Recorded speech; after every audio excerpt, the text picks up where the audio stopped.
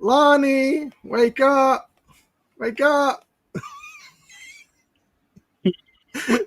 Buddy. Sorry. Oh, I had that last minute impulse to pull out the Tudyk, and I had to. Oh God! Welcome everybody to this week's Cinematic Realms. I'm your host, Gwen. With me, as always, is Jared. How are you doing, Jared? I hope you're doing better than poor Lonnie. Steve, to clear that bar, after these last couple of episodes. Repeat that, because your audio blanked out again. I was just saying, I think it's pretty easy to clear that bar, considering where we find Lonnie in this last arc. But let's not run poor Lonnie down too much. As Luthen once said, your investment in the rebellion is epic, and it's just a shame that he didn't get that investment returned. Yeah, we're going to talk about how rich it is to, have for Luthen to have said that, and we see how that worked out. Oh God, yeah, we got to have some laughs before we get into all the doom and gloom. But no, how are you doing? Seriously. I'm doing very well. I think I mentioned I'm in the process of trying to secure a new place to live, and I think it's almost there. So it's been kind of busy on that front this week. But the highlight by far has been getting to watch Andor and rewatch Andor because goddamn this show, man. Yeah, I rewatched the 6 episodes that we're discussing today over the course of last night and this morning, and oh man, what a I feel like I got hit by an emotion train. I'm still recovering, but yeah, no, what an achievement this show has been. And I think one of the Force Center hosts referred to it as like a great leather-bound book that we'll be able to pull off the shelf at any point, and that's how I feel about it. And funny enough, I remember feeling that way about not in quite the same way, because it actually does exist in leather-bound book form. But I remember when the Lord of the Rings films came out, and Return of the King came out, and especially once I got it on DVD and I had all 3 of those movies together, I was like, it's so great to have such an amazing, beautiful achievement just sort of finished and completed, and to know that they did such a great job and they stuck the landing, and it's this beautiful piece of art that's always going to exist now, and that's the way I feel about Andor. And I'm just I enjoyed my rewatch of these past episodes even more, and I'm looking forward to taking the time to sit down and rewatch the entire series, because dear God, so great. But yeah, so so we're already in it. Gadget Trish, lots of shared feelings there. I think for this. But Jared, what's your what's your big picture feeling coming out of the end of Andor? It's just deep satisfaction and a little bit of awe, and above all, gratitude, because I think that this is one of the best television shows ever created, and now that it's finished its run. And that's all the more, potent, because I think I've been on record as saying that I've had some struggles with Andor, not as much in its quality, but just in terms of its place in the larger Star Wars universe, and most specifically the discussion around it, much of which centers on the fact that some people think it is, the the best Star Wars ever created. And as someone who has loved Star Wars my entire life, and as someone who feels that that all of the movies and the television shows that we've gotten, live action and animated, are also incredibly thematically rich and emotionally powerful and have complex characterization, in addition to being fun and pulpy and weird, I have sometimes pushed back on the idea that Andor is, quote unquote, the only good Star Wars or the best Star Wars. But I think once you look at the totality of this achievement and you separate it from all that other discourse that, again, I sometimes think is a little bit, reductive and ill-informed, it's hard to argue with results. This was just an astonishing achievement. And as I was able to kind of focus on my own, personal reaction to it, in part by, largely staying off social media and mostly keeping to like the 4th Discord, I was just so invested and so moved and so, again, appreciative of everything that we were seeing unfold on screen, even when it was incredibly hard to watch, as a lot of the content in these episodes was. But it really is, in its best essence, a truly incredible Star Wars story, and just a remarkable feat of storytelling in general. And the reason I ultimately feel so much gratitude about it is not just because of its quality and because I love great Star Wars storytelling, but it does feel like, as you pointed out, the closing of a book in many ways, because and we will get into this, but I truly believe that we only could have gotten this Star Wars show at this moment in time.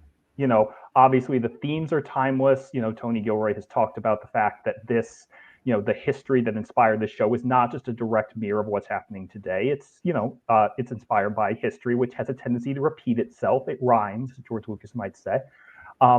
But I'm more talking about just the larger landscape that allowed this show to come into being, the streaming boom on Disney Plus that gave Disney the freedom to take a bit more of a risk and give the show the budget and then it needed, and the time to, and the opportunity for a second season.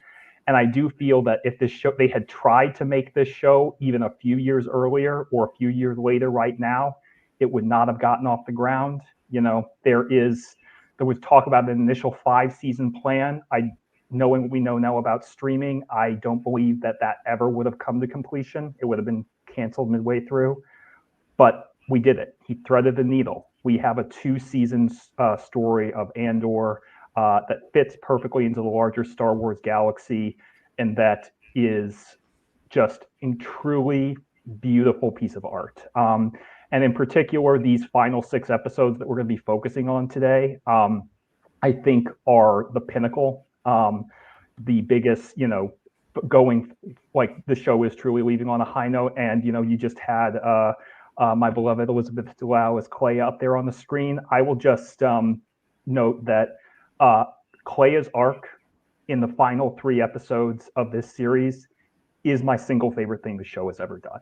I think that it is beautiful and astonishing, and some of the best acting and writing ever seen in any Star Wars project.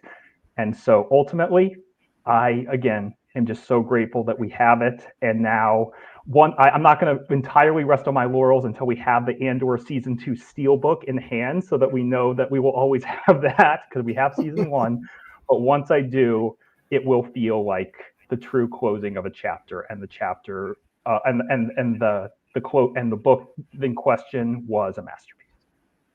I'm already anticipating, though, my OCD kicking in, because since Disney made the switch over to letting Sony handle their physical media releases, the last batch of Star Wars steelbooks only had the 4K, and there was no Blu-ray edition released. So I'm going to have, although it wasn't in one package, it was in 2 separate packages. So maybe there won't be so much OCD kicking in. I just won't have an accompaniment for the Blu-ray edition. But that's okay. It's I'll get over it. Yeah. I'm just in awe of this show. I kind of always find myself in a tricky position with this because you know, I'm caught between like my love of traditional Star Wars that is very pulpy and sort of, and I don't say this in a derogatory way, but Star Wars at its heart has always been like B movie fun, you know, and I say, like I said, I say that with a lot of affection, but I do, as I've gotten older, I love my sort of hard sci-fi that's, you know, that's more sort of adult in nature. Some of my favorite stuff is like Battlestar Galactica. I really enjoy The Expanse. I love Blade Runner 2049. We both love that movie dearly, and so I have a large appetite for that kind of science fiction storytelling, and Andor, without a doubt, scratched that itch for me. So I'm always wanting to laud it for those qualities that make it unique. And yet at the same time, you're right about the discussion around the show and how it can be irksome because people will say this is, you know, I have many friends who I love and adore, but I've heard them, or rather read their comments talking about, you know, how this is the only, that this is the best Star Wars, and this is actually what Star Wars should be going forward, and there's no room for anything else. And I'm like, maybe you should, I have some recommendations for you. Maybe you should just move away from Star Wars and try some of this other stuff and leave Star Wars alone. But at the same time, I'm like, but I love that this exists within the Star Wars framework. And so I'm going to always love it for the qualities that make it unique, while at the same time reminding everybody that the show starts off with a really cool Star Wars intro that features faces of characters from all across the franchise, and that this does not exist in a vacuum, that it is part of that larger universe that has all kind of quirky, weird stuff, and has, you know, has that B movie dialogue, you know, that sometimes we shake our heads at, and sometimes we laugh along, you know, because we love it, as we also sometimes roll our eyes. And then sometimes there's stuff that does adhere to that, like those old movie serials, but it really cuts to the heart of things and it affects you. And like, that's all, like, that has been Star Wars from, you know, from its inception. And Andor is an exception to the usual, you know, if Star Wars has a formula, it's an exception to that. And I love that. And I think there should be more like that, but not in the sense of being exactly like Andor. I would like to see something that's as brave as Andor in the future, but is wildly different. And so if Andor has a legacy, I hope that's it, and not just to, you know, make all Star Wars dark and gritty and political, as much as I love that here. So I have to try and divorce myself from all that and just stay focused on the show, because to my mind, the show is such a masterpiece. Even as I'm going to talk about things in this stream where I'm like, I wanted more of this. It's like, but in that way, it's kind of like again, bringing up the Lord of the Rings, I kind of wish I could get an extended edition of Andor, particularly season 2. That's not going to be forthcoming. But I think we will get lots of supplemental material in years to come in the form of novels, I'm sure, comics, hopefully I'd love to see some animated material tackle some of the stories that we didn't get. And we'll get into all that as we go, but yet, like, but even so, wanting like more from the story, I think it was so immaculately crafted, and the structure was like brilliant, even as I'm begging for more information on what exactly, like, what were the missions that Cassian and Bix were going on, and and stuff like that. But it's just, but that's the sign of a great story, when you're like, give me more. And yeah, I wonder what the show would have been if it had gotten to go 5 seasons, forgetting about all those outside considerations about the finances and the state of streaming and all that. I do think there's a chance that this show might have outstayed its welcome for certain fans. And so for that reason, I'm kind of like, oh, maybe a good thing. Maybe like Watchmen, it's good to get in and get out. But selfishly, I'm like, that it would have been interesting, but at the same time, like, it's a fool's errand to go down those paths of what if. This is the show we ended up getting, and I think the show that we got was utterly brilliant. And I'm going to be singing its praises for a very long time. Yeah, so much there. I always find it personally amusing when anyone's critique of a story or a show that they love is, I just wanted more of this element, and I'm like, that's a good sign. That's actually a sign that the show was doing its job. Not obviously if it's missing essential story elements, but I don't think this show is. I think this show told us the essential story it needed, and the reason that we're saying, oh, we wanted more, was just because we wanted, we fell in love with these characters and these themes in this particular section of the Star Wars galaxy.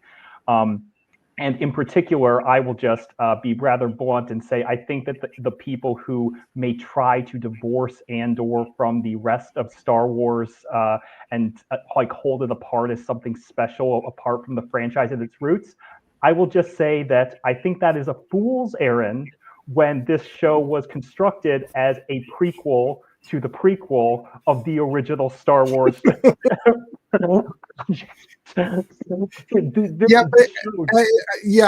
at the same time, like, it depends on what the spirit of that is, because I don't think it does any harm to hold this up, because it is a very unique piece in the Star Wars audience, and I do think for a lot of people it is transcendent.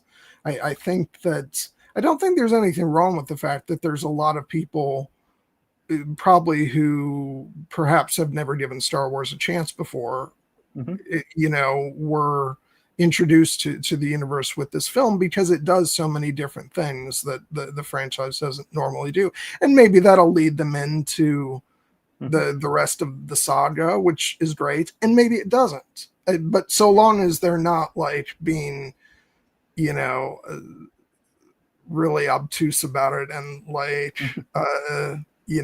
see, this is what it should be.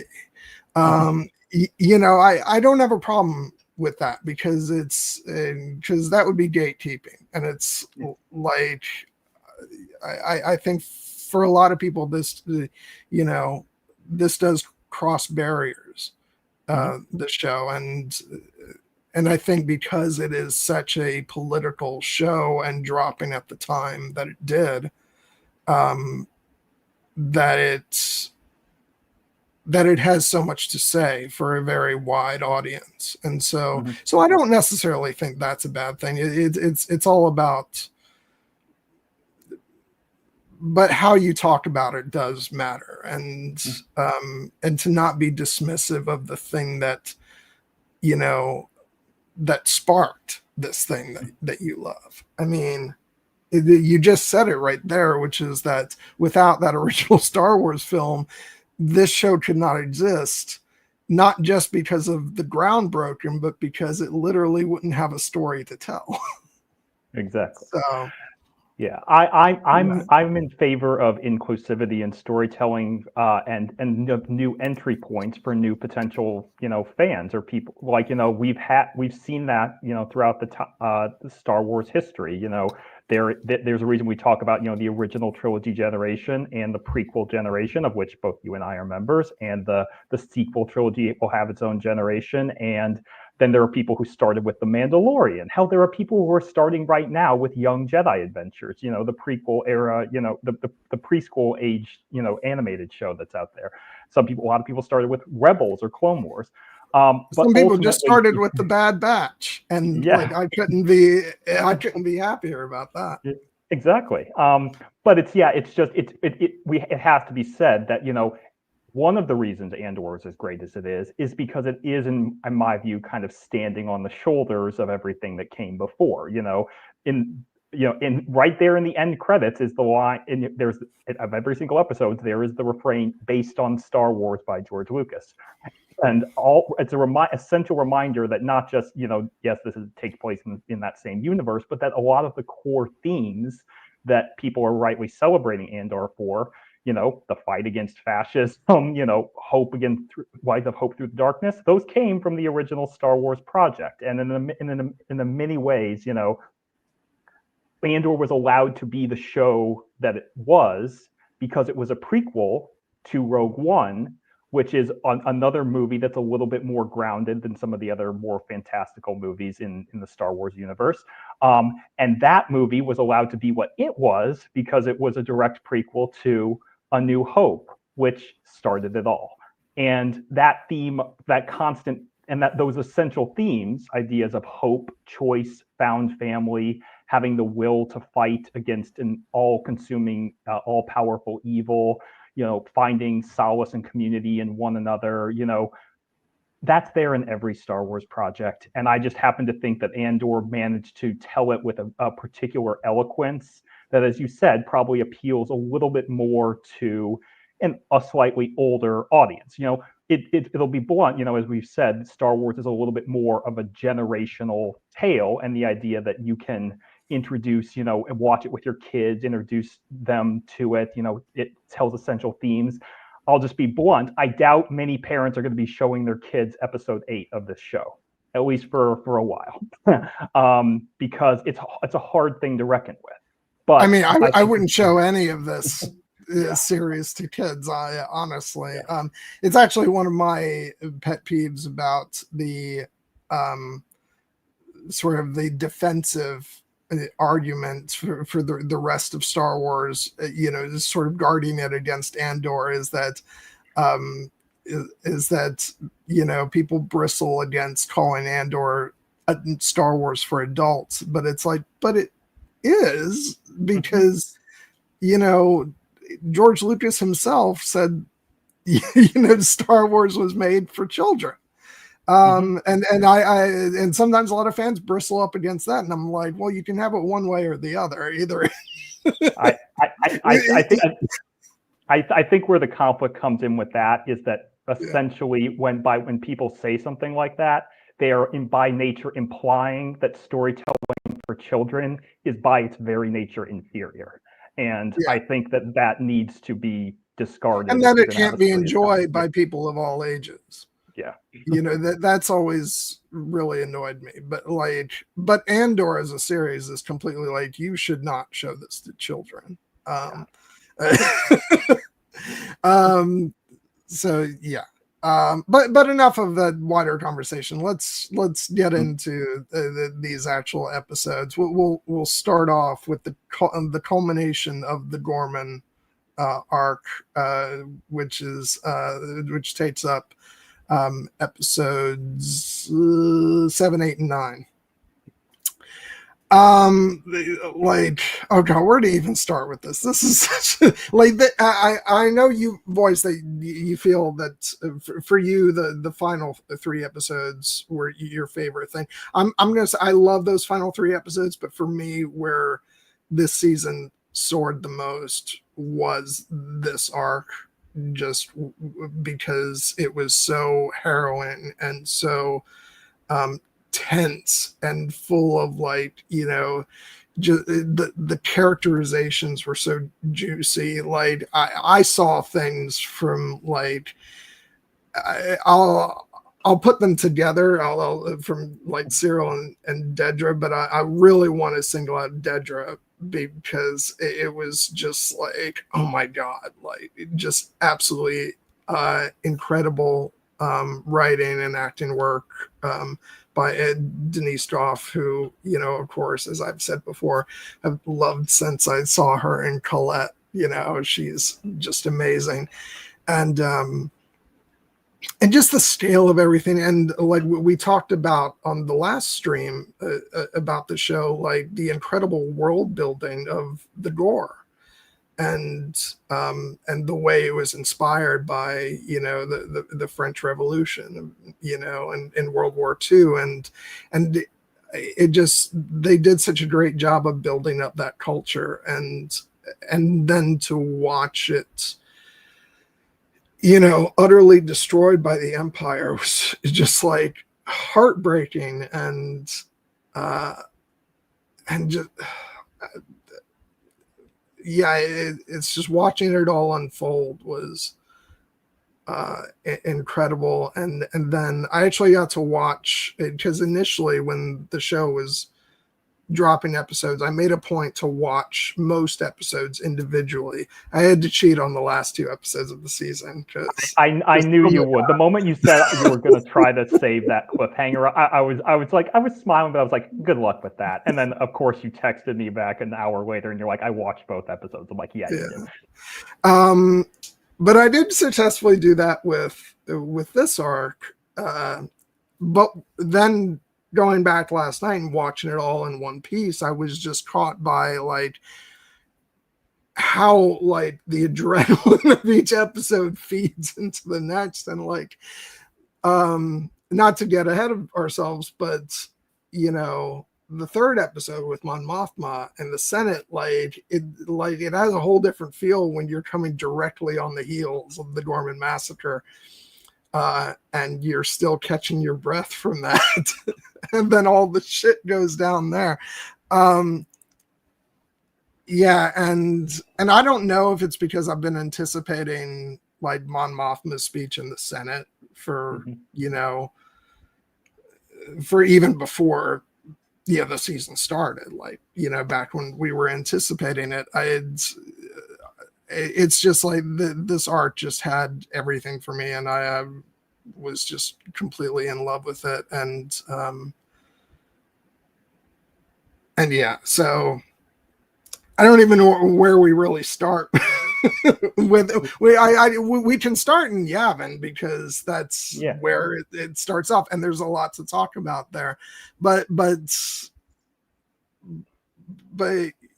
yeah, so yeah, no, I mean, what I would say is just you mentioning that this being like your personal highlight for the season, and like I think that is obviously the way the season was constructed. You know, it was in the many respects the Gorman massacre and Mon Mothma's big speech and its ensuing fallout are the unquestioned centerpiece of the season. You know, they're kind of like the Death Star is looming over all of it, and we tie kind of more into that in the last arc, but you know, Tony Gilroy was not shy in the upfront interviews of basically just saying, yeah, we're doing the Gorman massacre and we're doing Mon Mothma's big speech. And knowing that, we had to wait for it, which was you know, that was one of the beauties of the second arc, where we, you know, got to actually spend time with these people, the Gore, these incredibly proud people who are being destroyed by the Empire for no other reason than their planet has a mineral, deep substrate foliated calcite, as that doctor kept saying in the previously on in every single one of these episodes. It's just every time I hear that, I want to I just want to smack the shit out of him. Yeah, I mean, there are plenty of people you want to smack the shit out of, but again, it's part of it is just the beauty of this arc, and why the episode 8 in particular hurt so goddamn much is because we spent 4 episodes preceding that, getting to know a lot of these characters, a lot of these minor characters. So much like with the raid on Aldhani, when the members of that team started to fall, and in the Narkina 5 arc, when the prisoners of started to fall, and during their escape, and then the citizens of Ferrix in season 1. This arc introduced us to the people of the Gore, and it made us feel their loss and what a tremendous evil it was that the Empire did. But also part of the buildup of that is, as you mentioned, going to episode 7, is the dread of it and the anticipation of it. Because when we start off, we pick up, as you say, with Cassian and Bix, and they're living on Yavin. They're on the rebel base there, which I love the whole design of Yavin in this show, because we get to see more of it than really we've ever seen before. Yes. And I love their home. I just, obviously it's very evocative of of Cassian's homeworld, but also like it had like Andor vibes for me, which I loved. Yeah, I mean, there's always that joking question that a lot of people like to ask is like, where would you like to live in the Star Wars galaxy? And the default answer is generally like Naboo, Scarif if the Empire wasn't there, Pabu. This is a new entry. Cassian and Bix's little bungalow on Yavin 4 is pretty damn sweet. Soon to be turned into a frat house, as Tony Gilroy once said. But but before that, we get to see that it is an actual home that they have made together. These two characters who have chosen each other, who love each other very deeply. They are committed to each other. They are committed to their life together, and they are committed to the rebellion. And most notably, they are committed to the larger rebellion as we know it. And they are not as we saw them in the last arc with Luthen anymore. At least not, directly. And I do want to say, I think this is a good opportunity to sort of cap off a couple discussion points we had on the last episode, which is, first of all, to start off, I will say, I did not expect us to be in Yavin in this arc. I was like, that is last arc stuff. Mm-hmm. And so it was really interesting that we got to spend time on Yavin when it's still in the process of becoming, what it's going to become. But also the fact that we start off this arc with not only Cassian and Bix, but Vel having uprooted from, being part of Luthen's group, for Vel entirely. And Cassian's kind of wishy-washy, but he'll still respond to Luthen, whereas Wilman is very much still, one of Luthen's. And but what I liked was that to sort of, I don't want to get too much into it because it was a very complex conversation we were having, but I know we talked a bit about Vel and Cinta and the sort of complications surrounding that particular storyline.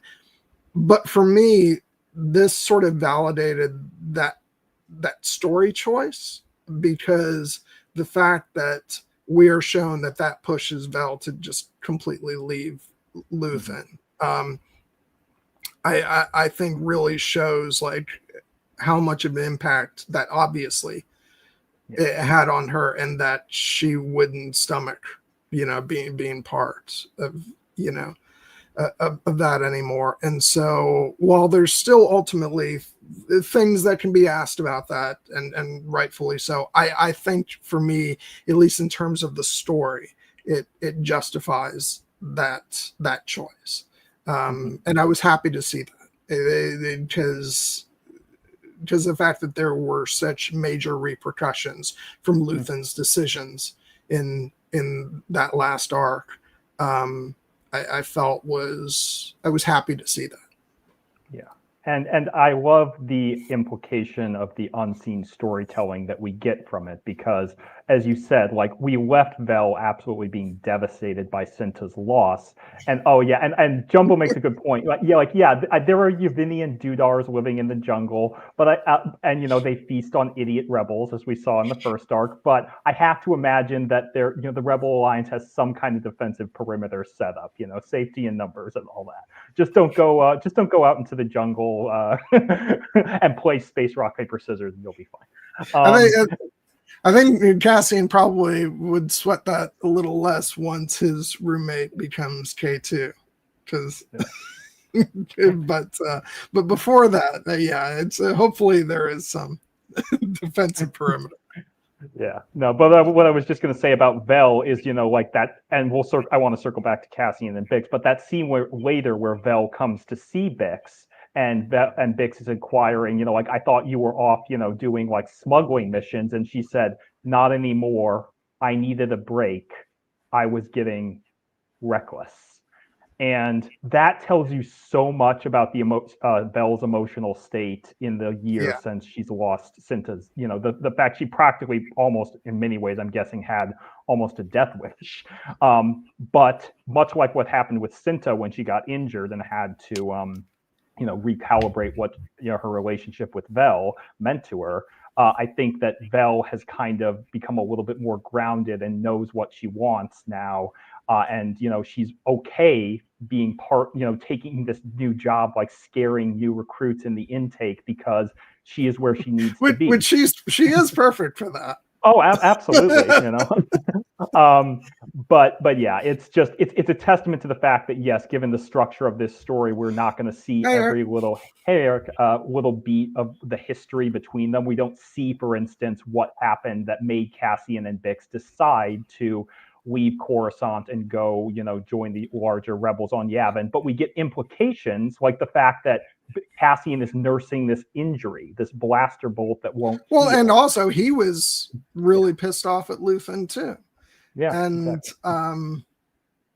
And I'm sure that, like once Vel, picked up and was like, I'm out of here, it probably wasn't long afterward Cassian was like, actually, that sounds like a good idea. But we're not told explicitly how that stuff unfolded, and that's kind of nice. That said, I look forward to getting some of those stories told in the future in other forms, whatever shape that takes place. That's why I know it wasn't intentional, because Tony Gilroy has talked about it, but he really has inadvertently left like so many opportunities open for future storytelling within the Andor story, because of these gaps of time. And it'll be fun getting certain things filled in years to come.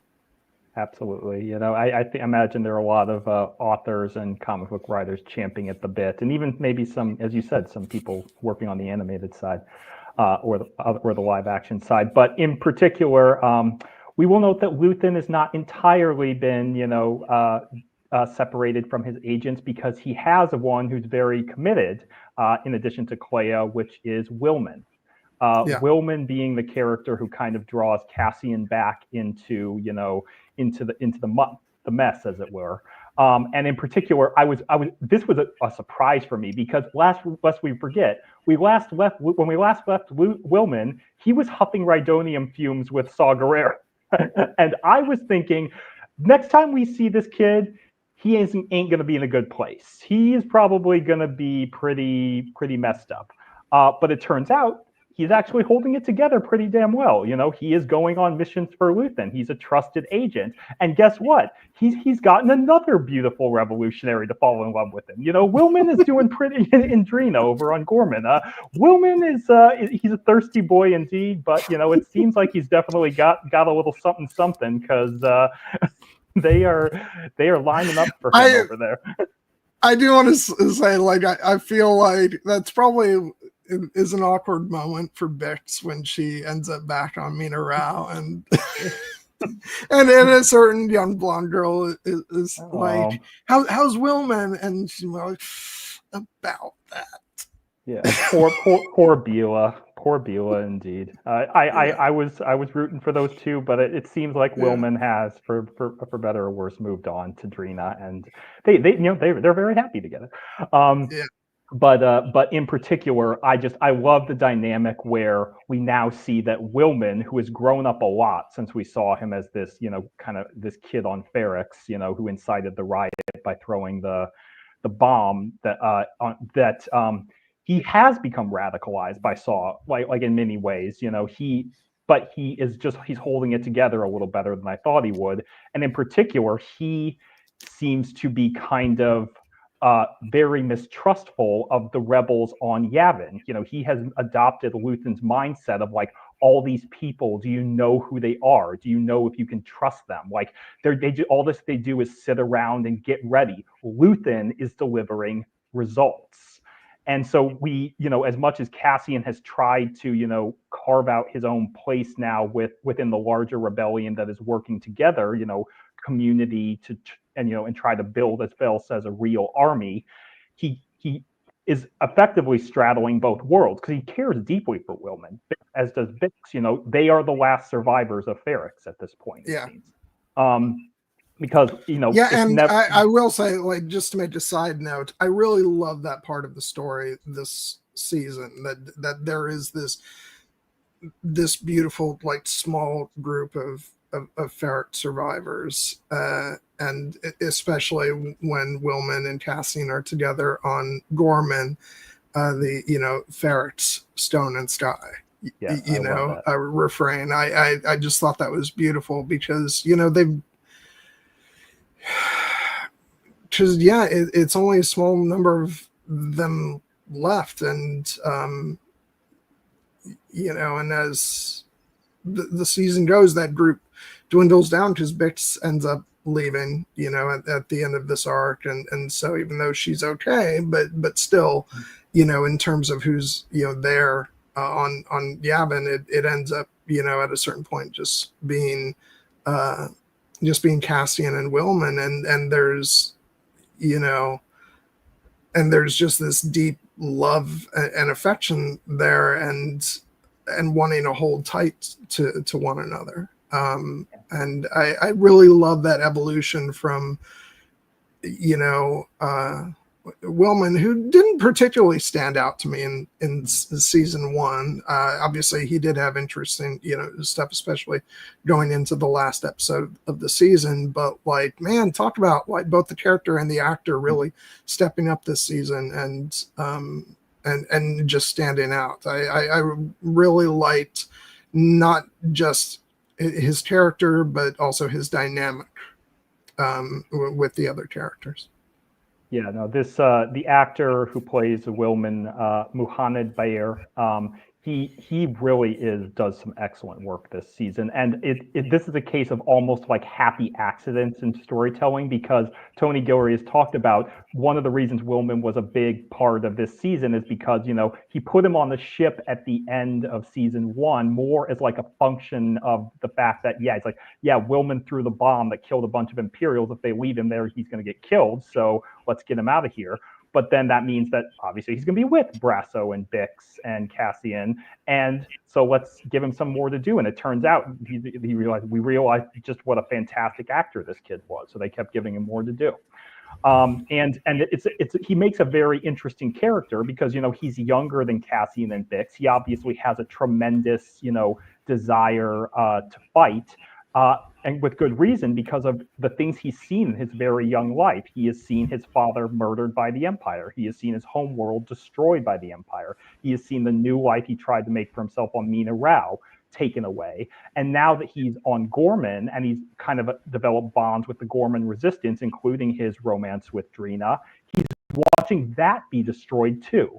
And it makes all the sense in the world that he would not only be hating the Empire and subscribing to Luthen's philosophies, but that he would be focusing his anger so singularly on the one person who is perhaps more responsible for his suffering than any other, Dedra Meero.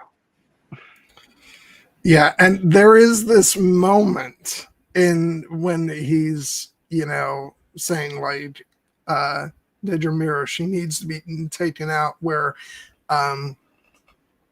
where Bix is looking at the the screen, and this was the root of my theory that I proposed to you that that Bix was going to actually come back into play in a major way in the final arc, and that she was going to kill Dedra. I was completely wrong about that. Like, that is not even what the storytellers were focused on with her character. And as for Dedra, they had something much better in mind for how her story wrapped up. So yeah, it's one of the things that I love about this show, and we did talk about this. Like, you watched more TV spots than I did, but I was caught off guard by a lot this season, which just made it a pleasure to watch, and that shows me that my decision to just stick to the main trailers was a good decision, because my mind didn't get cooking by the various spoilerish images that they started to creep in the closer to release date it got. So yeah. I mean, I've always been of the opinion that spoilers, such as they are, especially when they're released in official marketing material, have never once ruined my enjoyment of a well-crafted story. But that doesn't mean that I don't enjoy, a good surprise here and now. And I do think that this arc had some wonderful surprises in store, even though, as again, the ultimate payoff of it was something we knew was going to happen, which was the Gormans are going to be brutally massacred, and then that's going to drive Mon Mothma to finally break with Palpatine. Speaking of surprises, I do want to say it was something that was up in the air for us. I was not sure, but we got this guy. Yeah, I was so happy to. I have to say, like, of all the minor characters that we got to see in Rogue One, and we get a lot of them, especially in the last arc, I was most hoping to see Draven, because it seems like he and Cassian in the beginning of Rogue One have a very clear and established dynamic. The fact that Draven is the one who gives him the order to kill Galen Erso. It's like, that didn't just happen. Like, clearly they have a relationship. And this actually, that was one of the things that I was like, oh, this is going to stick out weird if Draven isn't in Andor. So I was so excited to see him. And what delighted me even more was I feel like this actually kind of shook up their dynamic a little bit from what I expected. Draven's, for me, is a bit softer in Andor, which shows that his harder edges in Rogue One are down mainly to, well, it's also who his audience is. Like, of course, he's going to, have a harsher demeanor when they're basically interrogating Jyn, but also it's because of the severity of the situation at hand. That he actually has a really sort of, obviously he is a higher rank than Cassian, and he can give him orders, and which Cassian may or may not follow. but they do have an established dynamic that seems friendly, and for me that really changes how I view not just him but their scenes together in Rogue One, which is cool. Yeah, no, in many ways, Draven was almost the proto-Luthen before Luthen in Rogue One. He was the one who seemed very hard-edged and ruthless, and again, telling Cassian, forget what you heard in there. There will be no extraction. If you find Galen Erso, kill him right then and there. That sounds very much like Luthen, which makes it interesting that it seems like, as later we see, Draven doesn't really seem to approve of Luthen in a lot of ways. And it kind of just shows how much further Luthen is down the spectrum. But also I love the fact that When Belle comes to see Bix later, we get that line where she's talking about they sent me Draven and Dodonna, who we do not see. Poor Ian McElhaney is not present. But she says they need him, Bix. They're on the verge of promoting him, and then he goes and does something like this, like running off to Gorman to kill Dedramiro. And it tells you that, like, even though a lot of the scenes between Draven and Cassian in these moments this back half of the season are conflicted, you get the sense that Draven sees a lot in Cassian. He sees the potential. He, in many ways, as we'll be getting into with the other big development on Yavin in this arc, he sees that Cassian is special, but he wants him to fully commit to the idea that he's embracing the rebellion. What part of his conflict is he doesn't like the fact that Cassian is so willing to drop everything and go run off to save Luthen, because he's worried about the base's security. He has the line, those who enjoy the security of Yavin must proclaim their loyalties, and Cassian tells him, you know where I stand. The moment I have to declare, my comings and goings, I'm gone. And Draven just says that day is near. But when Cassian gets on the ship, you actually see Draven's face fall a little bit. He looks saddened because, again, he knows Cassian's value and he wants him to be there to help the larger rebellion. He doesn't want him to go get killed on Gorman, which almost happens. I think I love the fact. And it is implied that, like, this is a really big sticking point for the Alliance on Yavin. The fact that you've got, in particular, Cassian and Wilman, who seem to still be at Luthen's beck and call, which is, which does not sit well with Draven and many of the others on Yavin. So it's, although I will say I look forward to maybe getting a bit more of that in the future, of the sort of built up distrust and seeming animosity between Luthen and the Yavin crew. We do get shades of it, like what's behind that in the show. But if I had one more, like, if I had one thing that I did kind of miss from the season, it's kind of getting that filled in a little bit more.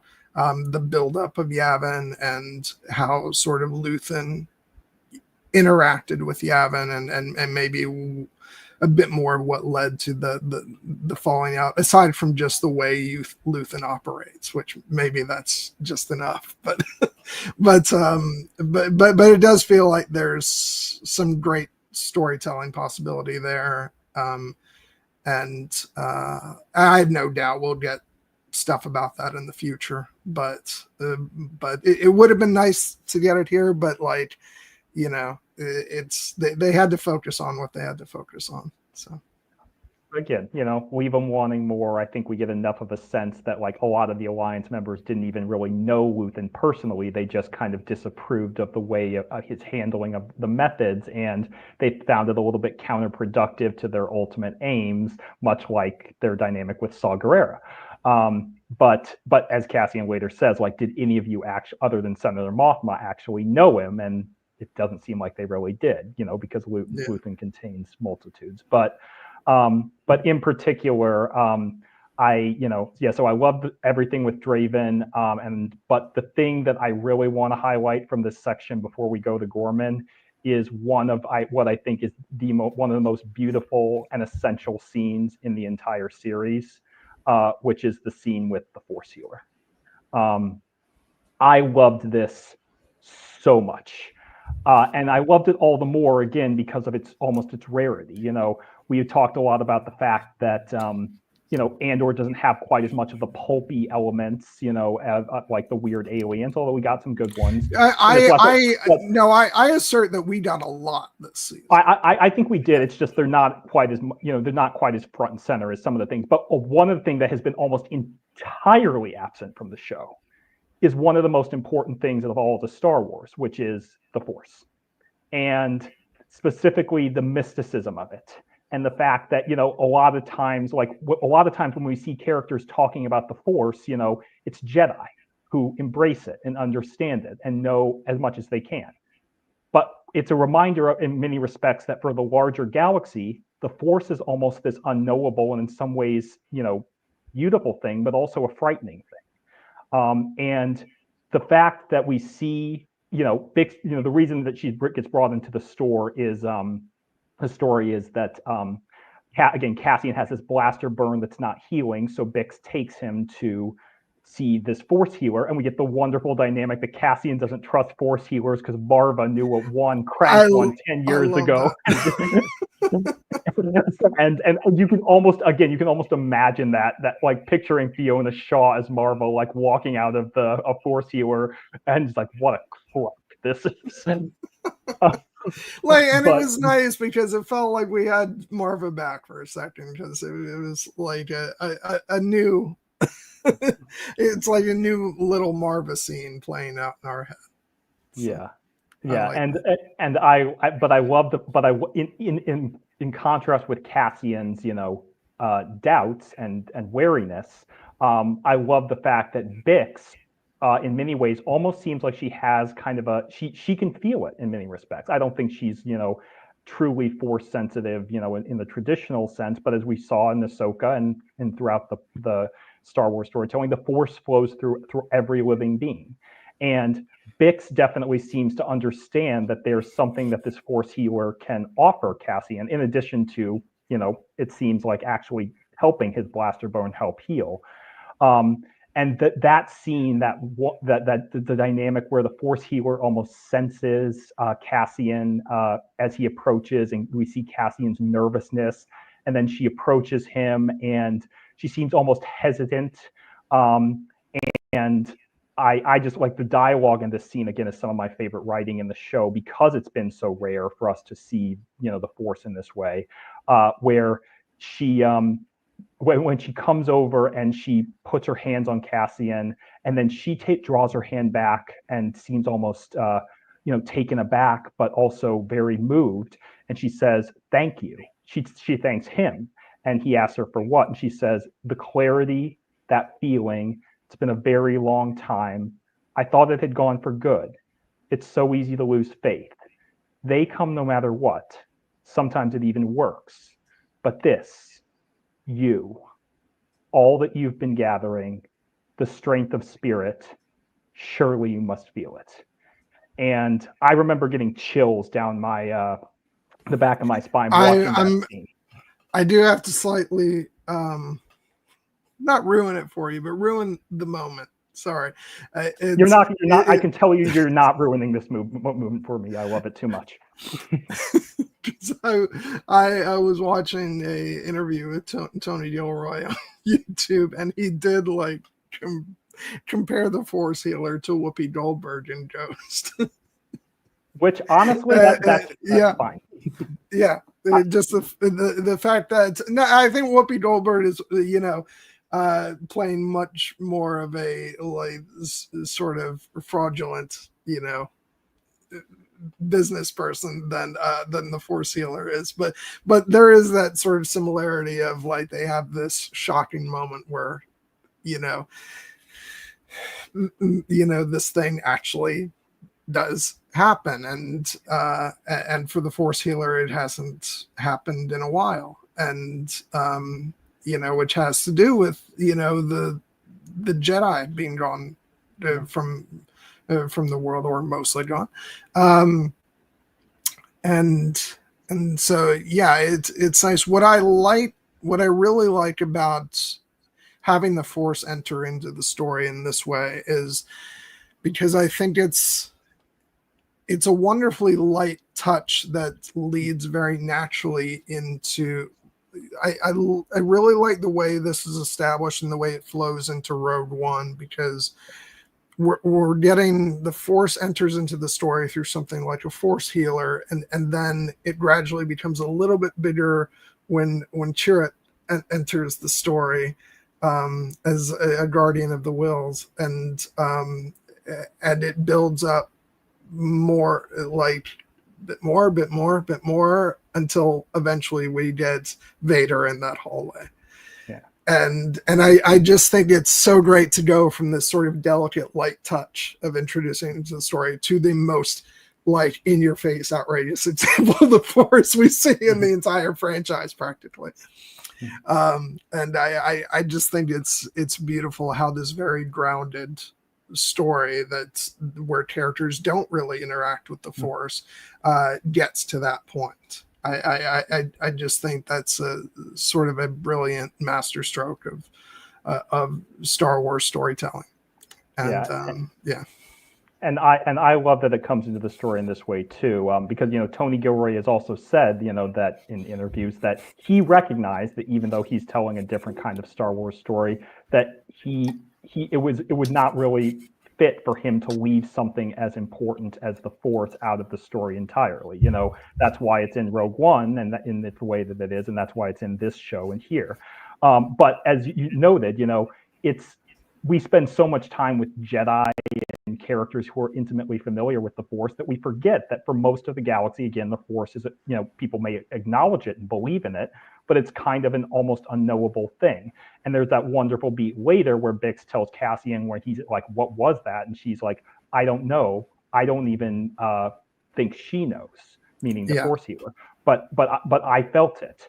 And in particular, she called you a messenger. Yeah. I've had dreams like that, which I love because it shows that there's a part of Bix that, if not that she's directly in tune, like I don't think she's like Force sensitive in the way of like, oh, she could be a Jedi, but like in the way that all living things are in connection with the Force, and the fact that she is so close to Cassian and that she senses that there is something about him that he does have this connection to the sort of larger picture, and something that Luthen will even sort of own up to, being mystified by. And so I thought it was beautifully handled. I think it was the right sort of touch for this story, and it sets up where we go in Rogue One. Yeah, absolutely. And I, again, it gets back to the most elemental ways that people talked about the Force, thinking about, the scene of Rey in The Last Jedi, where she's like, something inside me has always been there, but now it's awake.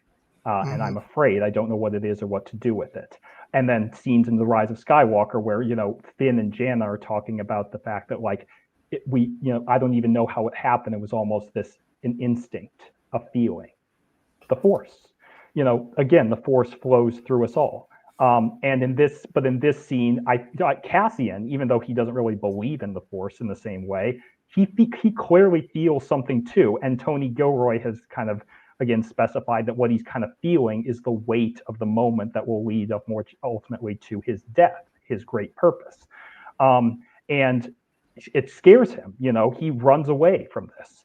But Bix stays, and this is where we get again some of the most beautiful writing from the back half of this season, where the Force healer Bix tells the Force healer, "You scared him. That's not easy to do." And she asked, "Who is he?" "A pilot, a soldier. Tell me what you saw." And the Force healer responds, "I sense the weight of things I can't see, pain, fear, need. Most beings carry the weight of things that shape them. They carry the past. But some, very few, your pilot, they're gathering as they go. There's a purpose to it. He's a messenger. There's some place he needs to be. Have you known him long?" And Bix responds, "I don't know him, remember not knowing him." And she kind of smiles and says, "Maybe you're the place he needs to be." And, knowing how this particular arc ends and how the series ends and how Rogue One ends, I just find that to be one of the most emotional and beautiful lines in this entire section of the Star Wars story, because it sets the stakes of everything that Cassian ultimately goes on to do in conjunction with the other characters in Rogue One, and the sacrifices that he makes along the way. One of the things I picked up from listening to Star Wars Explained review of these episodes is the fact that a lot of characters in Rogue One are also referred to as messengers. Yeah. Bodhi Rook is the messenger. He brought the message. Jin is referred to as a messenger. Yeah. I noticed it because I cheated. I already did a rewatch of Rogue One before we do our stream next week. Yeah. So, but I couldn't resist. I was like, no, I've got to go right into it. So that was one of the things I noticed. I loved that. And then, of course, it's never like we've known this since season 1, but like when we get to K2SO and his climb, I'm like, oh God, Nemec. Yes. And Eric points out the wonderful end here. How does Rogue One end? With sending a message to the wider rebellion. And how does this arc end? With Mon Mothma sending a message to the galaxy that about the truth of the Empire. So all of these characters are messengers, and the Force is working through all of them. And as our friends at Force Center say, destiny is not this predetermined thing. It's the idea that people make choices, and those choices set them on a path. And if they're following their instincts, if they're listening to their heart, as Bodhi says in Rogue One, and have the courage to do something about it, then it leads them to, the grand moments that we think of as their destiny. Now, I have to push us ahead because we really need to be done talking about this arc in about 54 minutes, and that's going to be a tall order as it is. So, so let's press ahead. Let's go to Gorman. Let's talk about Dedra and Syril, because like their stuff on Gorman is just like. I was so delighted that what I felt kind of tricked into in the last arc, which was that Syril was starting to genuinely, empathize with the people of Gorman, and maybe was starting to waver a bit in his commitment. That didn't actually happen because he doesn't have all the information about why he's there.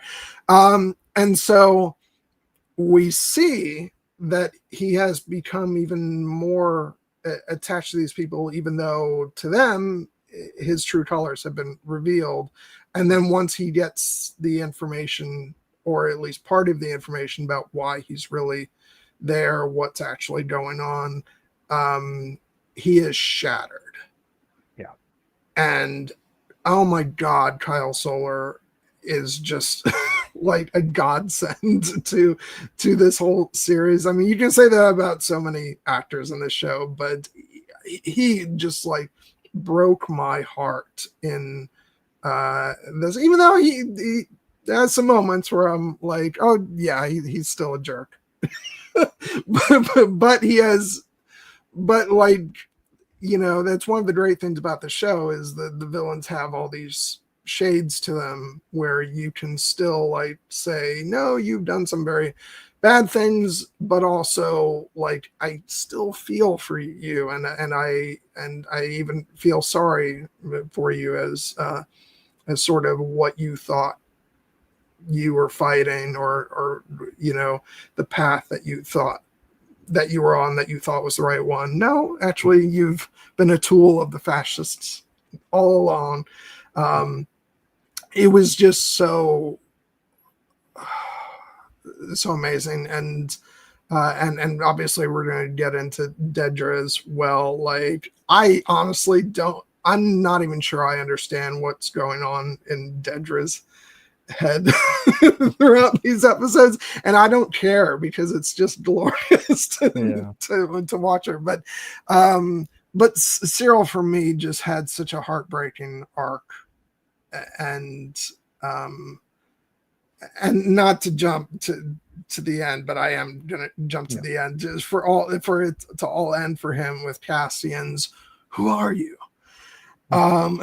Was just like, it was so perfect, but it was so devastating for him. And oh God, he's so great. Yeah, I think we mentioned on our last Andor discussion, we were talking about Cassian and Cyril's relationship, such as it was, and Cyril's deep obsession. And I had mentioned I don't think Cassian even really knows who Cyril You is. call I was was not like, expecting it to be this prominent, though, like for it to be the literal title of the episode and the final moments of Cyril's poor life. But yeah, I like Kyle Solar. It sounds like we're going to be saying this a lot because there are so many incredible actors in the show. But Kyle Solar's performance in this arc is like, some of the best acting in the entire series. And to make the idea that I would be feeling, as deeply as I was, Cyril, deeply flawed, man that he is, like you can relate. You have to relate. You can relate to certain elements, and simply the idea that he feels used, he feels betrayed by this institution in the empire in which he so deeply believed, and this woman that he is in a relationship with who he believed, and to learn that everything that he had been sent here to do was a lie, a front. And to have lost the trust of these people, the Gormans, that he was actually starting to have some real legitimate affection for, it all boils out in that frustration, like his understandable frustration when he confronts Dedra and is just almost choking on the words, "What have we been doing here?" And she can't even tell him in that moment because the truth of what she knows, the truth, and she's wrestling it with herself. But to speak it aloud would almost, seem to split the world between them into such a divide that it could never be bridged. And it's honestly interesting to see that Dedra actually does seem to have a legitimate, some form of affection, such as she's capable of for Cyril. Like, she's telling him, like, you need to go home, you need to pack, you need to get out of here. We'll be back on Coruscant, we'll be together, it'll all be fine. And she seems legitimately upset when he doesn't. I love their relationship for how inexplicable and bizarre it is. Like, I know we talked about how freaking weird their dynamic is last time, but like this arc just really brought it home where, like, I don't think she even understands like why she has the feelings that she does for Cyril. And I'm not saying they're like they're not pure romantic feelings in the traditional sense, but she does seem to care for him in the way that she's able to. Yeah. And I think there's so much, like, her life has been so filled with trauma with the way she was brought up and being indoctrinated into the Empire and all this, that, like, I don't think she's able to process like feelings of affection for another person. But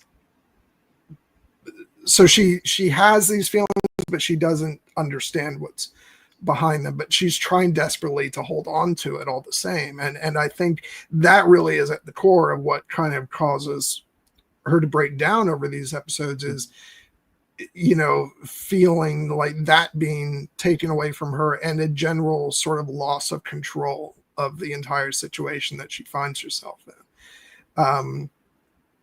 And it was just so interesting to watch because, we've gotten hints of it throughout the show of like her little tics, and then for it to just explode in these episodes, it was just so fascinating. And yeah, like, and even after their big, the big blow up between them, when Cyril storms out, she's like, don't let him leave the building. She's trying to, like, keep him safe and with her. And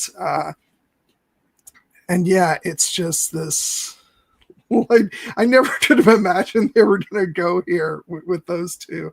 After last season, I was like, no, don't let that scene at the end be a kiss. And it may very well have ended in a kiss and we just didn't see it. Because I thought, no, this is too weird, but they fully went there in all possible weirdness with this relationship, and it was just an amazing success. I freaking loved every second of their screwed up relationship. Yeah, no, I mean, they became truly fascinating, both as individual characters and together, because, you know, Denise Gough has said in interviews that she, to help portray Dedra, she researched female psychopaths, because in her understanding, female psychopaths don't often, you know, perform violence themselves. They get others to do violence for them. And I definitely think that, you know, she has some of those qualities, but also I think that, as Eric points out, Dedra is just kind of like, she doesn't really know what to do with these things called emotions, because, as you said, she's been brought up in this fascist, you know, hellscape of the Empire. And she is clear, as you know, ruthless and terrible as she can be. She's clearly not someone like Captain Kaido, who is willing to just execute all these people without a second thought and then look forward to his comfortable ride home. She is conflicted about this, but she's still going to do it because it's all she's ever known. And Cyril, on the other hand, as Jumbo points out, there was not one person on his side in his whole life. That's what ultimately makes him so tragic, is because I think others have mentioned that, like, even though Cyril seems like he's all in with the Empire, you know, it really kind of all stems from the fact that, you know, he never got any kind of love or validation, openly at least, from his mother Edie or his place in society. And but he clearly is somebody who, twisted as it is, does believe in the concepts of justice and truth and, you know, like getting, bringing murderers to account and things like that. And it's just the fact that he's in the Empire that condones and twists all those things. And the moment that he realizes it, that's when he has that psychological break. And I think in particular of that scene when Rylance confronts him in the street, and, you know, in revealing that, like, the mining equipment is being dropped all over Gorman already. And he just looks at him aghast and says, "What kind of a being are you?" And you can see Cyril almost trying to process that himself. Because he's still trying to, like, it's this weird thing where he's actually, you know, he says, I thought I was helping, and like, all things that actually are quite true, but Rylance can't even fathom it. And it's just, that scene is just so heartbreaking, and it is the beginning of Cyril just, you know, well, not the beginning, but it is the next sort of stage of him becoming completely unraveled. And God, so good. And which, by the way, since we mentioned Rylance, I just want to talk, like, such a delight to have. Well, I mean, delight, you know, it's terrible things ensue, but so great to have, you know, all these wonderful actors playing the Gormans, you know, continue on through this arc, even though obviously, you know, it's horrible seeing, you know, what happens to all of them. But I have just been like, I talked last time, like, I have loved Richard Sammel, you know, in this show. I thought his performance as Rylance, and it was so heartbreaking to see him just, you know, falling apart in these episodes as everything is getting away from him, and he can see what's happening, but nobody else will listen, because they're all in this place of it doesn't matter, we have to show them who we are, you know. And someone who really stepped up in these episodes after, you know, being, you know, more of a side character in the last arc is Lazine, played by Terry Goddard. Terry Goddard, you know, and that, like, speech he gives, you know, when they're underground, and, you know, and talking about, we are the Gore, and, you know, we can't let them take that from us. And I just, that was so great. And then the fact that we also get to see that the guy who worked at the hotel is now part, you know, of the resistance as well. And it's, I mean, such an amazing troupe of actors, you know, playing all those roles. And I was just like, and that's for me what I think why this arc is my favorite, because so like this is the culmination of so much of the season and what's been built up with these characters and with the world building. And it just such a delight all around. Yeah. I mean, delight, but you know what I mean. Obviously we know what you mean, but because I mean, like this troupe of actors, you know, all French actors speaking this, you know, conlang gore constructed on French, and acting brilliantly in it. It's remarkable. And we see Lazine, played by Thierry Goddard. We see Dylan, played by Theo Costamarini, and we see Enza Rylance, Cara Rylance's daughter, played by Elise Lawson, and who is brutally murdered by K2. Yeah, I mean, to be fair, we don't know exactly if it's no. It's actually been because Tony Gilroy said that he was surprised that people paid so close attention, that it had already been like people had already looked at like the numbers on the droid, and the fact that it's K2 who looks at Cyril, that in the room, and it's K2 who throws her and kills her, which is just that's a lovely little knife twist, because that is one of the more brutal deaths we've ever seen in Star Wars. Him picking her, crawling on the ground, him picking her up, possibly breaking her back, then throwing her in the air and watching her skull crack on the pavement. I actually wondered how this was for people who who speak French. To me, they start speaking, I'm like, they're speaking French, right? That's what it sounds like. It sounds like it. But I mean, like Enza's death, you know, again, the brutality of it when we just see her lifeless eyes and her, you know, lolling head, and Dylan, I think it was meant to be her boyfriend's devastation.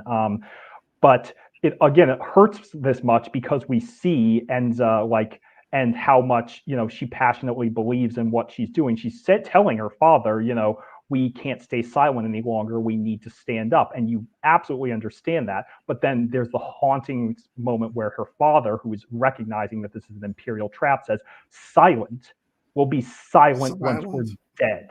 Oh. And he tries to stop it, but he can't. He can't save his daughter. He can't save his people. And that moment where after he kills Cyril, which glad he got at least that moment, even though it's hard to see Cyril go down like that. That moment where he's just crumpled up against the wall and, you know, sobbing because he's lost everything is like, it's a brutal and haunting image. But all of these rebels all these Gorman members of the Gorman Front are incredibly, you know, evocative. Even the minor ones, you know, like Lisa and Caspo. Theo gets some great moments. He gets the rebellions are built on hope line. But above all, you mentioned Lazine. That moment where he recognizes that the crowd is about to turn violent, and he is able to temporarily stop it by breaking out into song in the Gorman, you know, national anthem, basically, and getting everyone to join him. Like, goddamn, that is such a powerful moment. And again, it would have worked if the Empire didn't have this game rigged from the start. Yeah.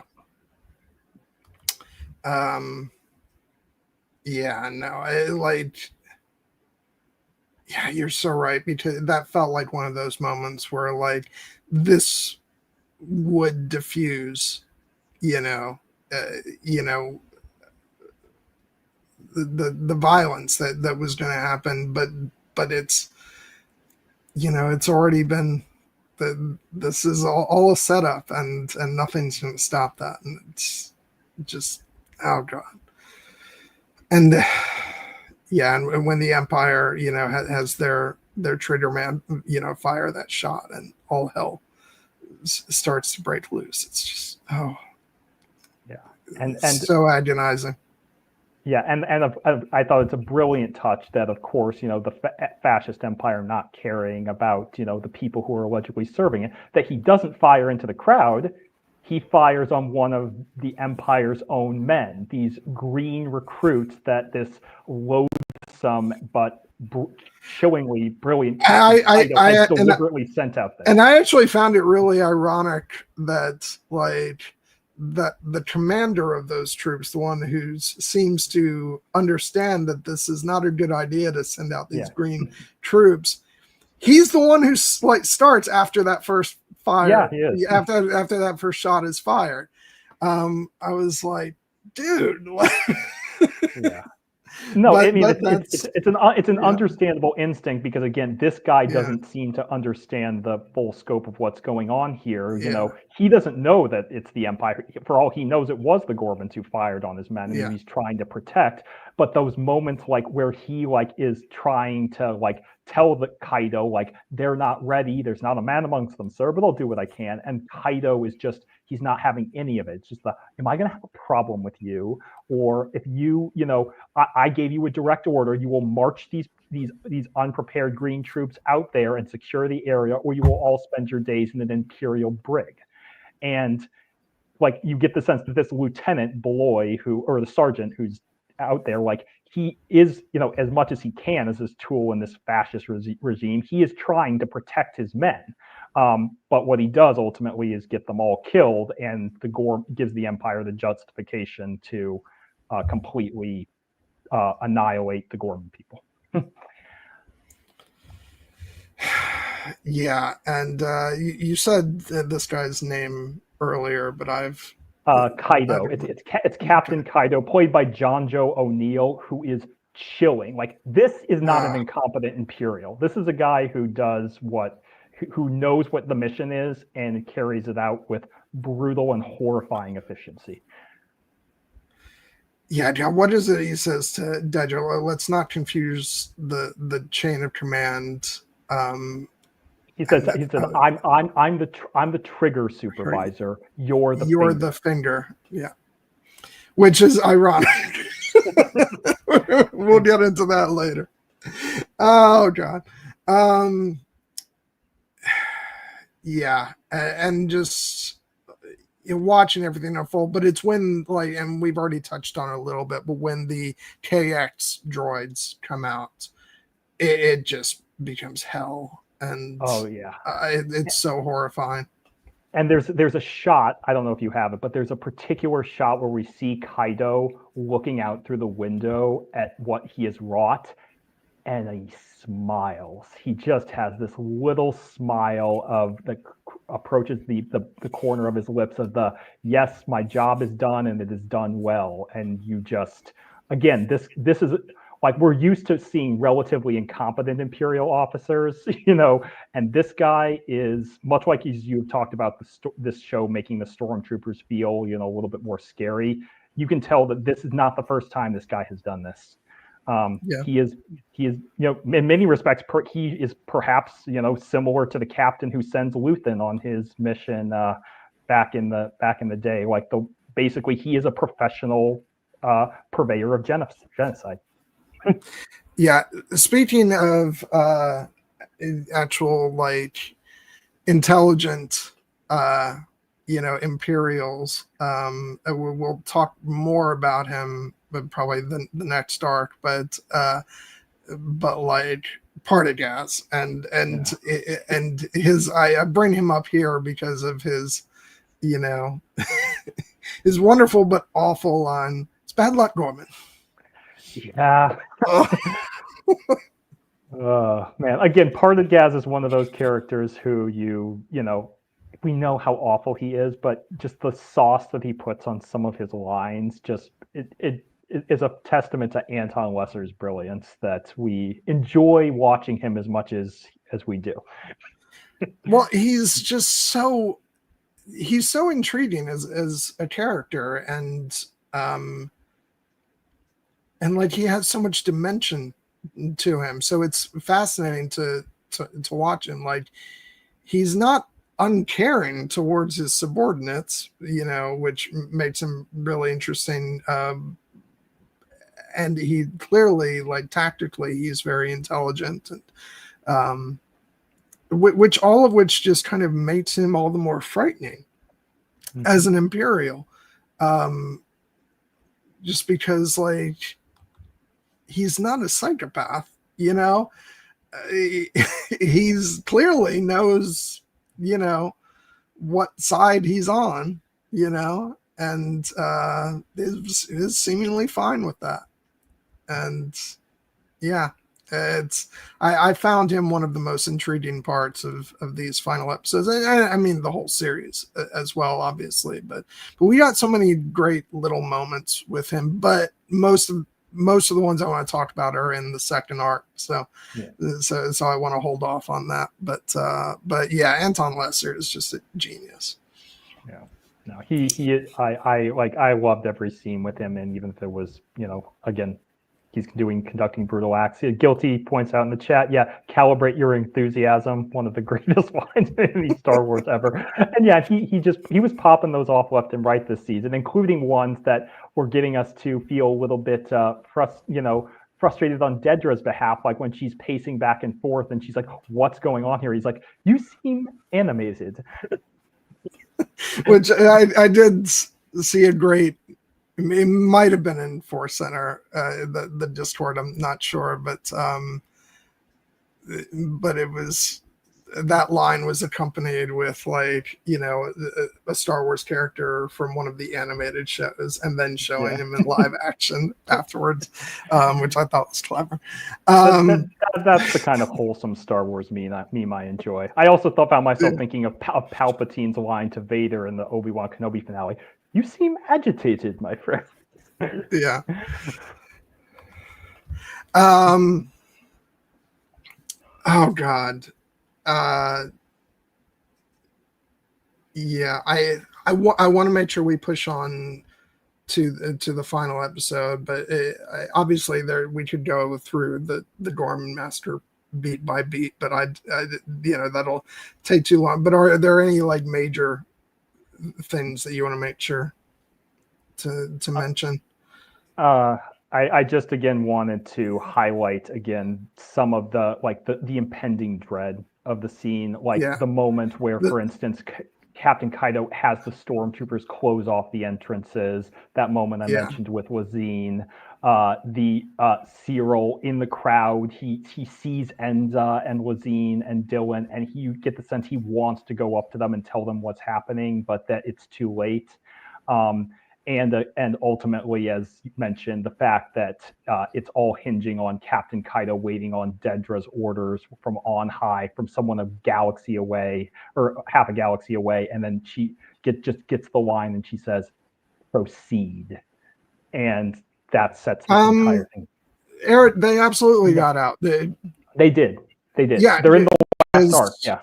Yeah, because we see them in the next episode in the safe house, and then they're back on Yavin. Yeah, and then the only other, and I do actually want to talk a little bit more about Wilman and Drina, but we can get to that maybe in the next arc. But the big thing I just want to focus on for the final are Cyril's final moments. The fact that he is in the process of seeing his world coming down around him, and feeling lost and betrayed. And then he sees Cassian, the man who started him on this entire path, even if he doesn't know it. And it's, even though, again, we almost felt like Cyril was about to have a redemption moment there, but for him to see Cassian in this one moment and know that I would not be here in this situation if it were not for you, it's understandable that that's the thing that breaks him. And the brutality of their fight is, it's incredibly visceral. I love that so much because, like, I think it was something. It might have been Diego Luna. I'm not sure. It talked about Cyril's rage and how, like, no matter how skilled of a fighter you are, you can't really stand up against rage, and that's what's on Cyril's side in that fight. And I just thought that was great. I love that Cyril really, really gives it to Cassian. Yeah. And he could have totally taken Cassian out if he wasn't like blown away by the who are you moment. Yeah. No, and there's the beautiful ambiguity of that final moment when Cassian asked, "Who are you?" and we see Cyril hesitate and almost lower the blaster. And is it the fact of him saying, like, almost being incredulous that Cassian doesn't know who he is, or is it him recognizing that what am I doing? Why am I doing this? And then the fact that we don't get to see which one of those it is and never will, because the next thing that happens is Ryland's blaster bolt goes through his brain and then he's gone. Yeah. So amazing. It's haunting, and I just have to note, because we are talking about Cyril, I found it to be an incredibly powerful choice that they end this episode on Edie watching the Imperial news. And I was just like, I could not, like, I was like, really? After all of that, I don't know what to feel about those. I mean, the reason I found it to be a powerful choice is we were finding it kind of a delightful bit of, smarminess that, like, Edie was watching too much Imperial news earlier. But now we're seeing the Imperial newscasters spin the Gorman massacre as this, as the Gormans rose up and these Imperial heroes died defending them. And we don't know if Edie knows that Cyril has died and is among them, but the tears on her face suggest that she knows that it's at least a possibility. And the fact that the final line is these newscasters talking about, as we learn more about what happened and the body count continues to rise in the days to come, we will all need to contemplate the cost we must pay for our own safety. And then it just cuts to black, and you're just like, yeah. The Imperial spin machine is something else. How will Edie fill her days now that she can't be consumed with, making Cyril's life miserable? I don't know. I'm content to leave that as a beautiful mystery, just much like Uncle Harlow, who I'm sure would have some thoughts on the entire situation. But it is actually sincerely notable that, like, as much as we recognize that Edie is the worst and terrible, she did, on a very human level, she did tell her son, "You don't want to go to Gorman. It's, dangerous." And the fact that she was right about that is also like a final insult to Cyril. It is, yeah. And then just one more thing. I kind of touched on it earlier, just talking about Denise Gough's performance as Dedra, but just like that whole like final scene where she goes back into the room and she's just, coming apart and so shaken, and like, what a powerhouse performance. I have doubts about like the number of actors that'll get nominated for Emmys for this show because, science fiction. But I like, there's just so many that I would love to see get nominations, and both Kyle Soller and Denise Gough are like at the top of that list. I'm like, please God, because I think Diego Luna is sort of predicted to get a Best Actor nomination, but none of the other actors are, and like, I get it, but also it's frustrating because especially since this is the end of the show, I would really like to see some of these actors punch through. So would I, and we'll talk about more of them in the next arc for sure. But I also think we should touch briefly on K2 and the fact that this is now his origin story, overwriting that one-shot comic that came out 7 years ago, which I don't care about because I have never read. So and to be clear, it is an exception to other things where it's like, where something didn't happen exactly the same way, but the spirit of it is the same. This is completely different. This is completely different. And so like I get it if certain people are upset about that, but it's like that wouldn't have flown for this series. And and they had alternative plans for what they were going to do for K2's origin story, but then the budget interfered with that. And so we have what we have. I think it worked out for the best, especially because it was gonna originally the Gorman Massacre and Mon Mothma's story for this arc were going to be in one episode. And actually one of the things that happened as a result of the K2 bottle episode being dropped was that those elements got separated into two distinct episodes, which I think I can't imagine it any other way. So it was absolutely for the better.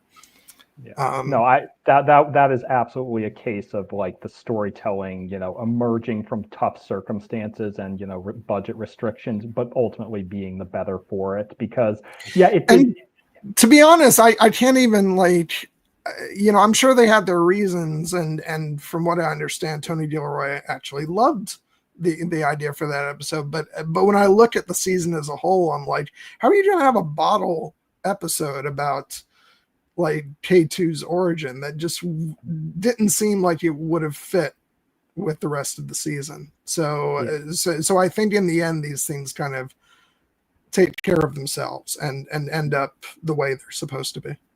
Yeah, I think it's mostly because people, we learned that we were going to tell Cassian Andor's origin story, people hadn't, knowing how close he was with K2 in Rogue One, people had more expectations. Like, I remember people being disappointed when they learned K2 wasn't going to be in season 1 at all.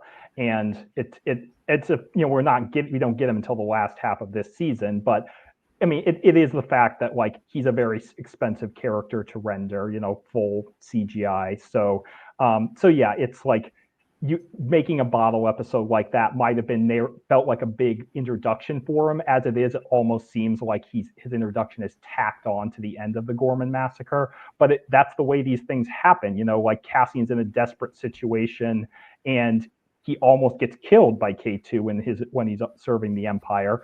But then he recognizes that the value, and so he takes it with him. And, that seems much more plausible. And I actually love the fact that K2's introduction is part of the Gorman Massacre and that he's actually doing horrible things, through no fault of his own. That's his programming. But it adds just this sort of darkness to his introduction. Which people may or may not like. I like it because I think it makes it interesting.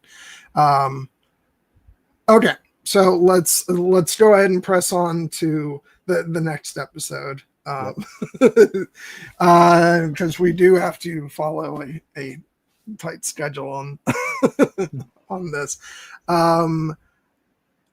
So this for me, like I was so excited about this episode going into it.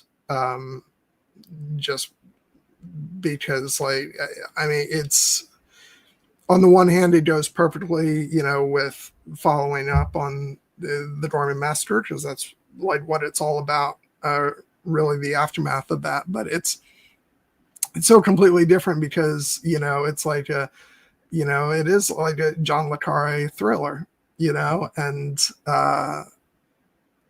and I just love all the sort of suspicions and espionage and and plus we this is when we finally got to see more of Benjamin Bratt's take on Bhaier, and which there's a funny I posted a video in the Force Center Discord, which is like a little like intro version of Andor, but it's a take on like what is the old show. I think it was called like Space 1999 or something like that, and it's got like all these old style credits, and then it says also starring Benjamin Bratt as Jimmy Smits. which I thought was hilarious. But no, I thought he did a great job, especially in this episode, and just all the stuff with Mon and like, you know, and the way like Luthen comes up to her, and you know, all the stuff about, you know, the revelation that her aide has been working for Luthen, you know, ever since the wedding, which was, I love what she says to I think his name is Erskine. She says, "This is obscene." You know, it just like Genevieve really does such a great job of conveying the like extreme betrayal that is. And yeah, I just like, and I will say on the subject of Erskine, I love how much they got a guy who really does look like his animated counterpart. Yeah. So it's like, you know, there's some stuff that's different, and maybe we'll probably get into that, but I think it lines up pretty damn well with that episode of Star Wars Rebels, and I think it does. And I had a fun time watching that episode after this. Yeah, no, I mean, I think that we'll get more into like the thing that people were really like getting into the weeds over, the exact text of Mon Mothma's speech, but thematically and narratively, I think it syncs up really, really well. And I will always amuse. Oh, and yes, I'm glad Eric brought this up. I love the little undercurrents we get with the Gorman senator. His name's Senator Dassey Oran, played by Raphael Roger Levy. Like that moment in the preceding, in episode 7, when he comes up to Mothma to basically thank her for everything that she's done for his people, even though he knows that he and his people are doomed at this point. Like, and he talks about her grace and her courage and how much he admires them. Like, that really gives you a sense of just what Mon Mothma is doing, you know, trying to resist the Empire in this way. And ultimately, it's fitting that we get into her breaking point in this episode, where she recognizes that time is now gone, because, you know, it hasn't saved the Gormans. They've been slaughtered. Their senator is being arrested, and he's rightly shouting out to anyone who will listen, "This will be you next." And she and Bail recognize that the time has come. You know, something needs to be said. And I find it a beautiful touch that, you know, even though, as we know from things like Reign of the Empire, The Mask of Fear, that Bail and Mon didn't always agree to, like, about the best way to take the fight to Palpatine's vision for the Empire. They're aligned now. And the affection here is very real. And I find it, again, one of those little beautiful moments of unseen storytelling that Bail ultimately decides to stay. One, to help Mon kind of cover her tracks. But two, we also know that Bail has another reason for staying and keeping his head down, which he is trying to protect the next generation. He's trying to protect his daughter, Leia. And I think that, you know, we don't get any acknowledgement of Leia in these episodes. But again, taking the larger Star Wars tapestry into account, we know. And this is an example where, again, even though I ultimately there will be a part of me that wishes that it was Jimmy Smits, just because I love him as the character and he originated the role. Benjamin Bratt does great work in these episodes, and he just was Bail Organa for me in these episodes. So yeah, I mean, I'm always like, yes, it was unfortunate, but like, yeah, I think it would have been more jarring if like they had Bail in season 1 and it was played by Jimmy Smits, you know, and then they brought Benjamin Bratt in for these episodes. But the fact that Benjamin Bratt is the Bail Organa for this series, I'm fine with it. You know, it works for me. And even though we eventually do get Jimmy Smits for Rogue One, obviously, I maintain that I think there's a cool little cinematic flourish that kind of enhances that, which is when he first appears in Rogue One, he steps out from the shadows and you get the Force theme underneath. So it's almost like, you know, he gets his own like special entrance, as Jimmy Smith's the Bale, but yeah, I thought he gave a great performance. I on my initial watch, I rubbed up a little bit against one of his scenes in the last episode. So did I. We'll talk about that. But when I went back to watch it, it fit a lot better for me, especially when you take the events of this episode into account. So yeah, I thought he did great. Yeah, and he will always have the moment where, again, we know Jimmy Smith can handle it because he's a brilliant actor, but Benjamin Bratt gets the very unique flourish of having Bale get to say, tear the shit out of this place. Yeah. So and again, put the sauce right on there.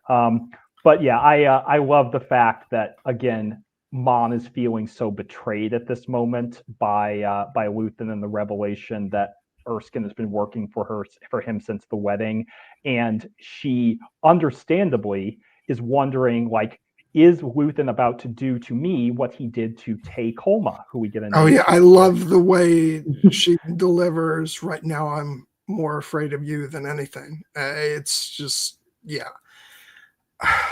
Stellan Skarsgård is scary in this scene. It's like, I'd be afraid of that too. Yeah. I know, and I mean, and when she's like, she basically has the line, like, I often think about Tay Kolma, how quickly you decided he was a problem, and when he introduces the unfortunately true revelation that Bail Organa's team has been compromised, and she's basically like, so it's only you I can trust, and he just kind of quietly says, tonight that's true.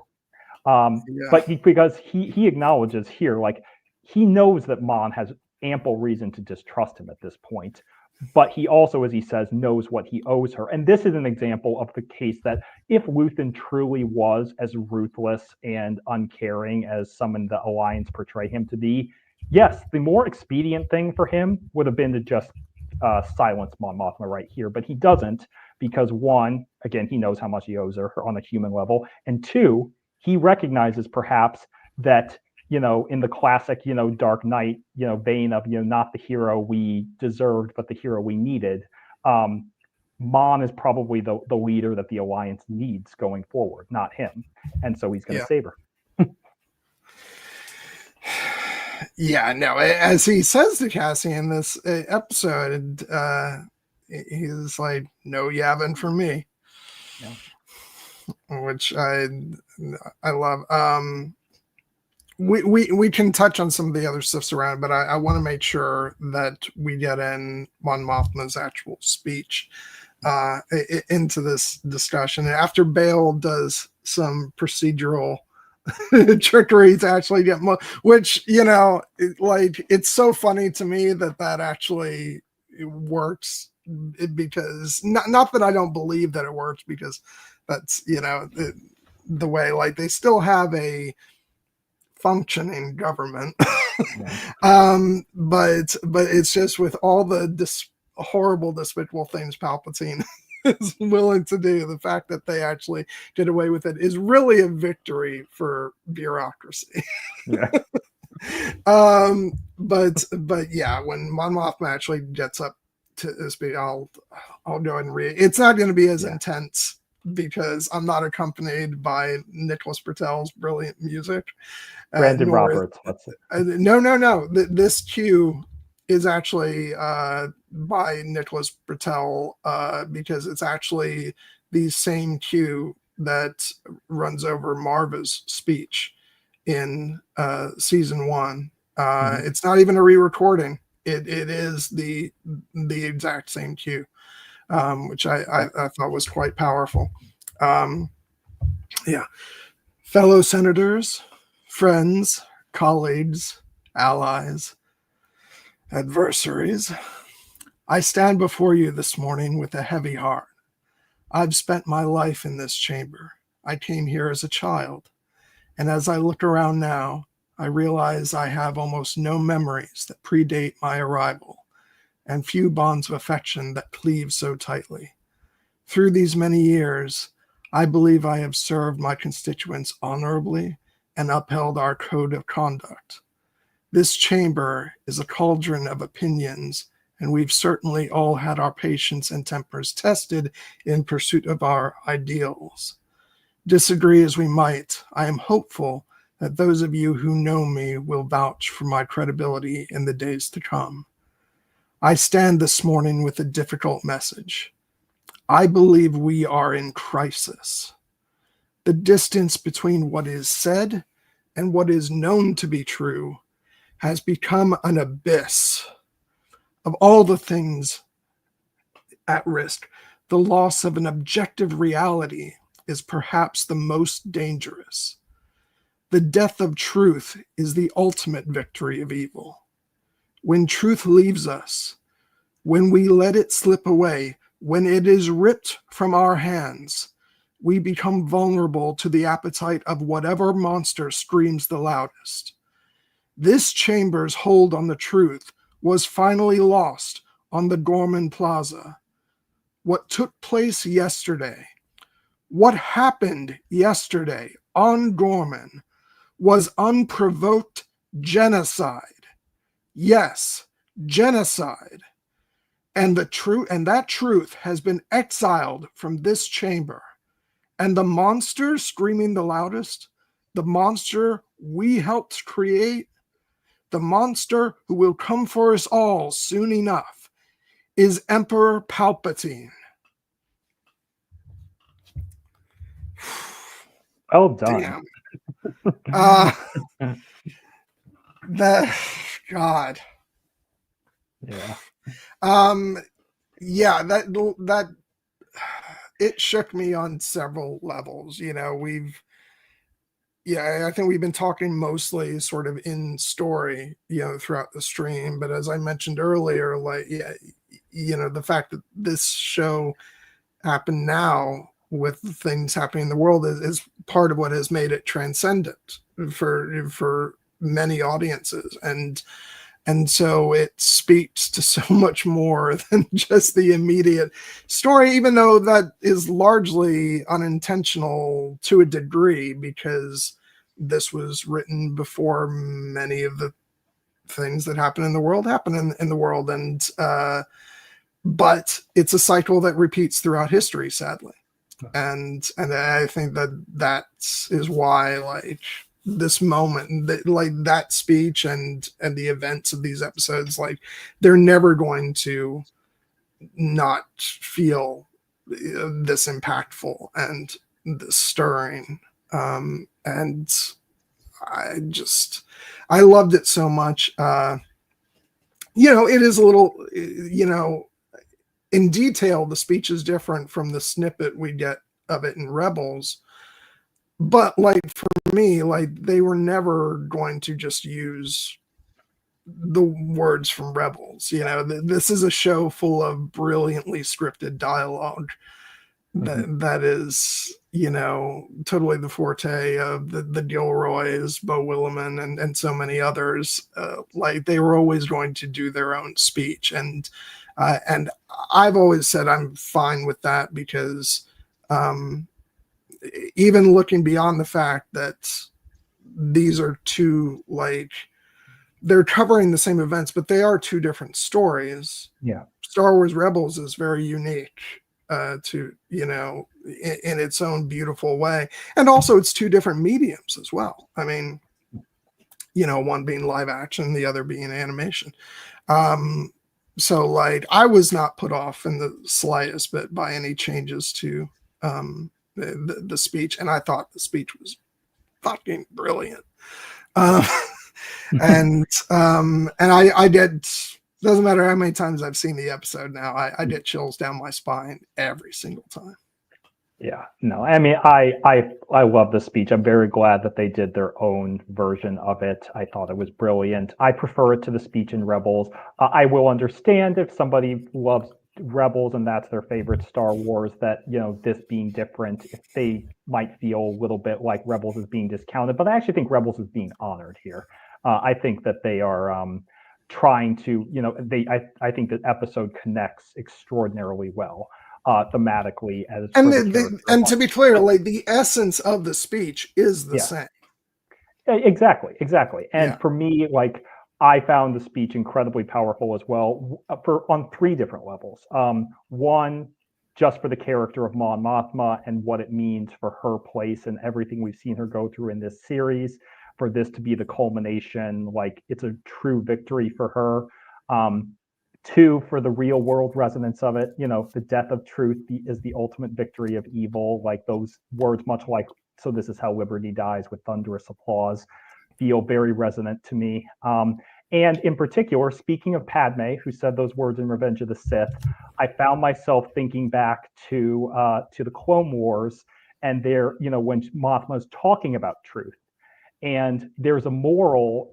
It's always been one of my favorite morals from the Clone Wars at the beginning of the episodes, which is truth can strike down the specter of fear.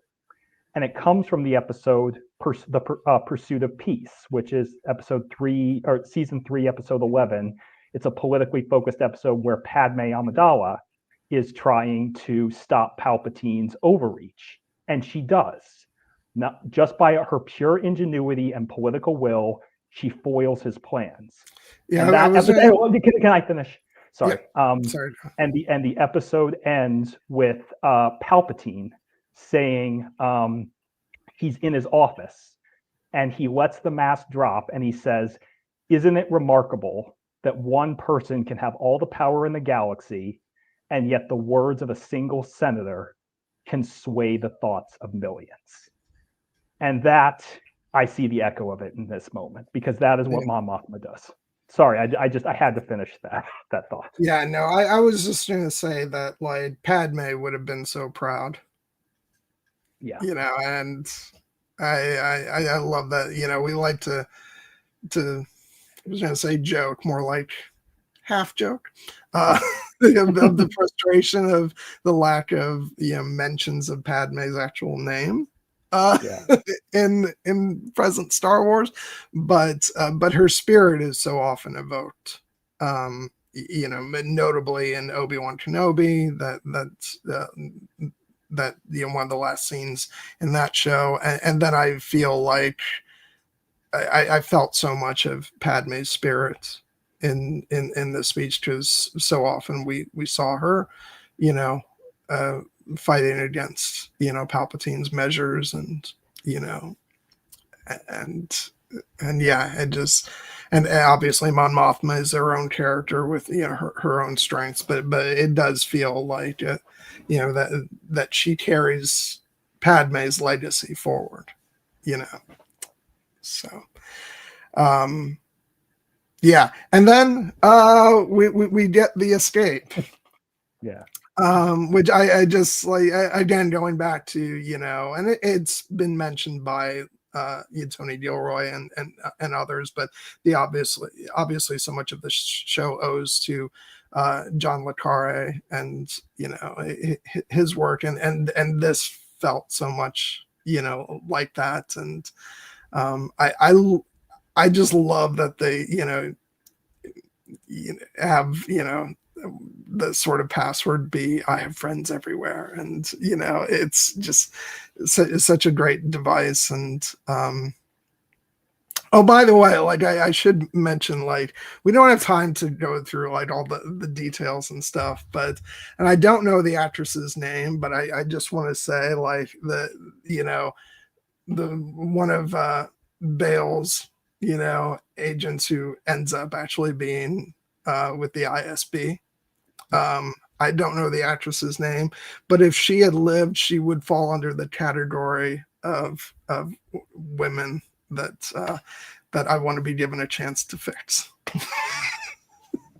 Because yeah, she was great. But the actress's name is Ana Ularu. She played the character. She was fierce. Like, I was scared of her, which but no, I thought they were all great, and I love how the one guy, like, after she gets taken out, and Cassian is like, "Who are you?" And he's like, "I'm nobody. We just met." He's like, he's not about to divulge that he's one of Bale's people. He just tries to act like he's a nobody. It was just part of the crowd, which I thought was nice.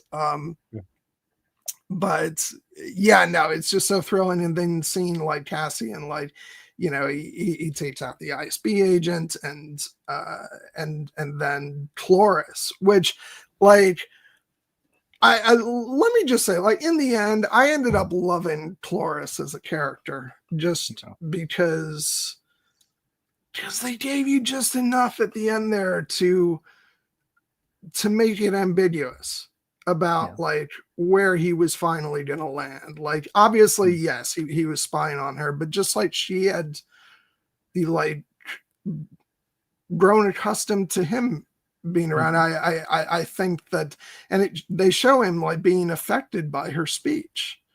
And so like, and maybe in the end he was still like going up there to take her in and, you know, to turn her over. But I felt that they left enough of a doubt there to where you didn't really know where he was going to land. And the fact that we don't get a chance to find out because Cassian takes him out. You know, it's just like, it's so brilliant, but it's so brutal.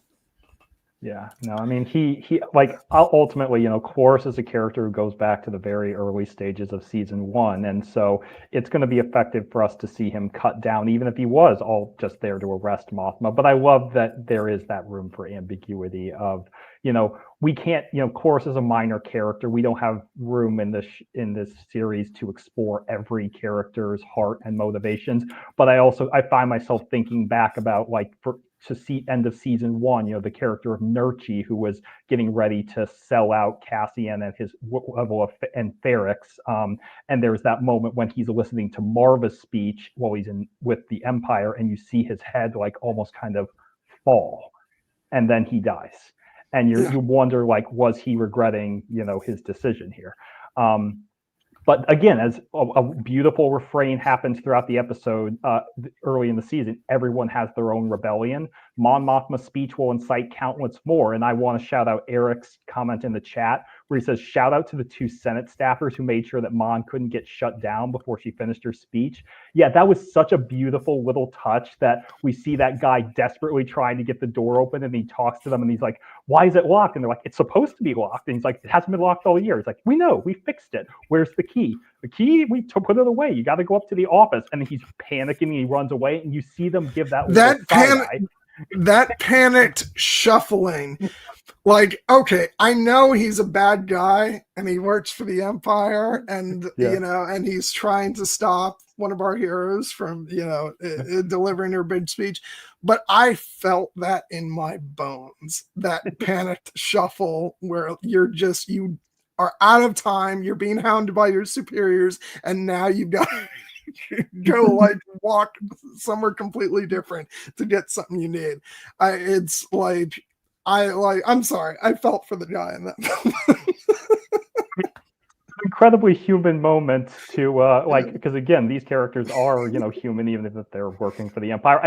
In the spirit of lifting the curtain, I will share that a moment that I identified with was Legret, Supervisor Legret, supervising this where he's basically like, you know, Supervisor Grandi. But I was specifically thinking about the moment where he was he's like, Supervisor Grandi isn't in now. I'm still on call.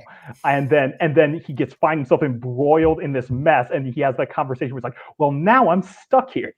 And I'm like, as someone who's been on call and had a situation start to emerge on my watch, and I'm basically like, well, if this situation could have waited 5 minutes, it wouldn't be my problem. But now I'm stuck until we figure this out. So I related to him on that. I was actually shocked to see him still alive in the last episode of the season, because he does disappear for a while after this, and I'm like, oh. He might even end up getting end up getting Partagaz's job, but I don't think he's going to fare very well as Partagaz. I was happy to see him. Don't get me wrong, because I think he's great. I just thought for sure he'd be taking the fall for this, but I guess he weaseled out somehow. So.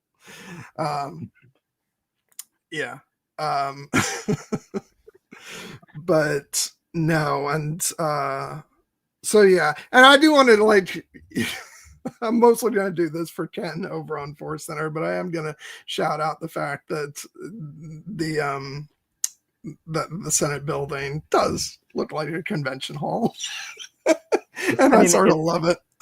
Well, I mean, it is. It's the cult. I think it's the Cultural Arts Center in Valencia, Spain. Yeah. So, but yeah, it looks very very futuristic. Yeah, but anybody who's ever been to like a big convention is like, yeah. But yeah. But yeah, no, I am again going to like, I mentioned that the piece of music that covers Mon Mothma's Senate speech, but also her final escape as her and Cassian are, driving away in her car. That is the Nicholas Britell track from the end of season 1, which is used for Marva's speech. But the fact that it's so brilliant, I don't want that to like suggest that I don't also want to praise Brandon Roberts, who did superlative work over this entire season. Like this, I forgot to mention the music and with the Master of Gorman, but it was just like so oppressive and foreboding, and like just so beautiful, and yeah, it could have been like a freak out moment that they lost Nicholas Britell as composer, because he had like, it was both scheduling stuff, but also he had a personal tragedy in his life. Yeah. So he actually only got to score about an episode and a half this season. And the rest of it was Brandon Roberts, writing his own themes, adapting some of Nicholas Britell's themes, or in some cases, such as this episode, just when a track from season 1 fit, they use it. Like, you can't really blame them. But yeah, I thought the music was excellent this season. So yeah, no, there are so many moments we could highlight, and maybe perhaps we can pick out some favorites at the end, but it's just stellar throughout. And yes, Jumbo is right. The Senate building, it's the cultural art, it's the Palo de les Arts Reina Sofia in Valencia, Spain. Okay. But yeah, it's also just, a thrilling action sequence in and of itself. We're seeing Cassian's skills here as he gets Mon to trust him, as he manages to navigate in and out. He takes down Beskha, R.I.P. You won't get a chance to fix her, but perhaps the actress will show up somewhere else. But in particular, the final moments where Cassian successfully gets her back to the safe house, and we get that moment of connection between them, because it's notable the fact that these central. I was going to say we do have the burn from Clea. You must be exhausted. Clea, she always knows exactly what to say at the right time. Which of course we didn't talk about that scene earlier, but her and Cassian have a scene earlier in the episode, but we can't get to everything. We'll circle back to it after the mid-roll, because that will be very Clea focused, obviously. But in particular, I love the fact that it's notable that for just perhaps being the two most prominent characters in the entire show, Cassian and Mon have not met before this episode, and the fact that they're thrown together in this trial by fire, and ultimately they share this moment of human connection where she recognizes that he's familiar with this place, and he shares that yes, Clea has the best face, I will just say in general. We will get to my Elizabeth Delathirst and admiration later. I was going to poke fun at you earlier. It was like, gee, Jared, why are the last 3 episodes your favorite? I promise it's more than the fact that I just think that she's gorgeous and amazing, but there's actual thematic reason for it. But in particular, the moment where Mon recognizes that Cassian has lived here before, and he shares that and she just asks him a very human question, how can I thank you? Because he's not going to get credit for this. His part is not going to be advertised. Yavin is going to rewrite the story so it's a little bit more palatable. And so it fits in with Star Wars Rebels. And so it fits in with Star Wars Rebels, exactly, with Gold Squadron and everything. And the Ghost is obviously right around the corner. But Cassian just responds to it. He knows he's not going to get the credit. He's okay with that. And his only request for Mon is make it worth it. Yeah.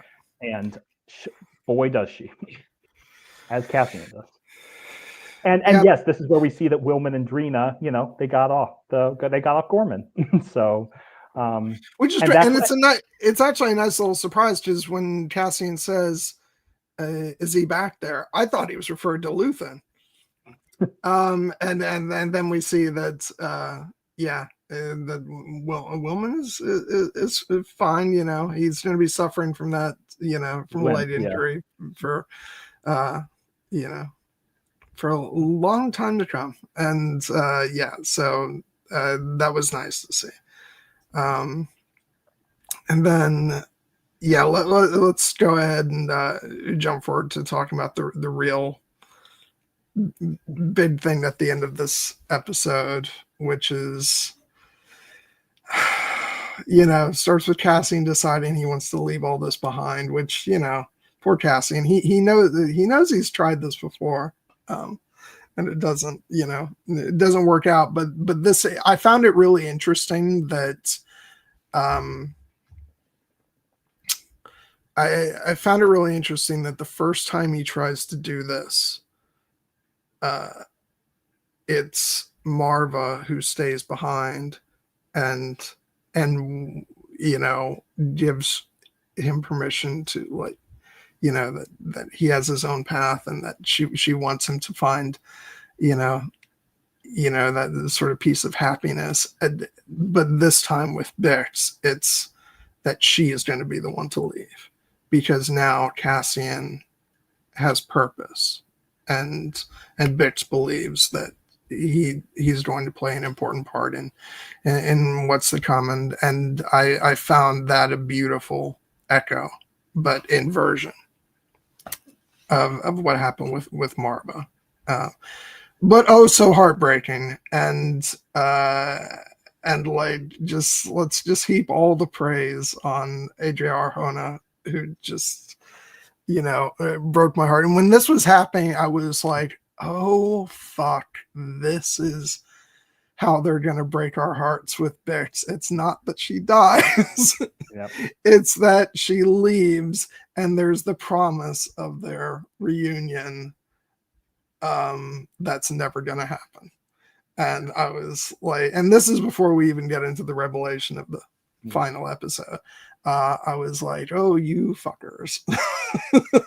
It just breaks my heart. And I do want to say, I'm gonna let you talk about it a bit, but I will confess to not being sure how I felt about Bix's story on my first run through the season, because I had certain ideas and expectations for where Bix's story was going to go. Hence my prediction for the final episodes that she was going to come back in more of a sort of badass capacity. But I realized that that has become its own kind of cliche, is to show like strong female characters by having them like sort of show their physical, sort of prowess. Like, if you want to have a strong female character, they have to be Sarah Connor, or they have to be a Beatrix Kiddo, or, any number of characters like that. And to be sure, we get a number of characters in the show who, really who are shown to get their hands dirty like that. And Bix as well has done that. We just haven't seen it on camera. She has gone on missions and done all that, but we don't actually see that on screen.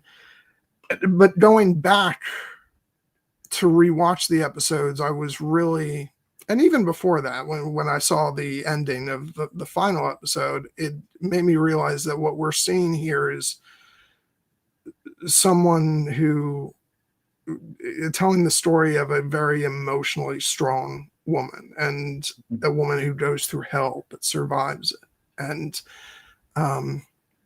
has that inner strength, and then makes this incredibly strong decision to walk away from the man that she loves and the father of their child, at least for the time being, because she believes that he has a greater purpose, and like, and she says that if she was, she says if she was stronger, she'd stay and do it in person, but she just doesn't think she'd be able to. And I just, especially on rewatch, I was really impacted by the beautiful character arc of Vix, which is not to say I don't want to, like, I really do want to see like extensions of of her story, and her story with Cassian, and like show me those in between, those periods in between the years. And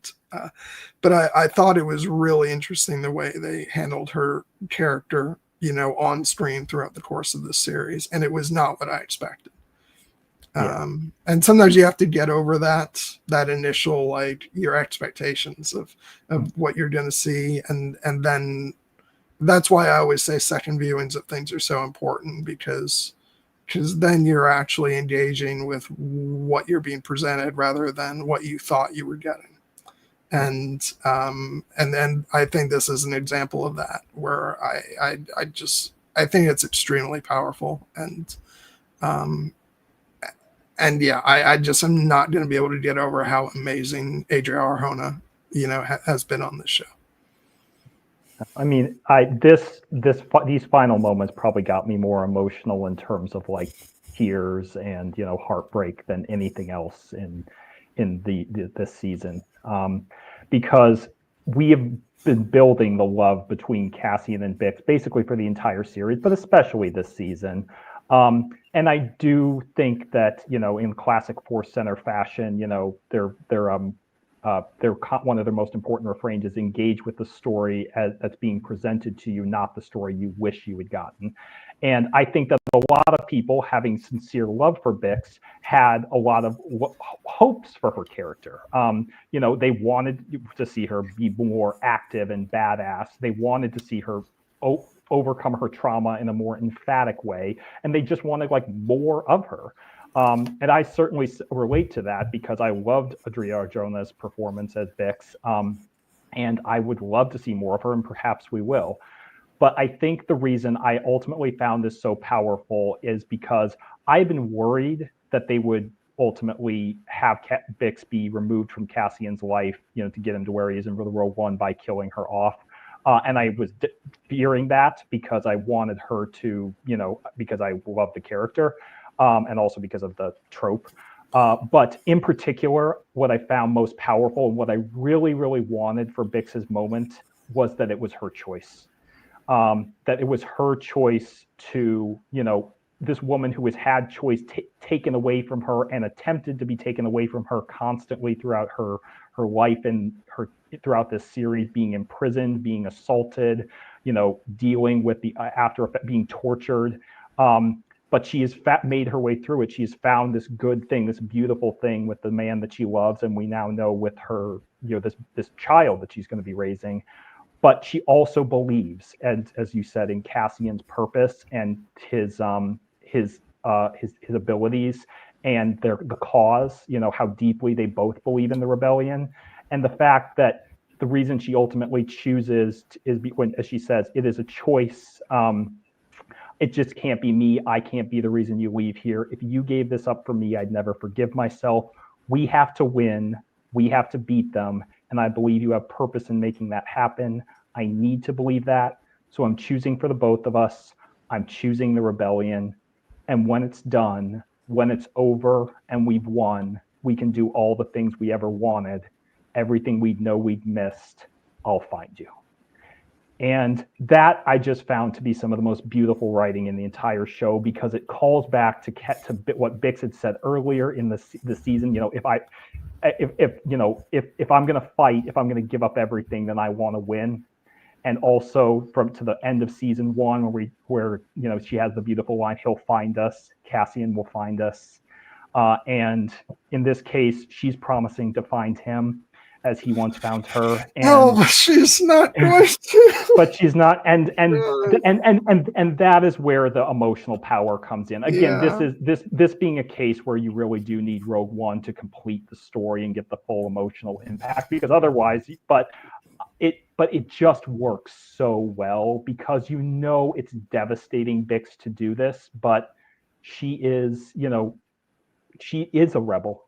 She is committed to the cause, and she just recognizes that perhaps in this moment, the way she can best serve the cause of rebellion is not by picking up a blaster and going out and killing stormtroopers or killing Dedra Meero. It's by doing this. And it is her choice. And she also you can very brave to making it. And also you can't ignore, you know, what we find out at the end, that you know, there's even more the fact that you know, she's going to have Cassian's child, which then would just like, there's no way he moves forward with the rebellion in the face of that. So it's, oh god. Yeah. You mentioned, like, you know, the writing of her speech, and really I do want to go ahead and you know, give props to Dan Gilroy for writing these episodes. Just you know, absolutely brilliant. And I'm gonna actually, you know, really rave about the writer of the next arc, Tom Bissell, because of the fact, all the more so because I was actually concerned, because I'd never heard of Tom Bissell, and he actually has not had that much experience in writing for film or television. And so I was a bit like, oh god, they've left the final arc of the entire series to someone who's not as experienced. And I should not have worried, because actually he ends up being utterly brilliant, and the writing for the final arc is superlative. So yeah, but yeah, speaking of which, like, let's there is one more little bit of this arc, but let's fold that into when we get to K2 in the next arc, because I want us to roll right in, because we spent a little bit more time on, you know, on that arc than I wanted to, but it couldn't be helped, and we're gonna see how this goes, because we still have a lot to talk about. But let's move on to the second arc. The final episodes. Are we gonna do the mid-roll real quick? Oh yeah, let's do the mid. It's gonna be very, very quick. Don't go anywhere, everybody. We're still going. Trust me. Just gonna do a very quick abbreviated mid-roll. Just announcing what we have coming up next week. Surprise! We're going to talk about Andor season 3. I mean, Rogue One. And really excited to talk about that, obviously, for, you know, reasons that are self-explanatory, but also since I did just watch it a couple nights ago, to also talk about the ways that it's unique and different from Andor as well. But yeah, we'll get into all that fun. It's going to be the you know, the anniversary of the original Star Wars, so we're going to celebrate it with more Star Wars.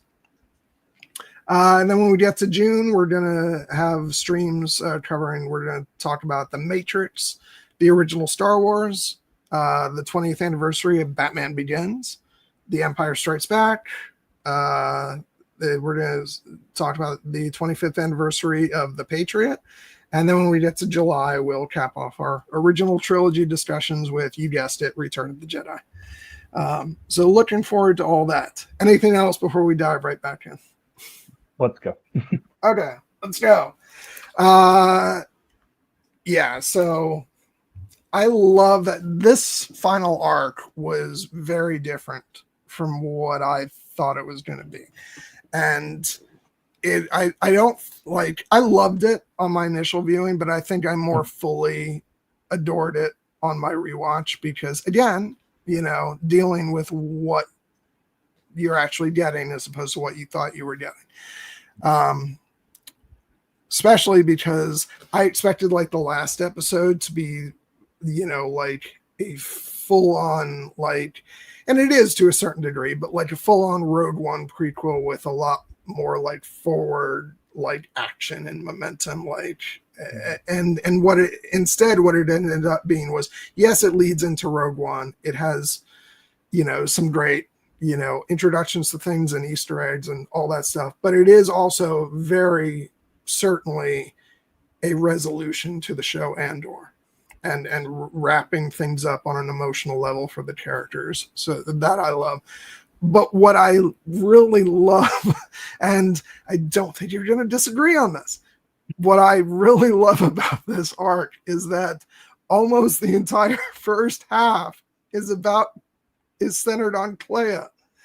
And and that Andor doesn't even come into it until a little bit before halfway through, but close enough. I thought that was so interesting and so daring, and the fact that the final arc of the show is so predominantly consumed with the relationship, primarily of Luthen and Kleya, but then also by extension, by the end of it, Luthen's relationship to many of the characters on the show and his sort of legacy and what he means to the rebellion. And they just gave Elizabeth Dulau, the room to just really show what she had. And it's so amazing that to have this character kind of come out from the shadows in as she was in season 1, and to in many ways be the heart and soul of this final arc of the show. I thought, like, obviously that's taking advantage of discovering what an amazing talent, she was. But I just thought it was an incredibly unique way to do this. And yeah, just incredible. And to get, of course, the Luthen and Kleya story, via some flashbacks, was great. And yeah, I just, it was so thrilling, but so sad. And now we can also once again now talk about the sadness of Lonnie. That the cat has a name, Hicks. It's just again one of those brilliant little touches. Yeah. But yeah, I think I mentioned that I think that this arc, like, even though I recognize that the Gorman Massacre arc in the previous one is probably the show's, creative pinnacle, I just found myself so emotionally moved by the arc in this episode, and specifically, Kleya and the Resolute and her relationship with Luthen, And I will just note that episode 10, Make It Stop, I have a strong feeling that when I go back and rewatch the full all 24 episodes of Andor, the full series, this is going to end up being my favorite episode of the show. I just want to interject and say, like, because I think I should always put in one thing that, like, I take issue with, just so that, like, I'm not that I'm negative about it, but that I'm less than, like, glowing about something, which is that I really have stopped caring for sepia toned flashbacks. I really wish they would ditch the whole sepia look and just give us some more color. I understand why they do it. They want to establish that this is a flashback, but it's like, I'm over it. So, like, this episode would be even better if there was an alternate version with those flashbacks and, like, in their full beautiful colors. But especially Naboo. I mean, come on. Yeah. No, of course. Which I love that we got to see Naboo. That was such a beautiful touch, and we'll get to it there. But yeah, I think, it's notable, like this episode, which Tony Gilroy had specified beforehand that it's a different episode, it's a unique episode, we're very proud of it. And so I had a feeling it was going to be one of those very special episodes. It is notably the only episode of the entire city in which the main character, Cassian Andor himself, does not appear. But I feel like this is an episode the show had richly earned. And, Star Wars has done things like this where they've kind of used an episode to focus on a character who is, a big part of the ensemble, but perhaps not the main character. Bad Batch did this brilliantly with the 2 Crosshair episodes. I even like The Mandalorian did it with that episode, The Convert, focused on Dr. Pershing, that I really loved. But this is was on another level entirely. The reason for it is, again, the character of Kleya, who has been there since almost the beginning. She appeared first in episode 4, Eldani. And I was drawn to her immediately, I will acknowledge. 1, because I think that she's stunningly beautiful. And 2, because I have kind of a soft spot in my heart for British brunettes with kind of an icy facade who are, it's perhaps hiding some deeper pain or a bigger heart. This is one of the reasons I was in love with Lady Mary from Downton Abbey. British brunettes, I don't get that. Like, not at all. There's no commonality there at all. No. Yeah. What? But in particular, and Kleya did some great stuff in season 1, but she was much more of a supporting character to Luthen. This season she's gotten to step a little bit more forward, and we gushed about the great episode that she had in episode 6 with the party where we got to see her extract the listening device. But this has always kind of been something that's hanging over the show, which is, Kleya and Luthen are clearly a team, a unit, but there also seems to be, there's a clear power dynamic, but there's also some friction there. And it's just, what is their exact relationship? Is she his daughter? Is she, his surrogate daughter? Are they together? Are they just, equally committed rebels? And I had certainly had theories and headcanon about what exactly had driven Luthen to have, take on this cause of rebellion, and how Kleya had come to be involved in it. But I hadn't predicted this. The fact of the matter is that ultimately Kleya is the one who radicalized Luthen to become what he is. It was her, seeing her after having gone through this horrible atrocity of having perpetuated the massacre of annihilating her people, and then finding her, this terrified girl, and letting that be the moment that he chooses to make a better choice. We talked a lot about, and I've talked a lot about in Star Wars, redemption does not mean that you do something, one good act, and all your previous evil acts are erased. It means that it's never too late to make a better choice. And this is, even though Luthen doesn't go down a traditional redemptive path in that way, this is his rebellion, because this is the moment where he recognizes that he can't do this anymore. That moment where he's sitting in the chair and he's just saying over and over again, make it stop, Rosh na Lutz, make it stop, which I assume is his own, the language of his home world. That tells us so much that this guy, Sergeant Lear, which incidentally, I was thinking King Lear, it's actually Rail backwards. But this is what he is trying, it's a moment that broke him, and he could have gone off and just ran or drowned his sorrow in drink. But when he sees Kleya, he makes the choice to fight. And one of the things I love about Elizabeth Dulau has talked about this in the backstory of in the behind the scenes interview she's given, is that Kleya, there's a part of her that hates Luthen because he did take part in the massacre that butchered her family and everyone she knew, and she has never forgotten that.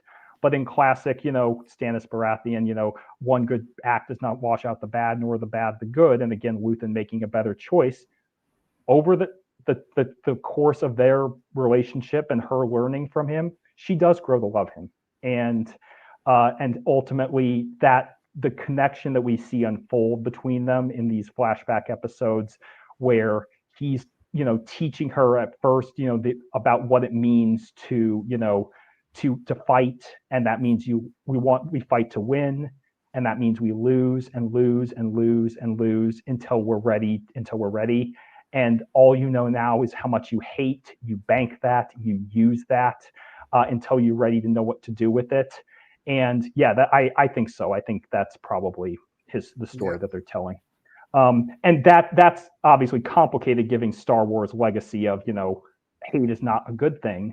But in this case, like, Luthen is ultimately teaching Kleya that how to play the long game and how to essentially suppress her humanity in order for the larger cause of the benefit of, of all. But in doing so, as Luke said in his previous episode, his big speech, they're using the tools of the enemy to defeat them, and he knows he's damned for what he does. But does that mean Kleya is also damned because of the tool she is associated with him? No, because it's ultimately the choices that they make. She chose to stay with Luthen. That's the point of their scene on Naboo, is he says, I need to know you're making a choice. I've lived most of my life without ever realizing that was a possibility. And she makes the choice. She commits. She becomes every bit as much of the revolutionary that he is. And in many respects, we've actually seen her become even harder than he is, because there are moments where we see Luthen falter and waver, and Kleya is the one pushing him. And one of my favorite bits from earlier in the season is when he's sort of freaked out. He's like, we're drowning, and she's like, are you done? Yeah. Yeah, but ultimately, I mean, and we'll get more into the details as we go through the thing of this arc. But the reason that Kleya's arc in these final episodes is my favorite thing the show has ever done is it goes back to the idea that Luthen talked about in his big speech. I burn my decency for someone else's future. I burn my life to make a sunrise I know I'll never see. And that ultimately ends up being his fate in many respects, as he predicted. But did it need to be Kleya's? When she goes through the emotional fallout of what she does in this arc, ultimately having to kill her father figure who she loves and say goodbye to him and get this important message to the rebellion. And then she's just lost, because this has been everything that she has, given her life to. And she just doesn't. She's terrified to go to Yavin. She thinks she's not going to be trusted there or valued there. She might even be imprisoned. And so she just wants Cassian to take the information, and then she wants to, we don't know. But she doesn't see the sunrise. She sees that just only darkness. But the through line of this message of this her arc is it's through darkness to the light, because at the end, when the rainstorm breaks and she comes out of that bungalow on episode 12 and the sun is shining, she is seeing the sunrise. She made it. I fucking loved it. I was so scared for her over the course of these episodes. And part of that was because I was still convinced at this point that we had to lose certain characters just to fit neatly into that Rogue One box. And I was wrong about that. Thank God. But there were so many times that I was so terrified for her. So just like starting off, let's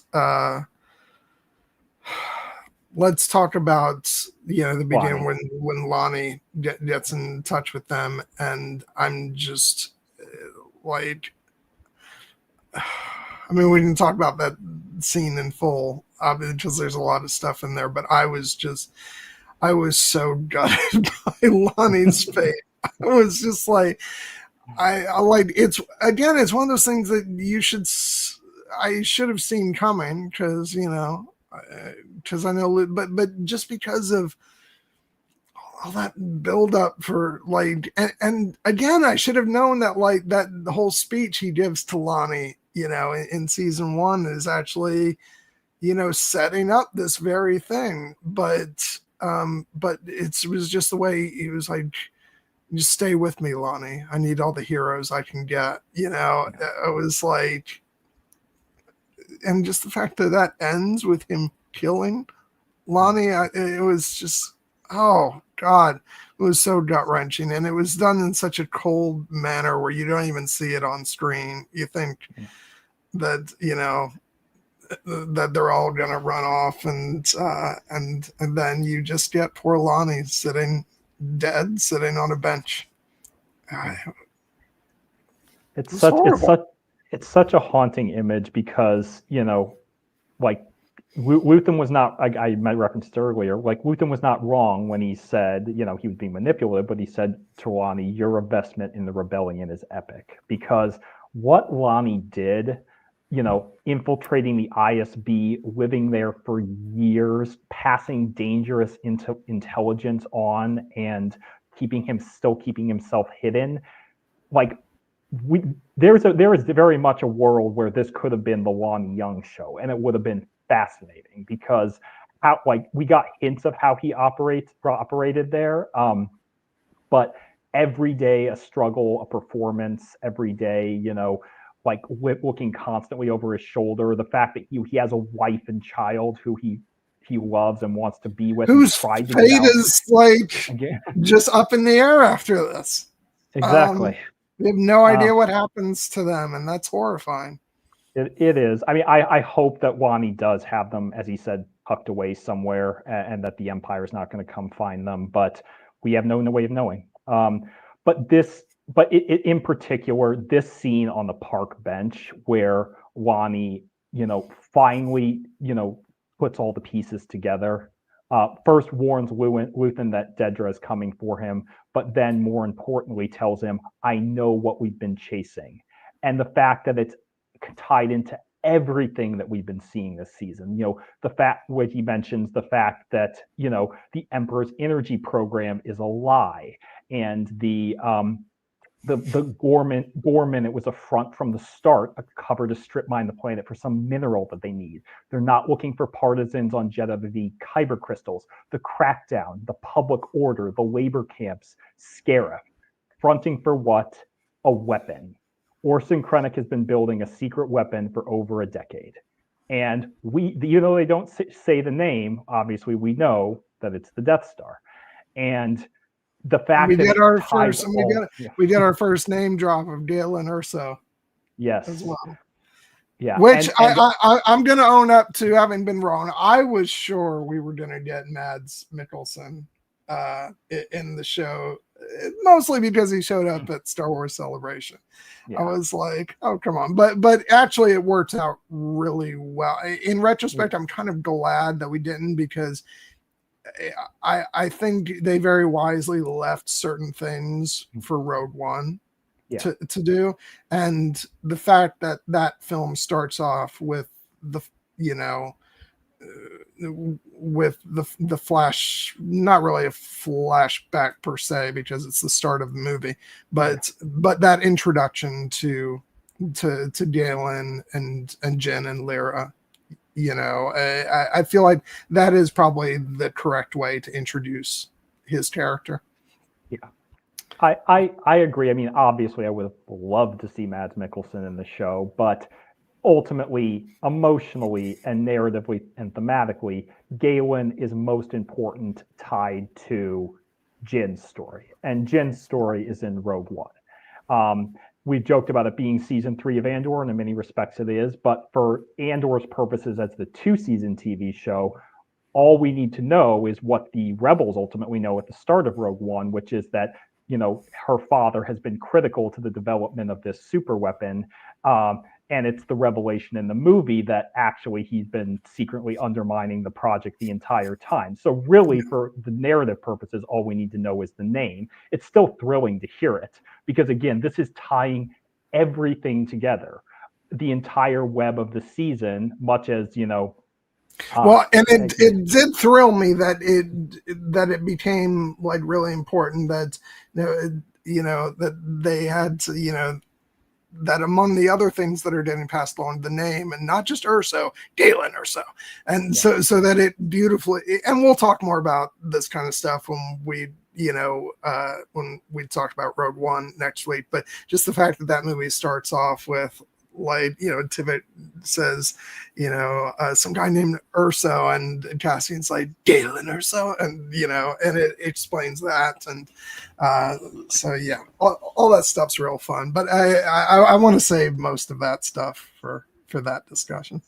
Yeah, and we can, because again, it is Andor season 3, Rogue One, but in particular for this purpose, I love seeing, we normally, like, Luthen has had like outbursts before, and he has, been pressing Lonnie for information before, but knowing the weight of what this means, I love seeing the fact, like, the way that Stellan Skarsgård modulates his performance, where you can tell that he knows, even though he's, trying to negotiate a bit with Lonnie, he knows that this is important.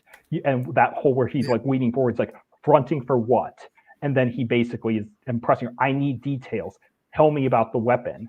As Clea goes on to say, he knows that this is what he's been searching for, and that this is worth dying for. And so he, and the fact on the cruel irony is the fact that he makes that choice by taking Lonnie's choice from him, and recognizing that this is the reward you get for, like, passing information for me in this incredibly dangerous thing for 10 years. In a better world, I would have liked to believe that Luthen would have, yes, taken Lonnie with them. But in this moment, he recognizes, like, because he knows in part that with Dedra coming for him, if the ISB gets a hold of Lonnie, all of this breaks down too. So he thinks it's just simpler to kill him. And it's, again, one of the more quietly devastating images in Star Wars to just see him slump there on the park bench, because knowing everything that he gave. And even before that, just cutting to, like, Luthen, walking down the stairs, it's just like, it has this dramatic effect where you don't put it together right away until it cuts back to the bench, and you're like, oh, damn. It's so beautiful, but so horrible. Let's definitely pour one out for Lonnie. All I have is water. But it's his story is so tragic, because he's the hero who's never, like, nobody's ever going to know what he did. Except for the Empire. The Empire knows that he was a traitor. But none of the rebels are ever going to know that. So it's decided, like, against Clea's wishes, Luthen decides that he's going to be the one to go back to the shop to destroy, because he knows that they're coming for him at that point, and he's not going to risk Clea. And so, and that leads us to one of the biggest moments of the series, something that I don't even know that I was necessarily anticipating it, because I'm not sure if I ever thought that a scene like this would happen, where, although, again, like, it's another one of these things where you're like, if I was thinking about it, maybe I should have, but just the fact that Dedra and Luthen were in a scene together was like, so, like, oh my God. And this is one of those moments where I alluded to, like, yes, I watched the TV spots, and in one of the TV spots, there is a shot of Dedra drawing her blaster in Luthen's shop. All right, nice. I love this. Nice. And so I knew that some form of this scene was coming. But again, this being an example of spoilers not ruining my enjoyment of any well-crafted story, this scene was still thrilling and incredibly tense and so well earned. Which I just want to pause for a second and say that every time I saw this shot in the trailer, I was like, this feels like a moment before Luthen gets caught. Yeah. Just the look on his face. I was like, yeah, I was fairly certain about that. And just to see that in fact was the case. Yeah, it was so chilling when we finally got there. And again, I've talked before about how happy I am that Luthen actually made it, essentially to the end of the season. It just makes me so happy. And the fact that his death was actually the driving force of this final arc is just so beautiful. I was never on board with the idea that he was going to get taken out early in the season. And I'm so glad that wasn't the case, because we just got so much out of this being the climax of the series. Yeah, no, I mean, Luthen was an original character for Andor and an incredibly consequential character, not only for the show, but as we now know, in galactic history. And so, yeah, killing him off early to clear the way for Mothma would not have sat well. Cassie. Yeah. Well, they survived. They survived for now. For now. But yes. But yes, the fact that, like, even though Clea's arc is the thing that really gives it the absolute emotional heft for me in throughout these 3 episodes, this episode really is a two-hander between Luthen and Clea, and Luthen has been such a towering presence in throughout this show that he really needed, like, to go out in this incredibly, even though, like, the circumstances of his death are not what I expected at all. The fact that he got to look Dedra Meero in the eye and say, "You're too late. The rebellion isn't here anymore. It's flown away. It's everywhere now. There's an entire galaxy out there waiting to disgust you." Which really, like, isn't that, like, that is really the speech we want to give to every fucking fascist in the world. Yes. And Luthen gets to do that, and it was such a fist pumping moment. Oh God. Yeah. And like it goes without saying, like, Stellan Skarsgård's performance in this scene just, like, so beyond incredible. Yeah. I just, like, this is a case of, again, these two actors, even though they've been circling each other for the entire show, have never interacted face to face, and we finally get to see it. And and as Luthen rightly pegs, Dedra is so confident because she finally has everything that she's ever wanted, but she's also terrified because it's all about to slip through her fingers, and he knows it and she doesn't. And that is yet another layer of his victory over her, because she is ultimately, like, her speech about, like, just spitting out that, like, you built your rebellion here in the under imperial peace and quiet, and you don't want freedom, you want chaos, ruin the galaxy for everyone, then run back to your ridiculous wig and little workshop. You disgust me. And this is where we're reminded that, yes, even though we have felt great empathy for Dedra at points throughout the run, no, she believes this shit. And she is like many of her superiors in the Empire. She believes this is what she believes in, the lie of the order of the new order. And it's so satisfying to see Luthen take that from her. It did remind, I will say, when she said chaos, I was reminded of look outside. Is the world more peaceful since the revolution? I see nothing but death and chaos. So, of course, tying it into another Star Wars show, The Mandalorian. So that came to mind, definitely. But also, like, echoing, of course, the real world as well. We've heard that kind of speech, unfortunately, many times in the real world, which, again, just, back to what I was saying about, Luthen's response to her is just so gratifying to hear. And I love the way this is so, like, what happens is so delicately set up where, like, he's already, like, he's ahead of her, majorly, because, he's showing her the blade that he's going to use to kill himself, which I just thought was so great. The Nautilin Bleeder, which is again one of those beautiful touches of the fact that, like, this weapon that Luthen's gonna stab himself in the heart with has a little mini Kit Fisto on it. Yep.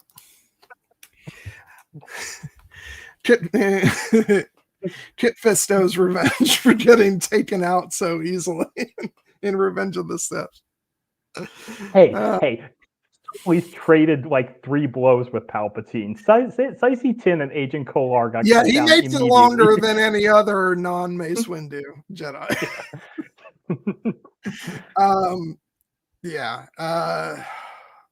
God, it's, and also what I love about this scene is that we're actually, as an audience, we're behind a few steps because we don't know what Dedra has been up to in the past year. We're playing catch up, so we have to wait for a scene coming up between her and Krennic to actually get the full scope of what's been going on. But yeah, so Dedra discovers that Luthen has already sabotaged, the deer in the back. She tries to get, which this is one of the shots from one of the TV spots, which I went fishing for. So I was like, where did Jared see, a shot from this scene that would have given it away? And I'm like, yep, I didn't watch this. That's why I didn't know about it. And I was happy, but yeah, no, just when Luthen, stabs himself and the way she starts freaking out. Yeah. It's like, even though we don't like know the full story of what's going on with her yet, it's clear that like she like there's a lot riding on this, and she can't afford for him to die. And yeah, this all goes slipping through her fingers pretty fast. Yeah, and it's so beautifully fitting. And as you said, we'll get more into it when we talk about her and Krennic. But the fact is that, Dedra, all she really ever cared about was finding access. And then she got herself enmeshed in this Gorman issue, which Partagaz reminded her would be a great way for professional ascendance, basically a promotion. And she carried it out, yes, brilliantly. Yes, that's great.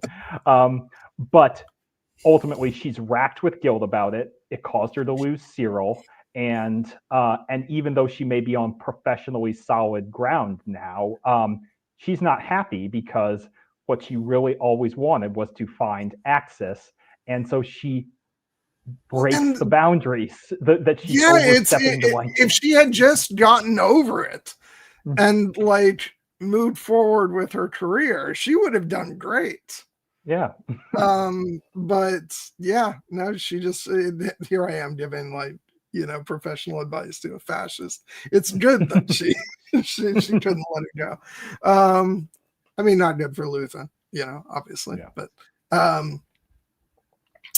but yeah. So, and before we get into like the stuff that follows this up, I do want to, this is where I'm going to start to talk about Partagaz more.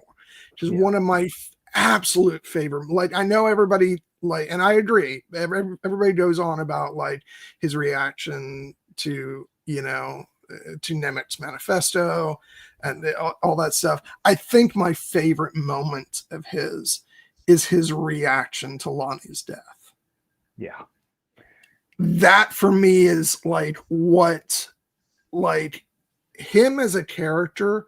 Like, and I have loved Partagaz as a character, not as a person, but as a character for the whole show. But he shot through the stratosphere for me with that reaction, because they've laid the groundwork throughout the series of him always being very impressed with Lonnie, and like he's the one that he always gives like kudos to, and it shows that he had like real affection for Lonnie, even as sort of, you can detect as sort of surrogate father type of relationship. Maybe not quite that, because there's those professional boundaries, but you could sense that he really liked Lonnie a lot, and the way he is shaken when he hears that he's been murdered, I thought was so brilliant, and really just added, like, it made much more evident that sort of the wonderful different layers of this character, that someone who is unquestionably an evil son of a bitch, and does terrible things and facilitates horrible things. But, as we talked about earlier, he's very intelligent. He knows what he's doing. And the fact that he has genuine, like, care for the people under him, just makes him, he's got to be one of the most fascinating Imperial characters. I mean, obviously, this is a show that also has Dedra and Cyril, but he is one of the most fascinating Imperial characters I think we've ever seen. Yeah, and one of the things that makes him so fascinating is those little human touches that Anton Lesser brings to him. Because it's a truth about fascism that, like, yes, like, there are people involved in fascist regimes who are true, unequivocal psychopaths, like Captain Kaido, it seems. But there are also people who are, in many respects, just people, humans, representing the absolute worst of humanity, but people, and people who have connections to people around them. And in this case, what makes Partagaz stand out is he's clearly not an Imperial who views his subordinates as just purely disposable tools to be discarded at a single moment. He recognizes that they are people, and there have to be consequences for them when they fuck up. But he also has been mentoring Deirdre. He has affection for Lonnie. And you mentioned that moment of him learning about Lonnie's death. That is a moment that is entirely directing and acting, because as brilliant as the writing in these final episodes is, that moment is all it is in the script is Partagaz saying, "What?" And you could have played that big, where he says, like, "Young is dead." What? But he plays it. What? And it's so much more effective that way. And because, again, it speaks to his humanity, and especially when we get to see more of those layers later as he kind of undergoes this tragic Shakespearean fall, throughout the rest of this episode and the series, in fact, linking back to his very first scene, which we'll talk about when we get to his actual final moments. But in particular, just this moment, seeing that he recognizes that, Young is dead and they don't know what's happened yet and how badly it's going to ensnare them all. But he's just, he's taken aback that, this happened, and it's so effective. Yeah, we're going to compartmentalize some of the things, because obviously there's stuff at the hospital first. I want to, like, we're going to tackle Playa's whole big hospital scene in one go. But since we're already talking about Dedra, I do want to go ahead and talk into after she's arrested at the hospital for reasons where, like, that's kind of weird. Why? Like, obviously she stepped out of line, but they're arresting her. And so we get the scene between her and Krennic. I really want to talk about let's just do that. This is and, like, it's amazing how little Krennic is actually in the season, but, like, every time he's been in it, he made such an impact. And, like, I'm just gonna say it, the finger. Like, we talked earlier about saying, that line to Dedra, "You're the finger." Well, in this scene, She gets the finger placed on top of her head with like added bass that rumbles. Yeah. It's like Krennic is so absolutely awful in this scene. And like it's funny to like say that when we're dealing with Dedra, who is an absolutely awful person, but it's like but still we have followed her character. We know what makes her tick, and you know, we've gone through all these conflicting emotions of like cheering her on early in the first season because she's a woman in the workplace, but then her full fascism comes to, you know, it becomes evident, and we're like, oh no, we shouldn't be cheering her on. So like, even as despicable as she's been, we have seen her go through so much, and so it's just really unnerving and thrilling, and like all these different words you could use to explain, to describe this scene, and the fact that it is our first utterance of Death Star in the series is just so great. Eric points out in the chat, Ben Mendelsohn improvised the finger, which is a beautiful touch and a testament to what a great actor can do, and also great direction, because I mean, the directors of this arc, Alonso Ruiz Palacios, he makes some very interesting choices, like this shot to basically have the top of Krennic's head cut off by the frame, and it dehumanizes him.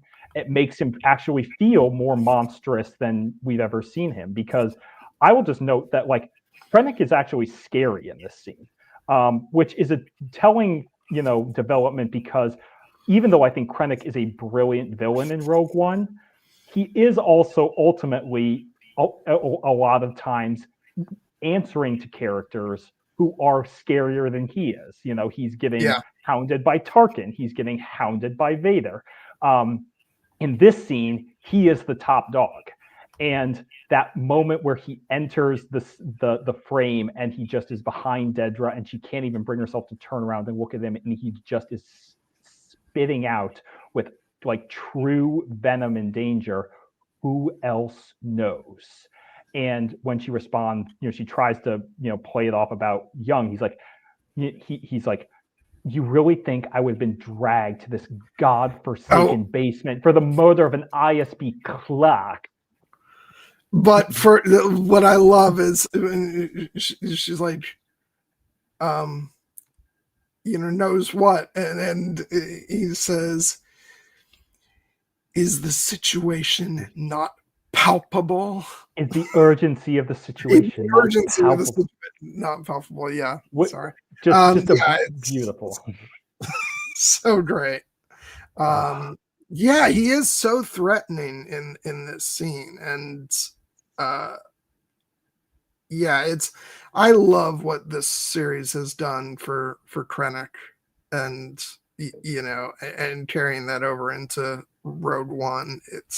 It makes it all the more delicious to see when he's under the thumb of Tarkin and then Vader. It's great. Like, you know, fascism comes for all of them in the end.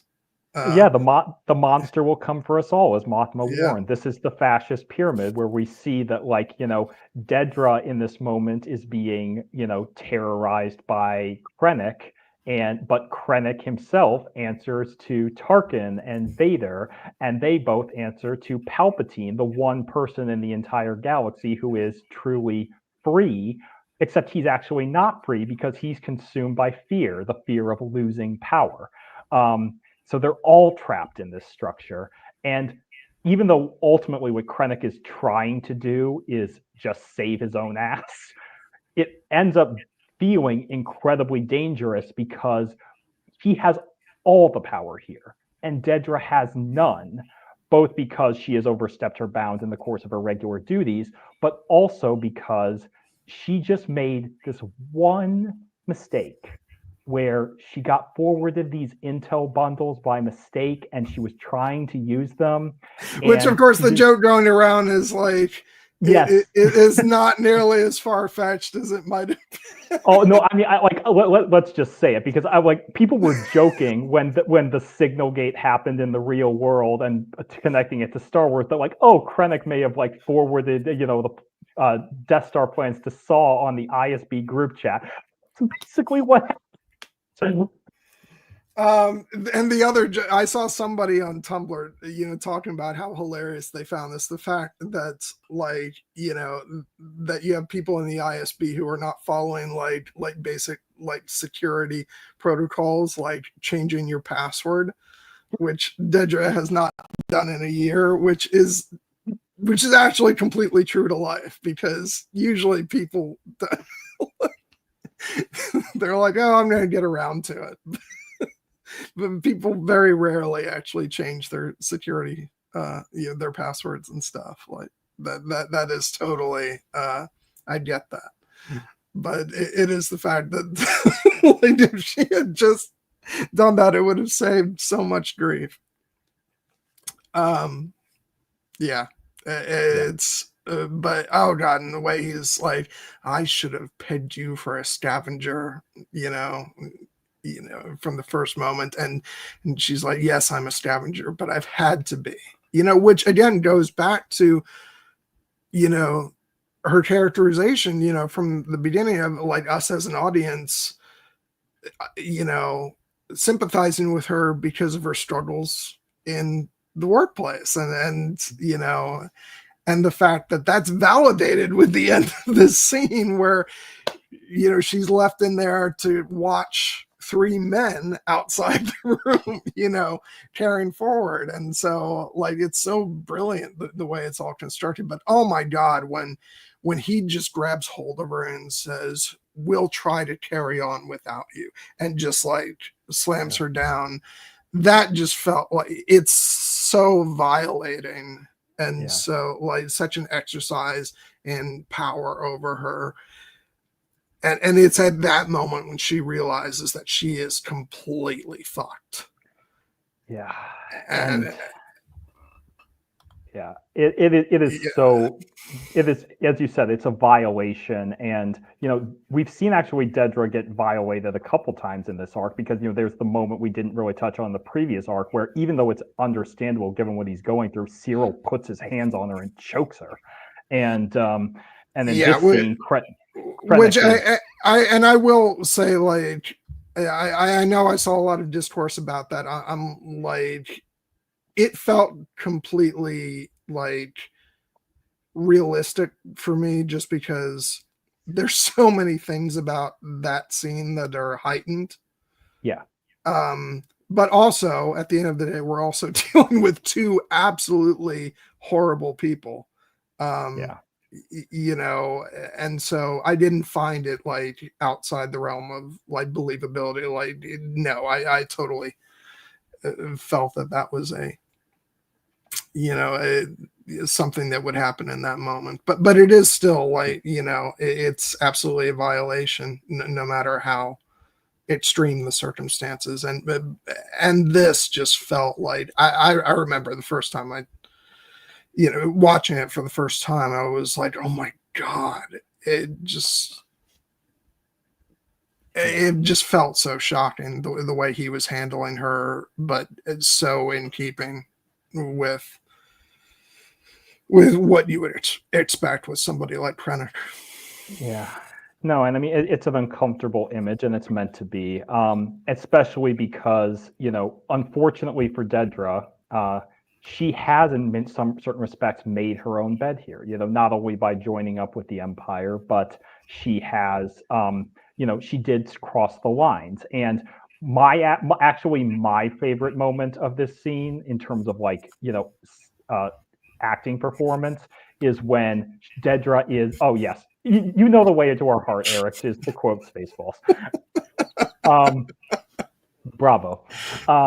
But that moment where Dedra is trying to justify herself, where she's talking about the fact that I was trying to find access. That's all I was ever doing. You and your idiots tortured this guy who had the information I needed. I had to dig for it, but I overcame that. I found it, and And then Krennic's response to that is to turn around and say, how terribly perplexing. How does one balance such passionate competency with the mindless decision to confront Luthen Rael on your and screaming at her in the face? And she has no answer to that, because he's right. There was that moment earlier in, I think it was the second arc, where she goes up to Hirt, who we'll be talking about shortly, and she basically is like, you can have all the glory, I just want Axis caught. But we see now that wasn't true. She had to be the one to catch Axis. She had to be the one to look him in the eye, and it cost her everything. Yeah, that there are moments it just speaks to the brilliance of Ben Mendelsohn. Just as much as Krennic is presenting himself with this frightening exterior of and being in charge and having complete control, he has these moments of just becoming completely unhinged. And that's one of them. And so you absolutely see where he's going to go in Rogue One. The echo of that is when he completely loses his cool with Tark, and he's we stand here amidst my achievement. My achievement, not yours. And it's, oh God, so great. So yeah, I just, oh God. Okay, so let's jump back to the hospital, and let's talk about the awesomeness that is Clea's break-in. And intertwined with the continuing flashbacks of her relationship with Luthen, including that, the absolutely, that scene in Naboo has to be one of my favorite scenes in all of Star Wars, just because it's absolutely incredible. But just and the fact that I had no idea what Clea was actually even planning to do. Breaking into the hospital. I was there's one point where she's crouched down and there's stormtroopers and stuff everywhere, and I'm thinking she's trying to go in and blow up Luthen's hospital room. And I'm how on earth is she going to get past everybody? And then, oh no, that's not her plan.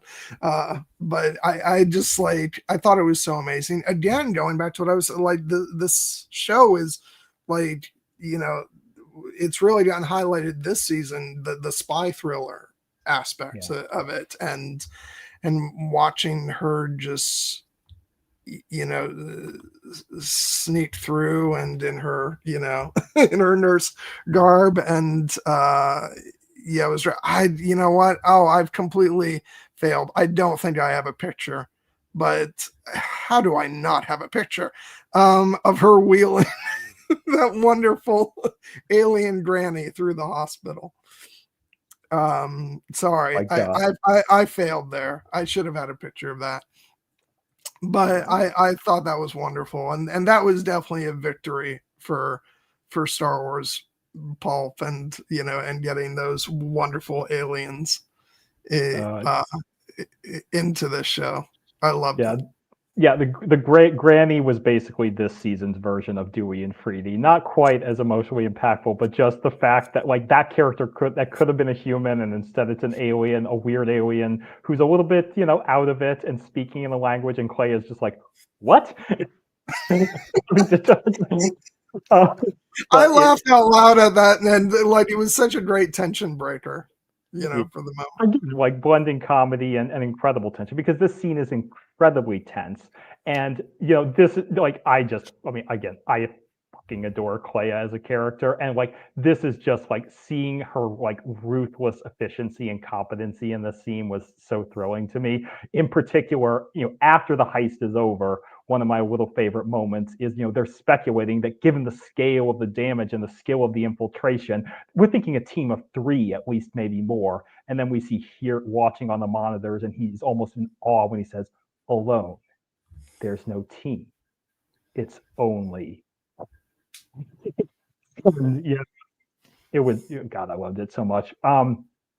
But yeah, like all the little details of the infiltration scene, like it's so well set up. You know the structure of the hospital, you know where Clea has to go, you know the obstacles, the tension is just pounding. And yes, there's the also the uncertainty of the fact that you don't know what she's going to do when she gets there. Like obviously the fact is, we know that now that Luthen is mortally wounded, but if she could have saved him, I believe she would have wanted to. But ultimately, what's so powerful is when she gets up there, she knows that this was his choice, his sacrifice for the rebellion. I think they did talk about that in either one of the featurettes or one of the interviews I watched, where she's respecting his choice. Yeah. There, he chose to end his life and thereby protect everything, and she's going to honor that.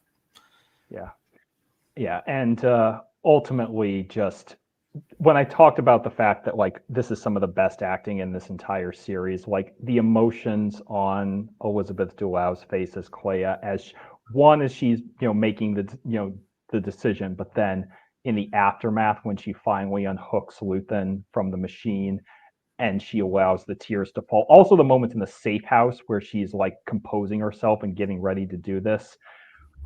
Good God. The fact that this was Elizabeth, like I know this was season 1, but like the fact that this was Elizabeth Dulou's first job out of Royal Academy of Dramatic Arts, it's unfucking real.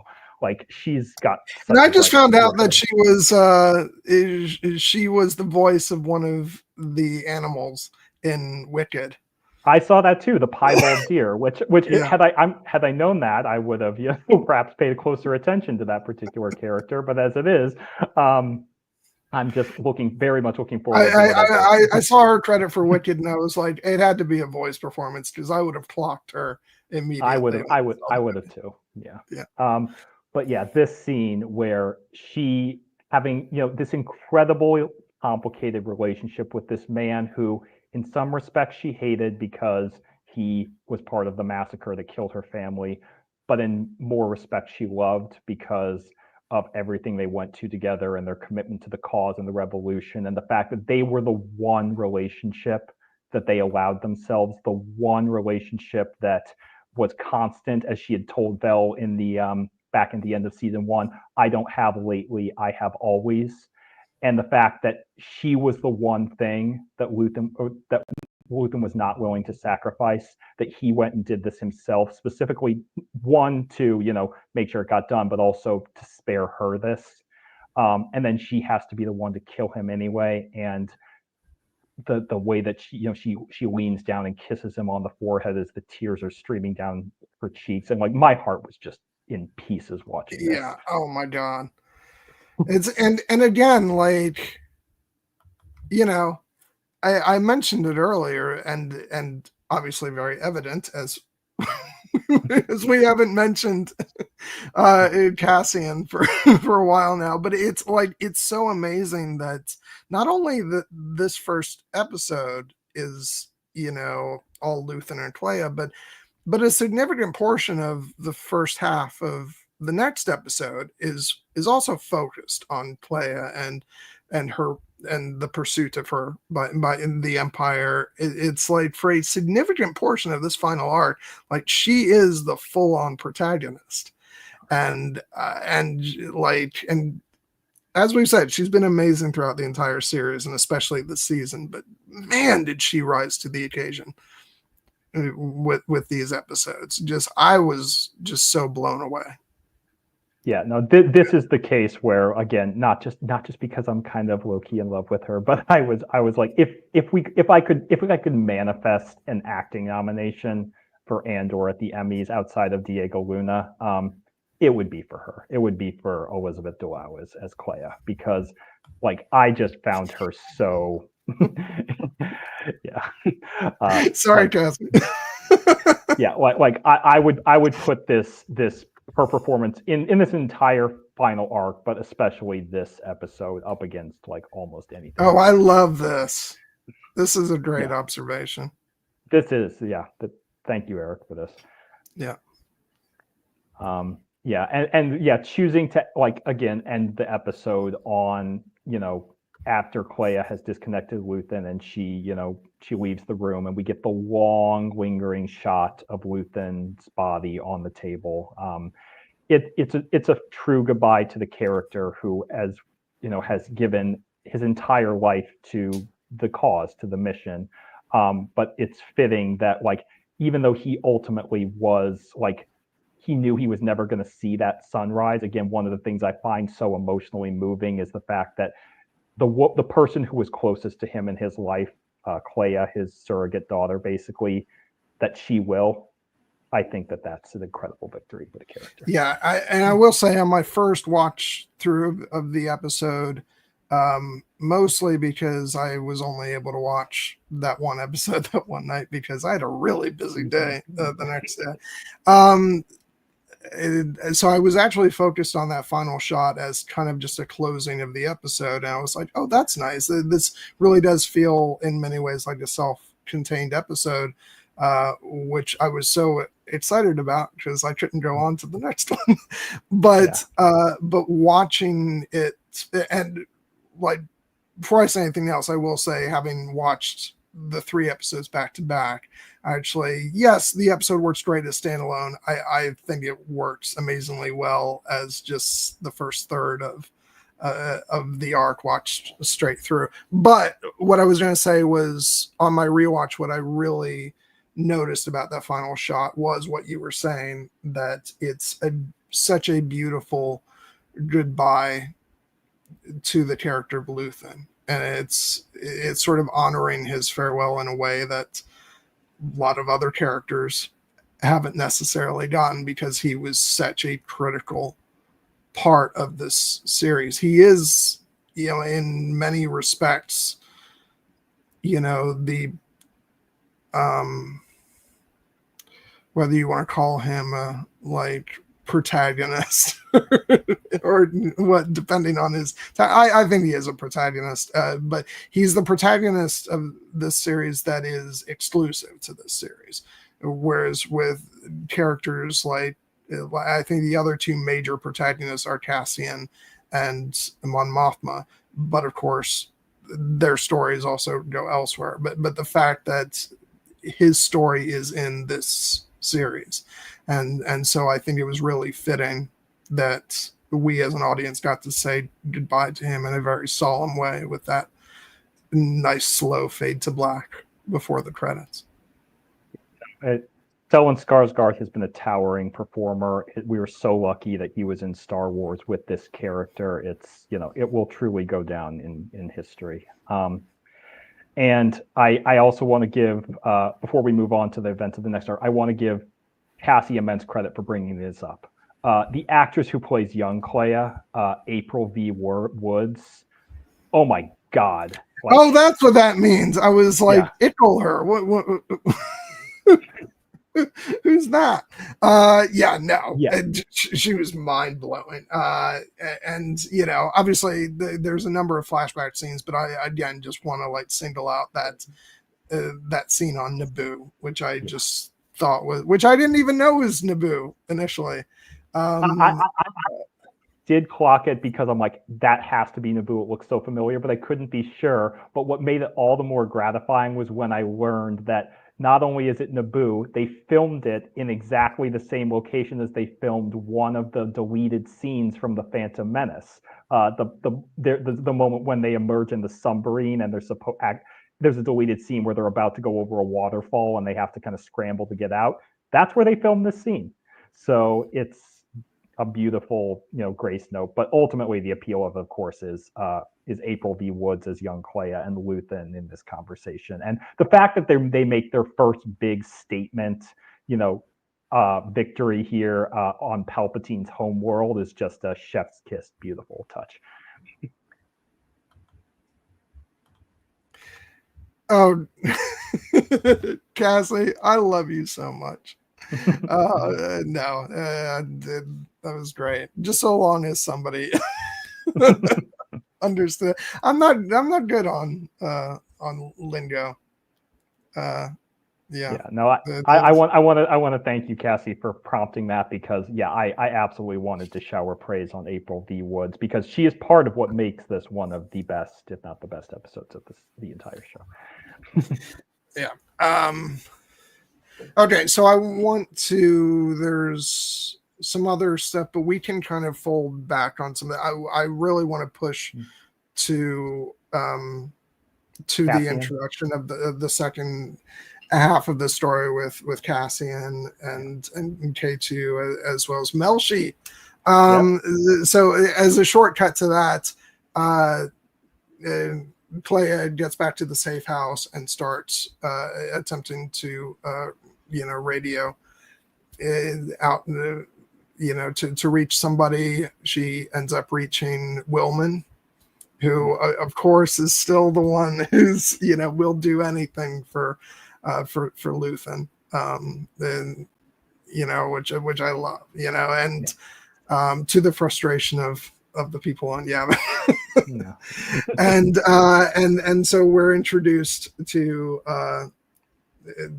the, we'll say, renovated home of Cassian, where he's now rooming with K2, and also Melshi kind of sort of lives there most of the time, probably. And I know we have to talk about all the great stuff with K2, but can I just say that I freaking loved Melshi in these episodes, and getting yes, we got them meeting in Narkina 5 and got some of their dynamic there, but I felt like this was really where you got to see their dynamic that is sort of just, it's not super evident in Rogue One, because Melshi is very much just, sort of, he's actually in a good portion of like the climax of Rogue One, but you don't really get the sense of how much of a relationship there is there. But now I went back to watch Rogue One, and I was like, I felt so much connection to Melshi after these episodes. And I thought he was great. Hats off to Duncan Powell. I thought he's just done a great job with the character, and I'm sure he must have had a blast getting to over these seasons, getting to really flesh out that character. Yeah, no, I mean, Melshi, in terms of like the minor characters from Rogue One that we get to revisit in this show, I think Melshi may have benefited the most, both in terms of his, involvement in the Narkina 5 arc and the origins of his relationship with Cassian, but also this arc and getting to see the bond that they share, like, because they are it makes the fact that they are very much, brothers in arms feel that much more real when they make this choice to go to Scarif together and give everything for the rebellion. But also, it's just fun to see them actually get this moment hanging out and playing Rianza, the dice card game, with K2, and busting his droid balls a little bit with by interfering with his logic receptors. In particular, just to pull back an emotional connection to Rogue One, the fact is when Melshi is making this, like, probably wiser than larger than his wise bet, and it's just fucking with K2's processing power, because he can't understand why he would do this. And Melshi has the line, "Humans, K, you never know what they're gonna do." And I found myself thinking back to the line where before they go into the Scarif vault, where Jin gives K2 the blaster, and he says, "Your behavior, Jin Erso, is continually unexpected." But it's just like, and he says it almost admiringly, while here it's frustrating to him. But that's his growth as a character, even though he's a droid. But yeah, this is just one of those scenes where we actually get to see the sense of community on Yavin, and the fact that it's not just a military base for a strike against the Empire. It's basically a haven for people who have been displaced by the Empire. And yes, they're fighting back, but they're also having the opportunity to do things that the Empire would never tolerate, like, have a night of fun where they drink Revnog and play dice card games, and even K2, like, you know, the fact that he is, you know, giving them crap for that they're drinking so much, which incidentally it is funny that they're drinking their asses off and then they immediately decide to go off on the mission, and K2's like, I hear the Revna talking. Oh my god. I hope they sobered up. And speed, like, now that we're talking about K2, I just want to say I love, you know, where he's formally introduced, which is, you know, the end of episode 9 or episode 10. No, 9. No, it's 9. Where he's brought to life in a very like Frankenstein's monster kind of way. He's like, if I have offended you, I apologize. If not, I would appreciate it if you would please lower your blaster. Yeah, which incidentally, I don't know if you recognize the technician who brought him back. It's another Game of Thrones alum. It's Tim Plester, who played Black Walder Rivers. And we get a second Game of Thrones alumni cameo in the Senate scene with Nicholas Blaine, aka the Spice King, as one of the the senators. Him I recognized. At first, I was like, "Oh my god, who is that?" I know that person. I was like, "Oh, that's right. That's that's the asshole from Karth." Yeah. The Tim Plester is a little bit, you know, underplayed in that, but again, anytime I see a Game of Thrones actor in Star Wars, I clock it because it makes me happy. No, it's so much fun because there's so many of them. Oh god. But yeah, so Willman comes in with them, you know, they're getting a message, and at first they're like, oh, it could have been anything, but then the message comes through again, and you know, given courage by their drinking, they're like, let's head off. And you know, and again, this infuriates, you know, the higher ups at Yavin, because it's like Draven says, you know, Luthen calls and you all just answer, and this is where we really start to really Willman's the one who first says, you know, you can you know, talk down Luthen, run him down, you know, all you like, but none of this would exist without Luthen. Which again, I want to say again, this is where I really would like to see sort of, obviously, you know, we understand that Luthen had, you know, started up the sparks of rebellion and so much, but there were obviously like other factions of rebellion operating. I really would like to see at some point his interaction with sort of the creation of Yavin and that whole dynamic, because I think that would not necessarily provide clarity on some things, but I think it would be interesting to have a bit more on that, and to have that inform some of this stuff. But as it is, I think we have enough. Like, obviously we understand that Luthen really was, you know, as Tony Gilroy is fond of saying, he was like one of the original gangsters of of the rebellion, and as things went further along, they all started worrying about their image and doing things the right way, and Luthen was a black mark on, you know, on all that, and plus he's been causing them grief with like their base security for a number of years. So yeah, but yeah, so it's one of those things, like, and that's like, again, I won't belabor on it too long, but that's again part of the brilliance of the writing of this entire show, that like we know that Luthen's tactics are, you know, not necessarily great all the time, but we feel defensive of him, you know, in the face of, you know, what people like Draven, and then, you know, in the last episode, Bale and the other council members say about him, just, you know, because we know how instrumental he has been in the formation of the rebellion. And as you said, like there's more storytelling in terms of granular detail to get into in terms of how exactly Luthen was involved in setting up of Yavin. But philosophically, I think his place in the rebellion, the history of the rebellion, is pretty. Like, this show has made its case that the fact that yes, Luthen was not a perfect angel in many respects.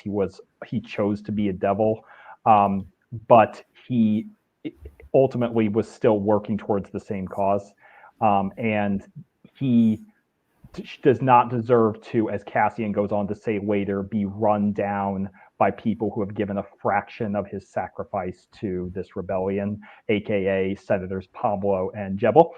But in particular, which we will get to them. The latter of whom I just like, what is he even doing there? I don't know. Like I was personally delighted to see, certain Rogue One characters come back, including Senators Pamlo and Jebel, because I recognize, like, their Rogue One connective tissue. I'm glad they're tying it in. And then I was immediately less delighted because then they opened their mouths and I was like, oh God.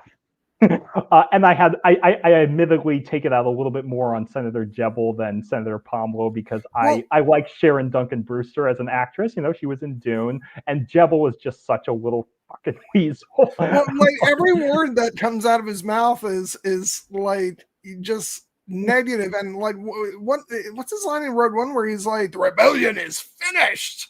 It's like, and he's like, a Death Star. This is nonsense. It's like, dude, why are you even part of the rebellion? Seems like you'd be happier just. Yeah,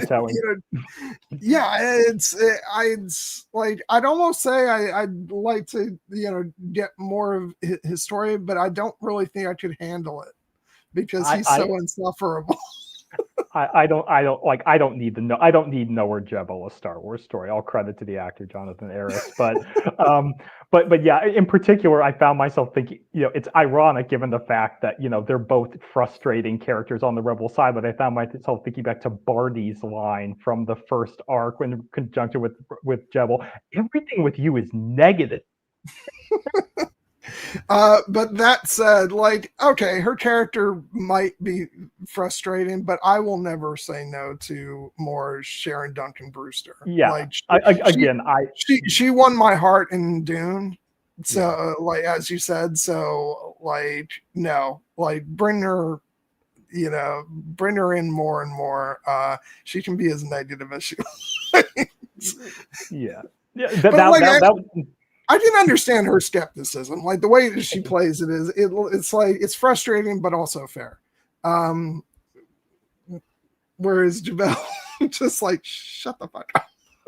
Yeah. No, I mean, again, this being a case of like affection for the actor going a long way in selling a character who is meant to be frustrating by design, but also like, we have to understand that like they don't know Luthen or Cassian as we do, so like their perspective in that way is valid. But it's also like we in conjunction with that, it's also he's right in that like they haven't given nearly as much to the rebellion as Luthen or Cassian have. So it is a little frustrating to hear them, just blather on. Even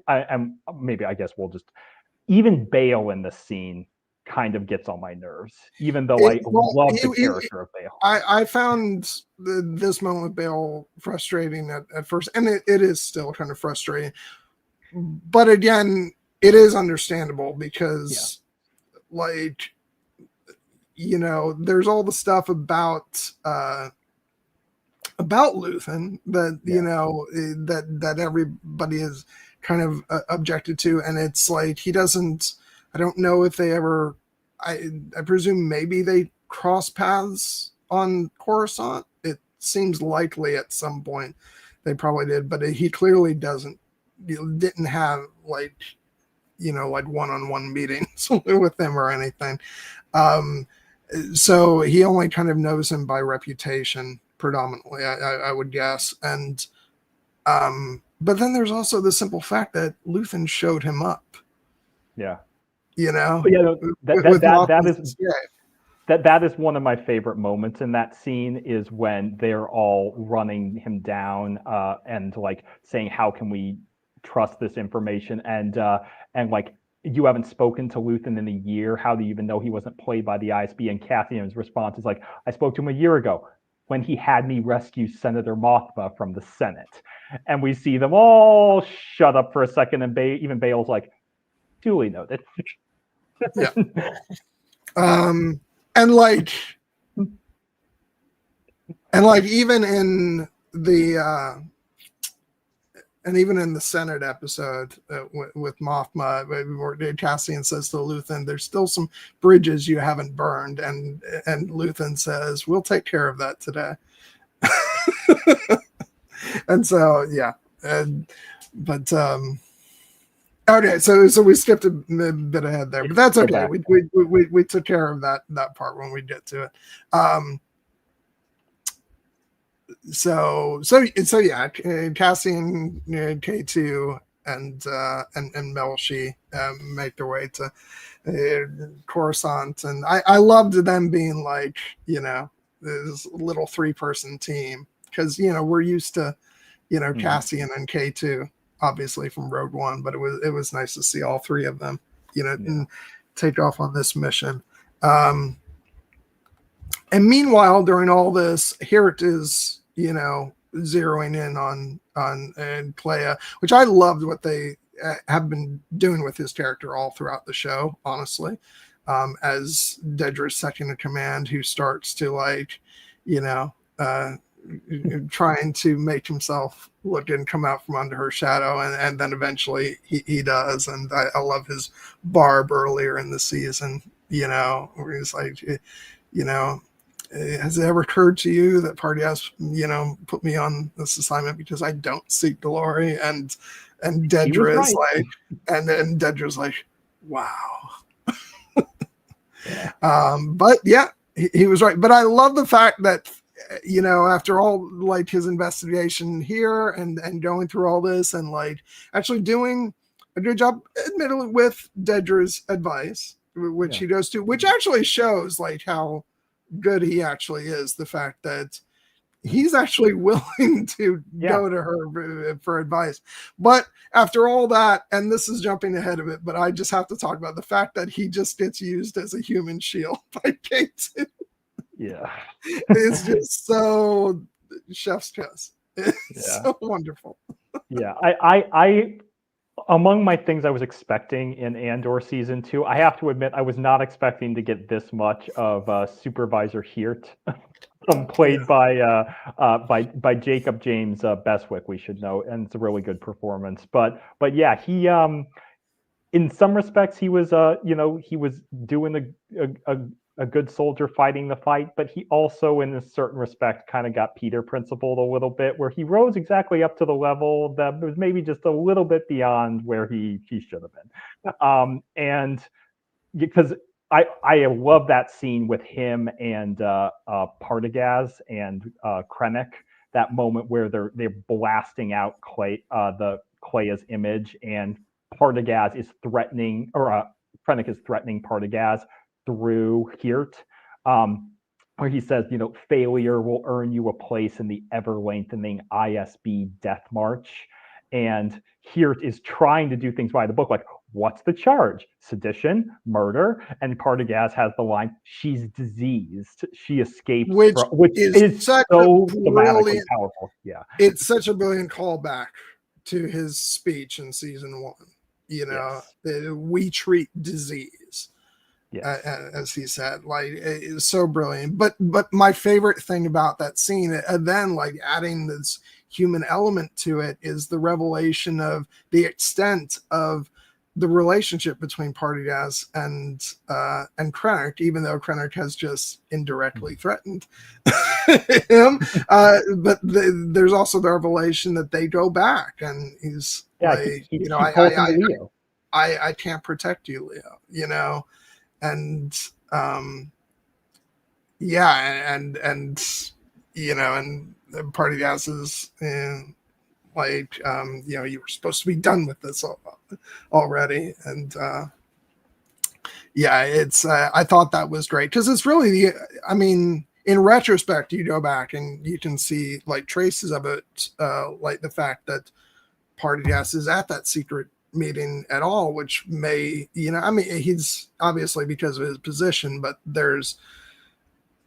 now, there's a read on it where it's also having to do with their relationship over the years and stuff. But it's really the only scene where we get a window into their relationship, and it just says so much, which I thought was great.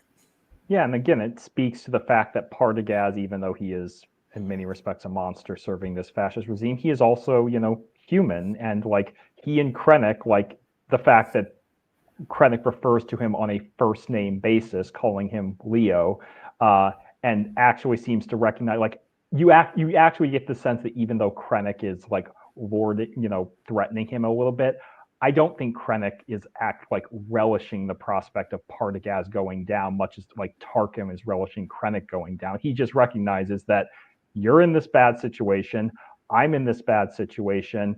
We know what will happen if we fail. So as Partagaz says, best of luck to us both. Yeah. Oh God. So great. Yeah. And then Krennic leaves to go. We get one more shot of him, but for all intents, he goes off to Rogue One. He goes off to Rogue One. Yeah. So I wanted to talk about a bit about the ISB side of things, because I want to talk, and is when Cassian, Melshi, and K2, or not K2 because he's still back on the ship, but he's about to leave. he's sitting there like, I don't like this.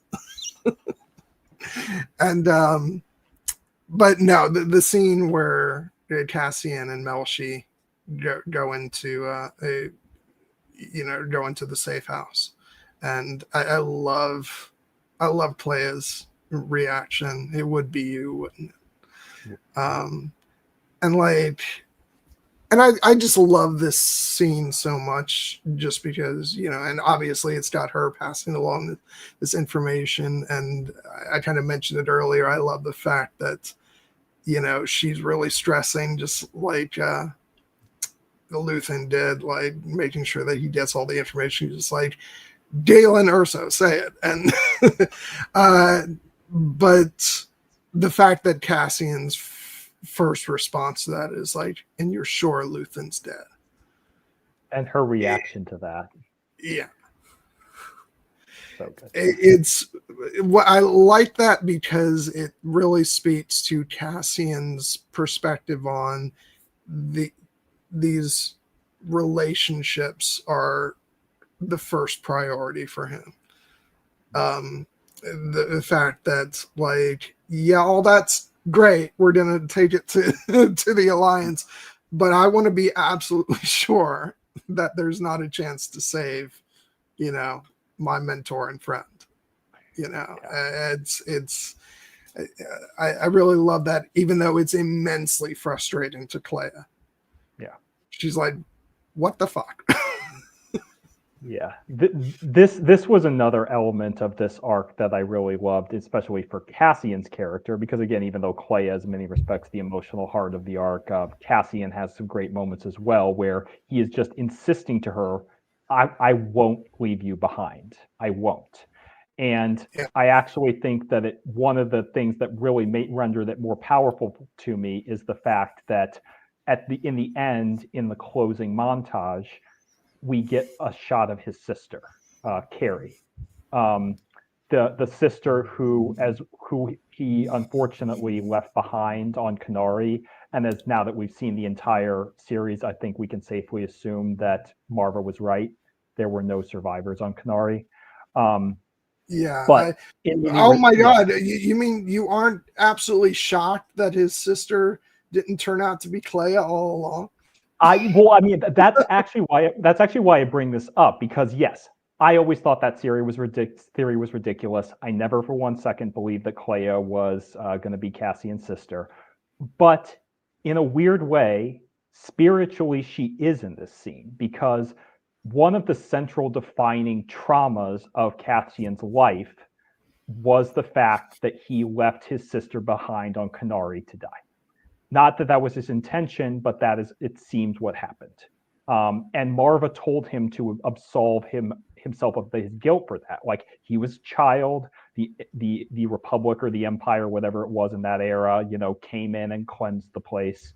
You don't bear any responsibility for this. But Cassian still carries that weight. And there's a moment in the final episode where Bell tells Mon, Cassian should stop saving people. Yeah. But he can't. Mm-hmm. He won't leave them behind, because it defined his entire life that he left his sister. He won't do it again. He won't leave Bix in Ferrix. He won't leave Bix and Wilman on Mina Rao. He won't leave Clea now. And he won't. Yeah, it's. Yeah, I wasn't. Yeah, I admit I didn't focus so much on like Clea sort of symbolically being, his sister, but I was very much focused on the sort of Cassian's larger aim in life, that he didn't save his sister, so he's going to save everybody else. Yeah. But in a way, you are right in the fact that in a certain respect, just because, they both had this sort of surrogate father figure in Luthen. And so in a sense, I can very much understand that, drawing that conclusion.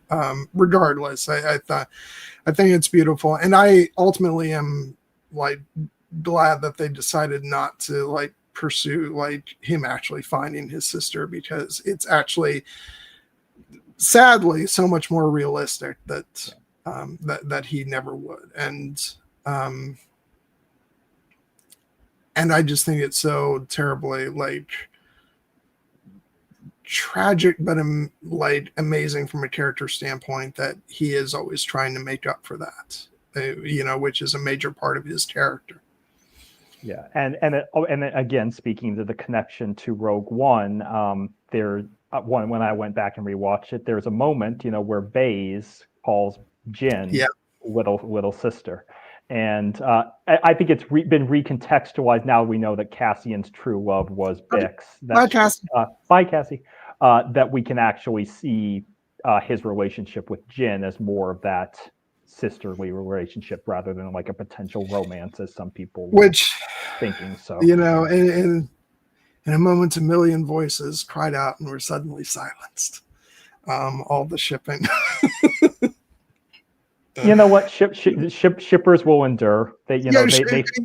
Although I will say ship away. I don't agree, but you know what? If they want to stick with that ship, that's fine. But yeah, I definitely don't view it that way anymore. Even if I might have. But yeah, it's. I think it is very much a sort of comrades in arms, brother sister dynamic, and in some ways, I think it's all the more beautiful because of that. I mean, that moment on the beach at the again, we're gonna get into our feels for next week, but oh my god,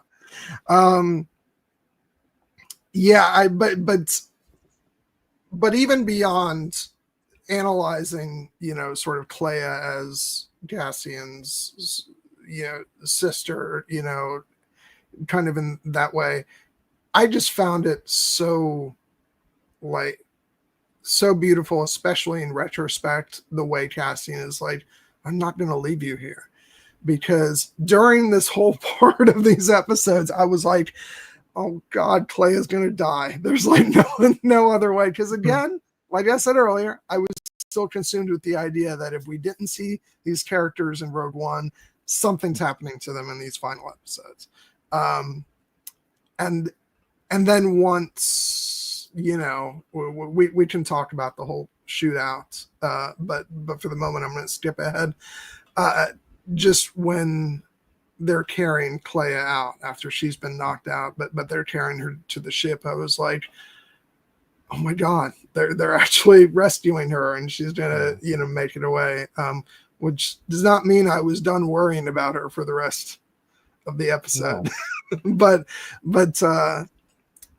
but yeah, I was just so relieved because it felt like I was certain at a certain point that she was gonna that she was gonna die, and I was really torn up about that. And I think it's so beautiful that she was ready to essentially give up her life because she felt she had nowhere to go, and the fact that Cassian was persistent and wouldn't leave her there to that fate. I just think is so beautiful, and I was really happy that things ended up that way. Yeah. So was I, not just because I love the character of Kleya, but just because it was also so hard to see her like this. Like Eric points out in the chat, he says they did a great job of taking Kleya, who had always been perfectly put together up until that point, and making her a complete wreck and a mess. And I would say, yes, that was one of the things that was so effective about it. Although I'll note that even as a mess, she still looks beautiful. But in particular, it's the fact that what has this character gone through? She just, she's learned this incredible, terrible, like dangerous piece of information. She's had to kill her father, basically. And she's now recognizing that this entire life this cause that she's given her entire life to, like, she doesn't see a way out. And so many respects, even though I was worried that she might be cut down by the ISB, I was almost more worried about the fact, is there going to be anything left of Kleya emotionally herself? Is she even going to see the point in going on? Like, she keeps trying to get Cassian to just take the torch and go forward and leave her behind. And even when they're arguing about Luthen, and she like grabs him by the lapels, like, thank the galaxy he didn't swallow his pride. He stayed for what I just told you, and you need to tell these people. And it's like she's clinging to Luthen's legacy because it's the one thing that she has, but Luthen's dead now. She has she's essentially chaining herself to the past there because she sees no future. The idea that the finale opens up with her, a side profile of her, and she's like, Yavin, what a bitter ending. Because that's what she sees it as. And then Cassian responds, nothing's ending. And we know the truth of that. But she doesn't. She's in the darkness. And again, it's so how absolutely tragic, though, is it to have Cassian be the one say nothing's ending when things are about to end for him. Like, I don't even say that in a darkly humorous way. Like, I say it completely genuinely. Like, no, exactly. It was so emotional for me to, like, not even necessarily just like lines he was saying like that, but like we get to the end of the last episode, and before he takes off, we see him like, planting his little, watering his little garden and stuff like that. And I was like, Cassian had this life, here, even at the end. And like, there was so much still to be done there, and obviously with, the promised reunion with Bix, and, and just, friends he had, and relationships, and the fact that he ends up, sacrificing all of that, for the greater good. It's like, just so beautiful and sad and tragic all rolled up into one. No, and I mean, I think that it's so beautiful that he has that moment, because again, he doesn't know that he's going to be on Scarif and giving his life in a couple of days. He truly believes this. He truly believes that, and he is right in the larger sense that the rebellion is just beginning. And because it's in conjunction with Kleya and Luthen, I think back to one of my absolute favorite moments from season 1, the ending of episode 5, where it's the night before the Aldhani heist, and Luthen, and Kleya are talking about it, and Kleya says it'll all be over this time tomorrow, and Luthen says, or it'll just be starting, and Kleya kind of smiles and says, or that. And it's one of the beauties of this final episode is it's very much or that. certain characters are going to meet their fates, but Clea is not one of them. Clea is going to see the sunrise, and even though Cassian's sun will set on Scarif, he will give rise to a greater sunrise for the larger galaxy and for the woman he loves in Bix and his child. So, okay, I'm gonna push this ahead because we are not gonna cross 5 hours on this thing. Let's just, you know, we can. So the raid is cool. It's fun. It's good action. I mean, it can be brief. I was going to say, do you want to mention some stuff from it? Because it's a freaking cool ass action sequence, you know, especially once K2 comes marching in. I feel like we can't not mention like K2's awesome moments. I mean, we did mention him using here as a, you know, a human shield. But it was so great finally seeing like K2 just like really get to show off how incredibly awesome he is. And I just love when he finally makes his way through there and he's like, Cassian, I've cleared a path. No, these KX droids are a lot to handle, and I jokingly think about the fact that, like, you know, when I fight them in like the Jedi Fallen Order and Jedi Survivor games, like, yeah, these things, even when you're playing as a Jedi, these things are a bitch to take down. And it gives context to the fact of how much K2, you know, how badly he had to have been injured when he finally falls on Scarif. But he's just great in this sequence. You know, the whole like, are you with us? I know there were some quibbles about like, you know, how difficult it is to take down the KH droids in Andor versus how it seems to be in Rogue One. But I'm like, no, it depends on the kind of weapon you're using. I think, I don't know. I leave that to Pablo Hidalgo.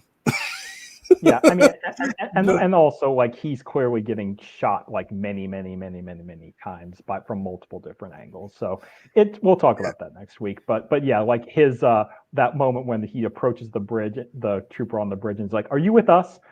No. Or Alan Tudyk just had like he puts so much sauce into that line.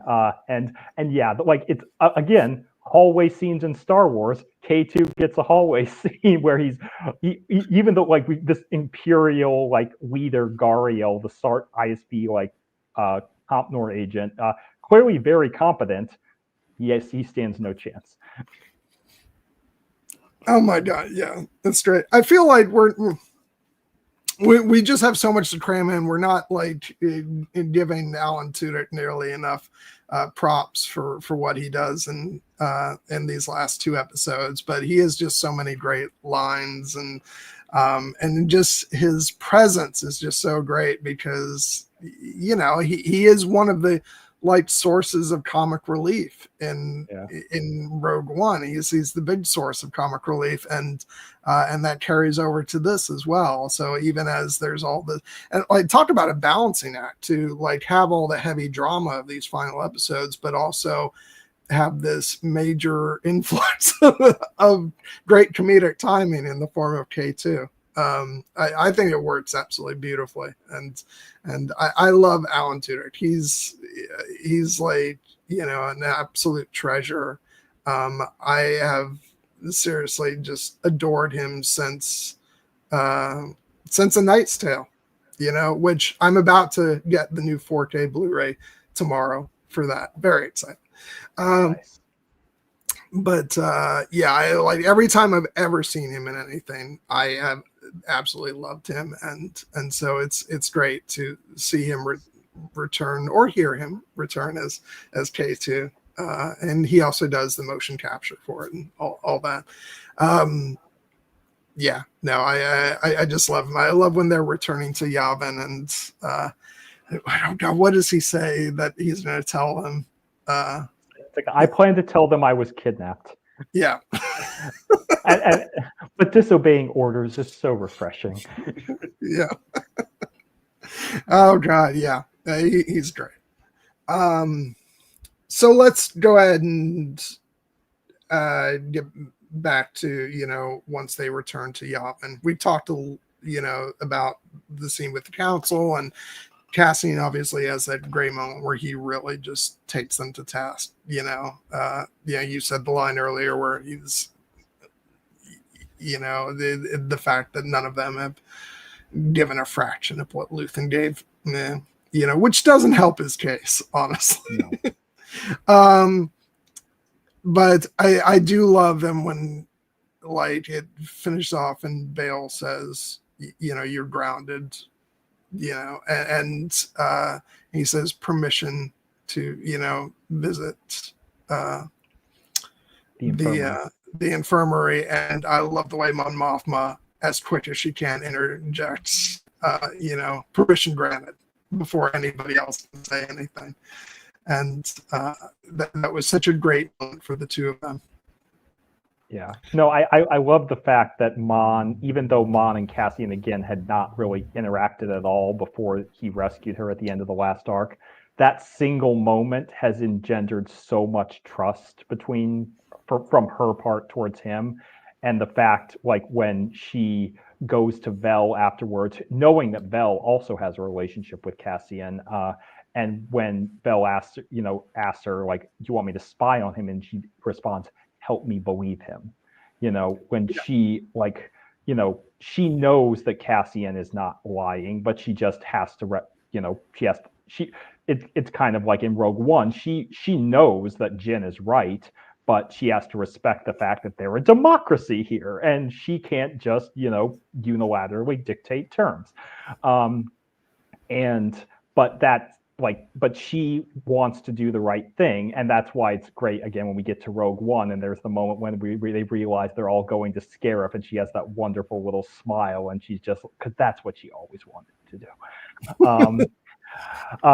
But this does. Before we get to the stuff with Vel and Cassian, I want to jump back a little bit, because we do have that great moment where she has it out with Saw. Yes. Which is great. I have to admit, I expected us to get a bit more of Saw. So did I. In these final episodes.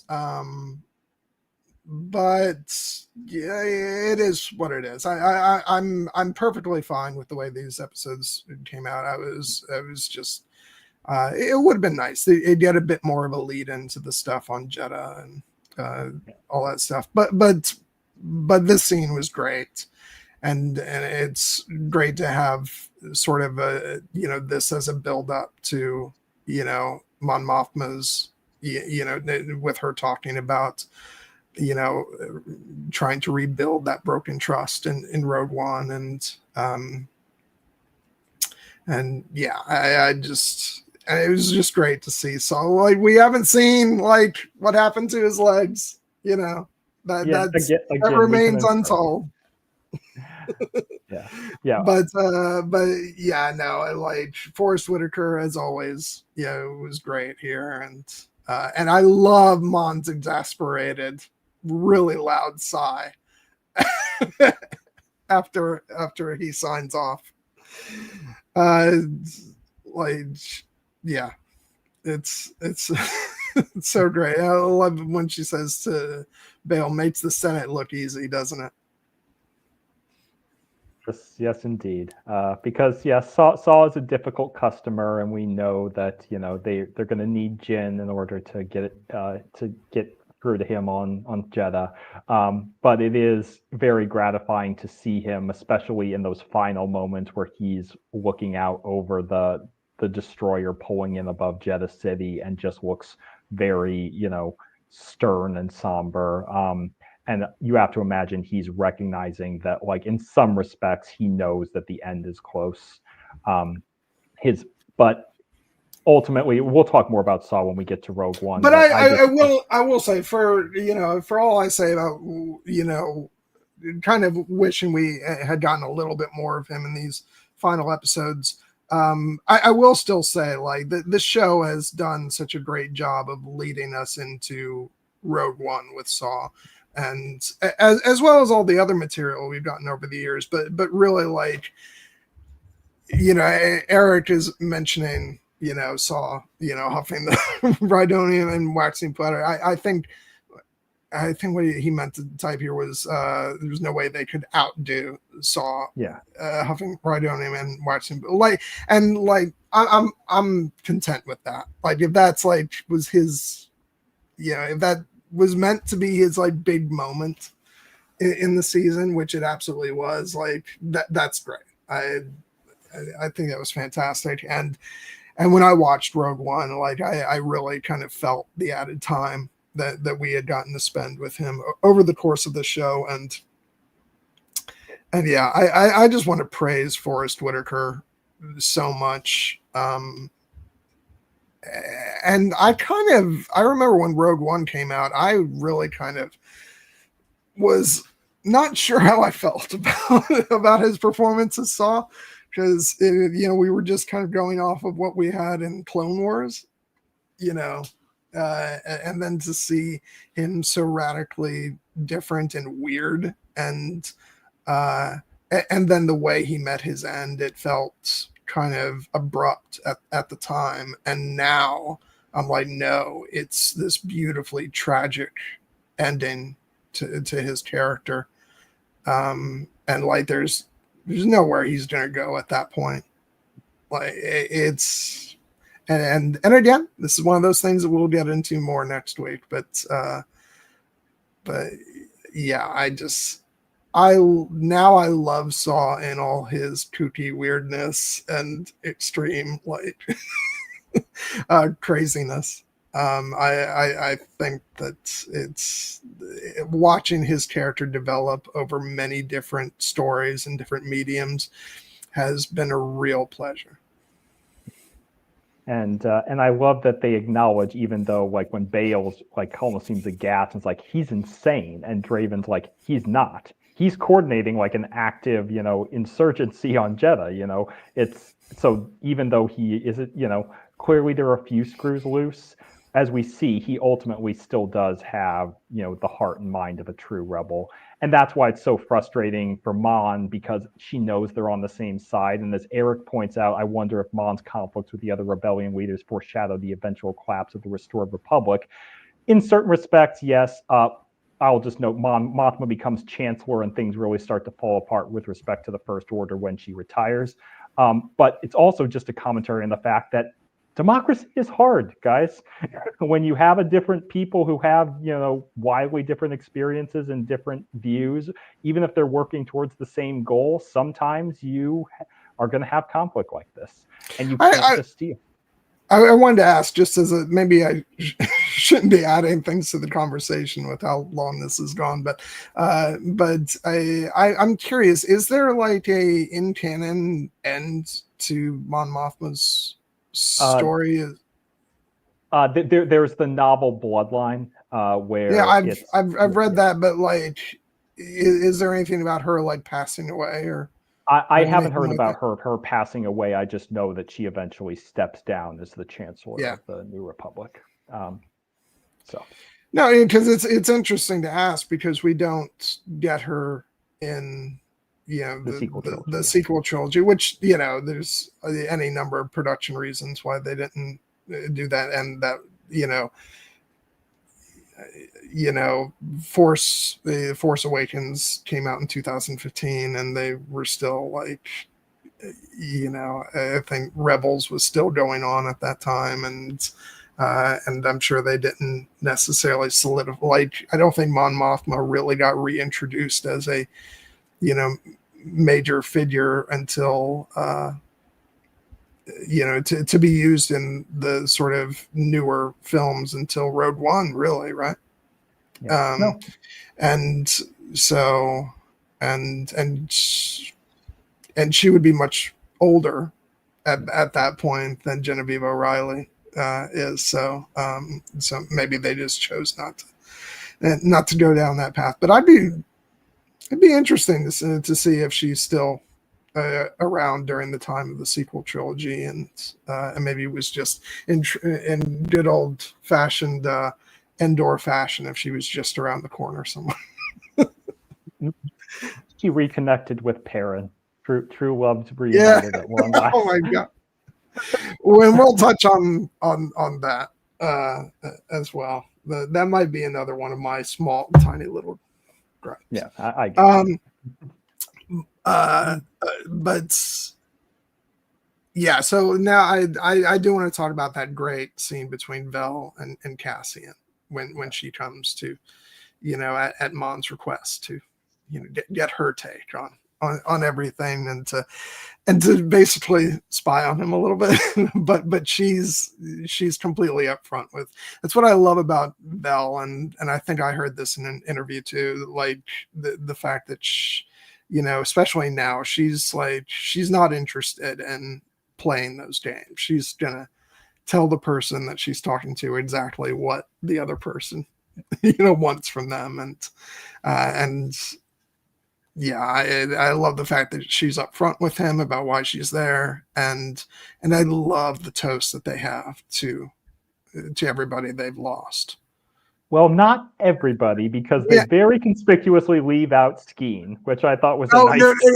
I thought you were going to say Brasso, which I thought was a little, they do mention Ferris. I mean, Bell never knew Brasso, but yes, I was like, I found it amusing that they go through all the Gorman rebels and they very specifically don't taste. Yeah. I love that. But that was, and especially when they talked about the Donnie. Yeah. And which also that infers things that we didn't see on screen about their fate, which was really sad. But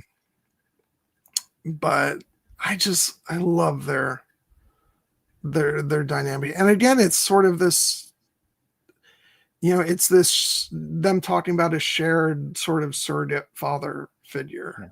And all the hell that he went through, but also, all that he did that was so important.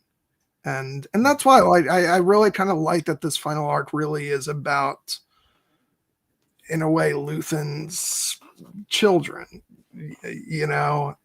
and what they all went through, and the bond that they share, and his legacy.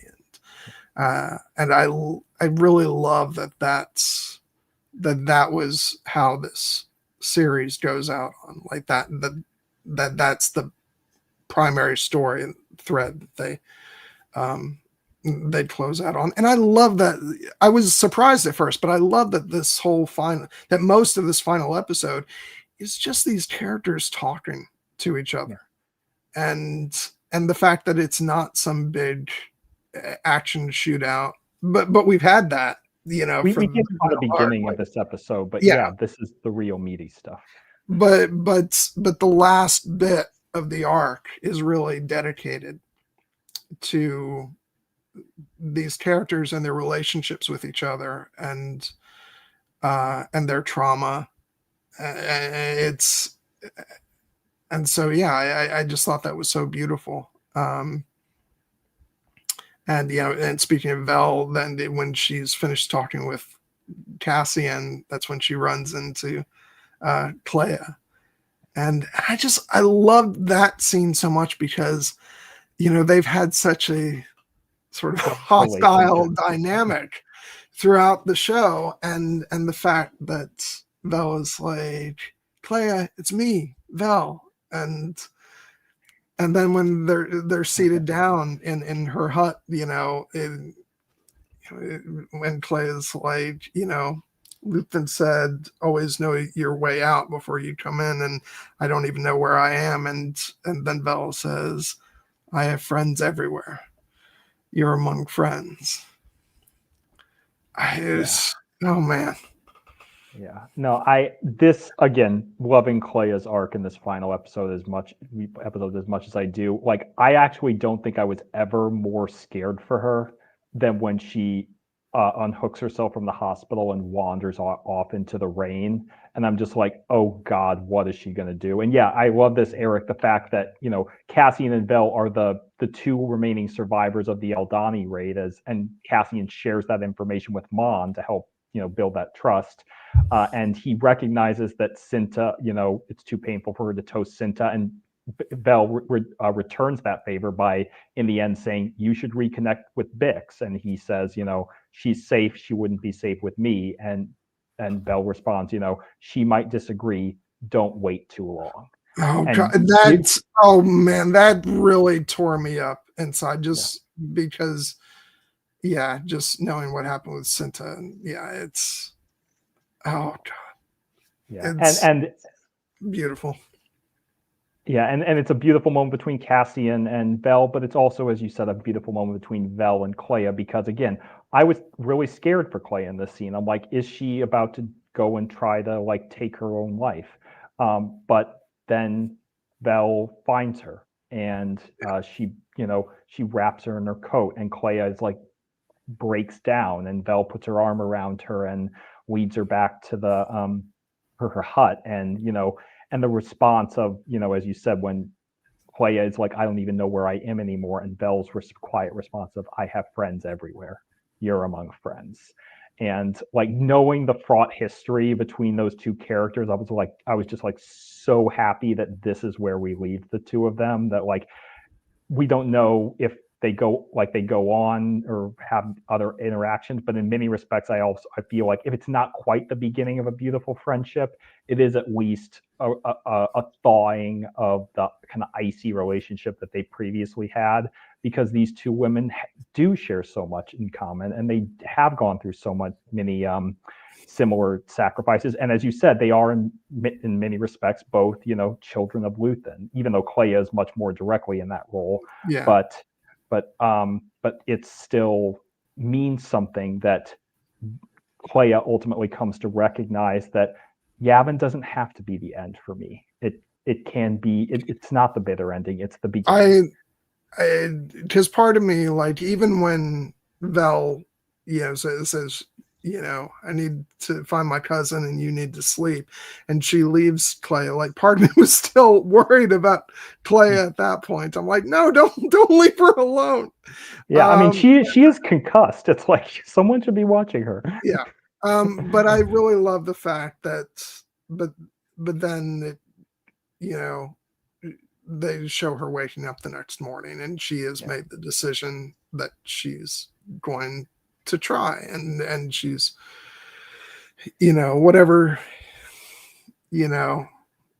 it's very ambiguous when she walks out the night before what exactly she's going to do. But I think you're right. The fear is definitely there that she might try to take her own life. So I like the fact that after that interaction with Vel, she does sleep, and then she wakes up the next morning, and there's the beginning of hope there, and just the very hint of a smile as she sees the life, on Yavin, and as Cassian told her what she helped build. Yeah, and the sunrise again, the sunrise that Luthen knew that he would never see, but Clea, his daughter, she will, and she will be part of that bigger, better future. Yeah. Oh God. And then the next morning also brings a visitor to Cassian's. The man you do not like is here. Which, given the fact that we all love Bale so much, it's kind of a little bit jarring to realize that no, actually, there are people who don't. But this, I thought this scene was essential, because again, I got very frustrated with Bale in the preceding scene, but in this scene, I'm like, there's Bale Organa. Yeah, there's Bale. And we skipped over a little bit with Draven getting messages from Tudyk, but that's okay. We can sort of recap that now. And the fact that Tudyk will only meet with Cassian, because that's the way it happens in Rogue One. But no.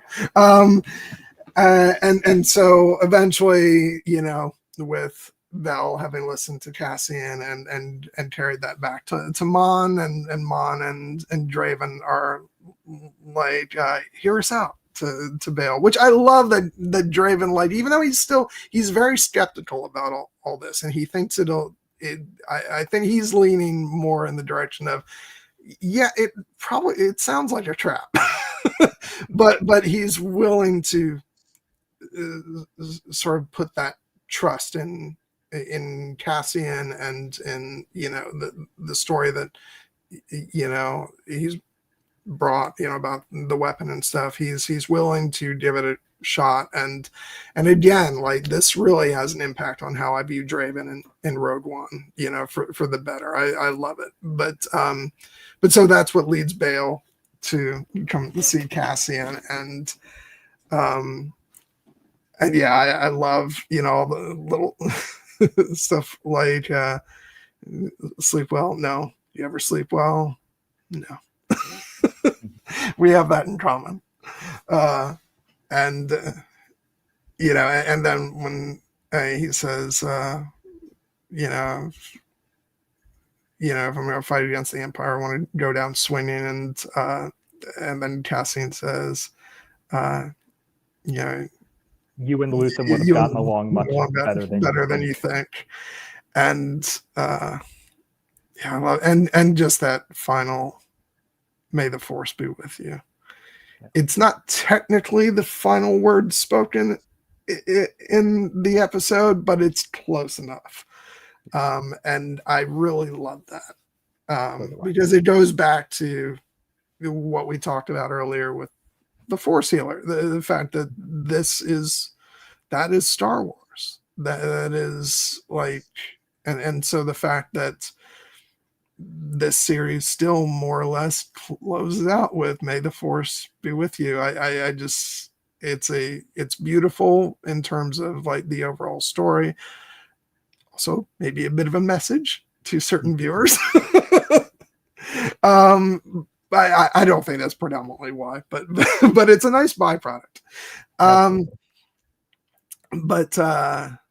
Yeah, no, and to hear those words from Bale, even if it's not our usual Bale, it still counts. And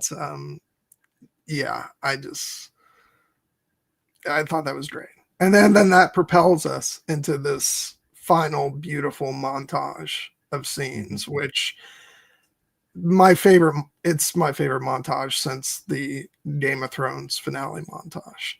I just, it's absolutely gorgeous. And the score, which is, the theme is by Nicholas Pertel, but it was, but it is still a new piece. It's sort of past, present, and future. Yeah, which is echoing the music from the end of the first arc of the series.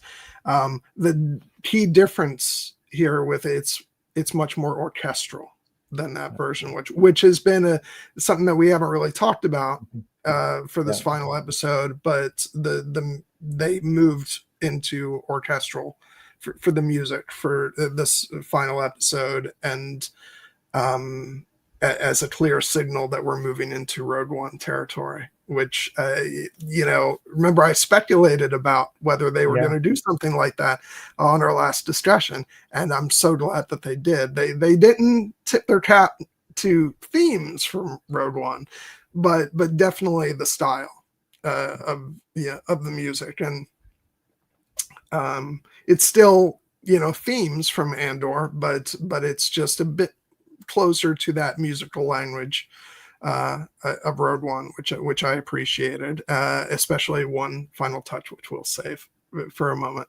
But yeah, and then all these sequences of showing, Cassian walking towards the ship, and and all these, seeing, like the shot of Clea walking out, and then Mon and Bell, and then Saw on Jeddah, and Krennic overseeing the Death Star.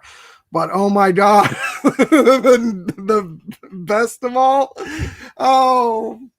I'm still gonna say poor Dedra, even with all she did.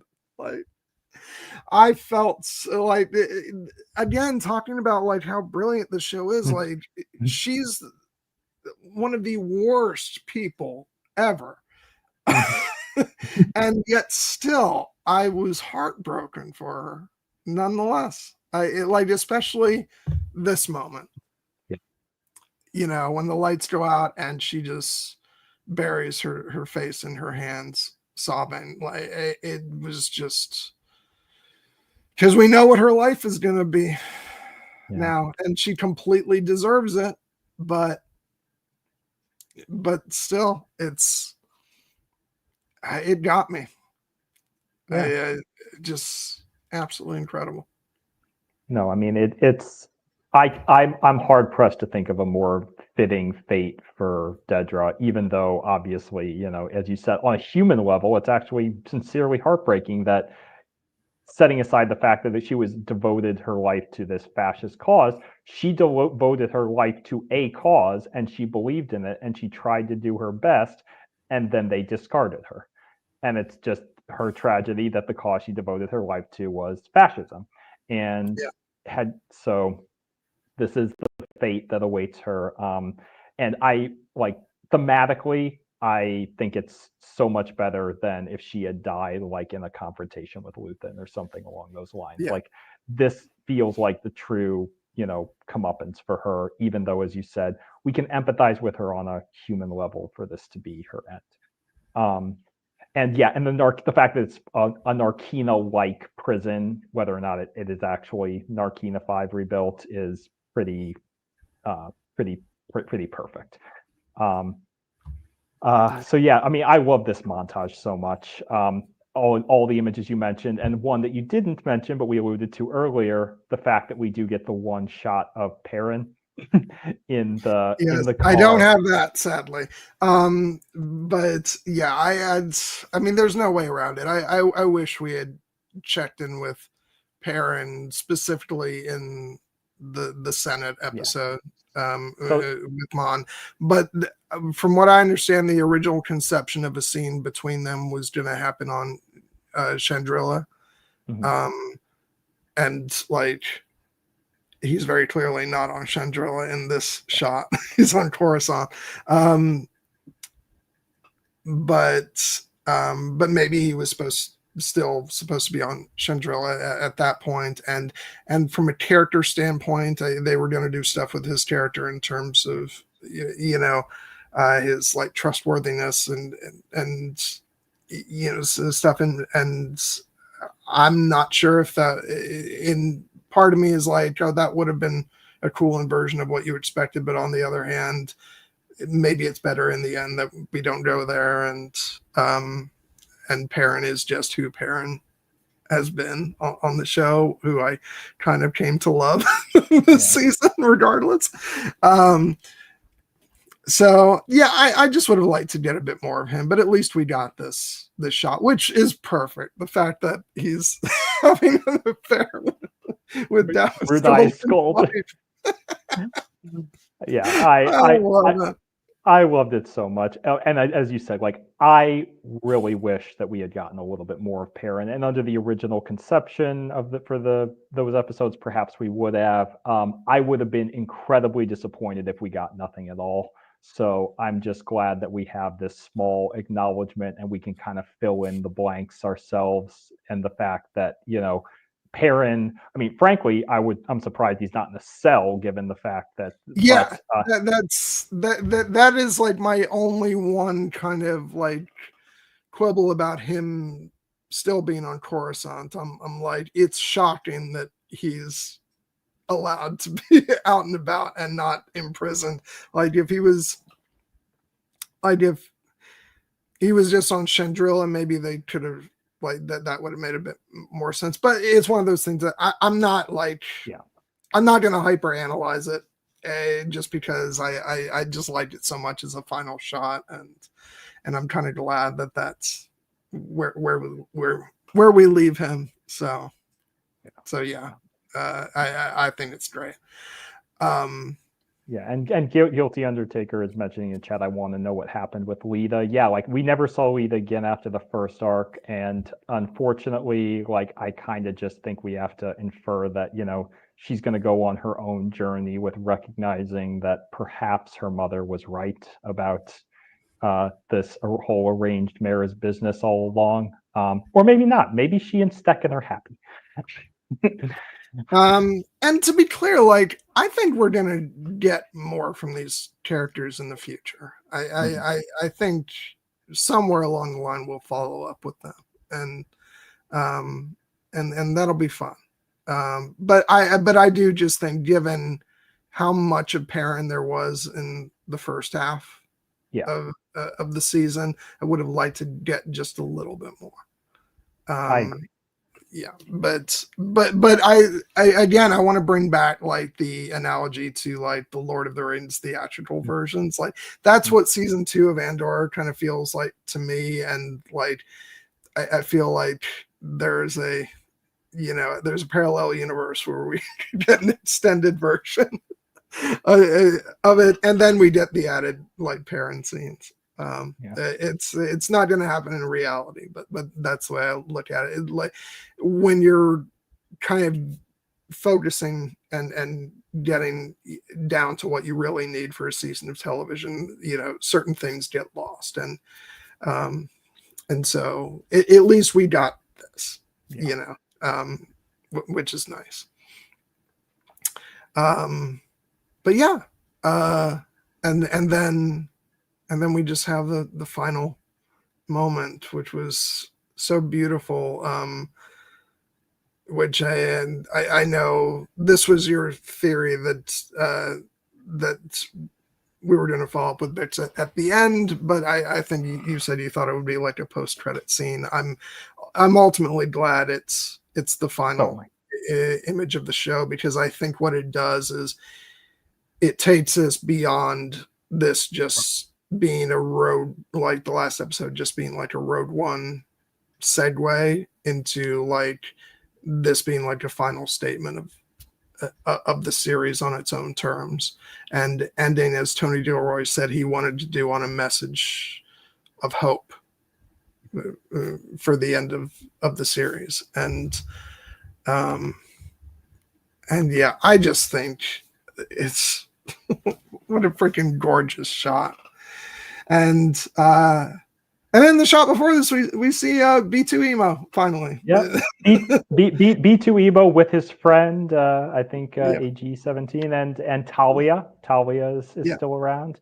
But yeah, ultimately, it really is this moment with Bix and her child. It's not clear if it's a son or a daughter, but it's clearly Cassian's child, and just her look of, like, again, almost, I mean, she does have a couple words. She says it's okay, but just the way she's looking out to the horizon, and she's thinking about Cassian here, and the beautiful ambiguity of, we don't know if this is happening concurrently with Cassian going off to Scarif, or to the Ring of Kathryn, or if this is taking place later.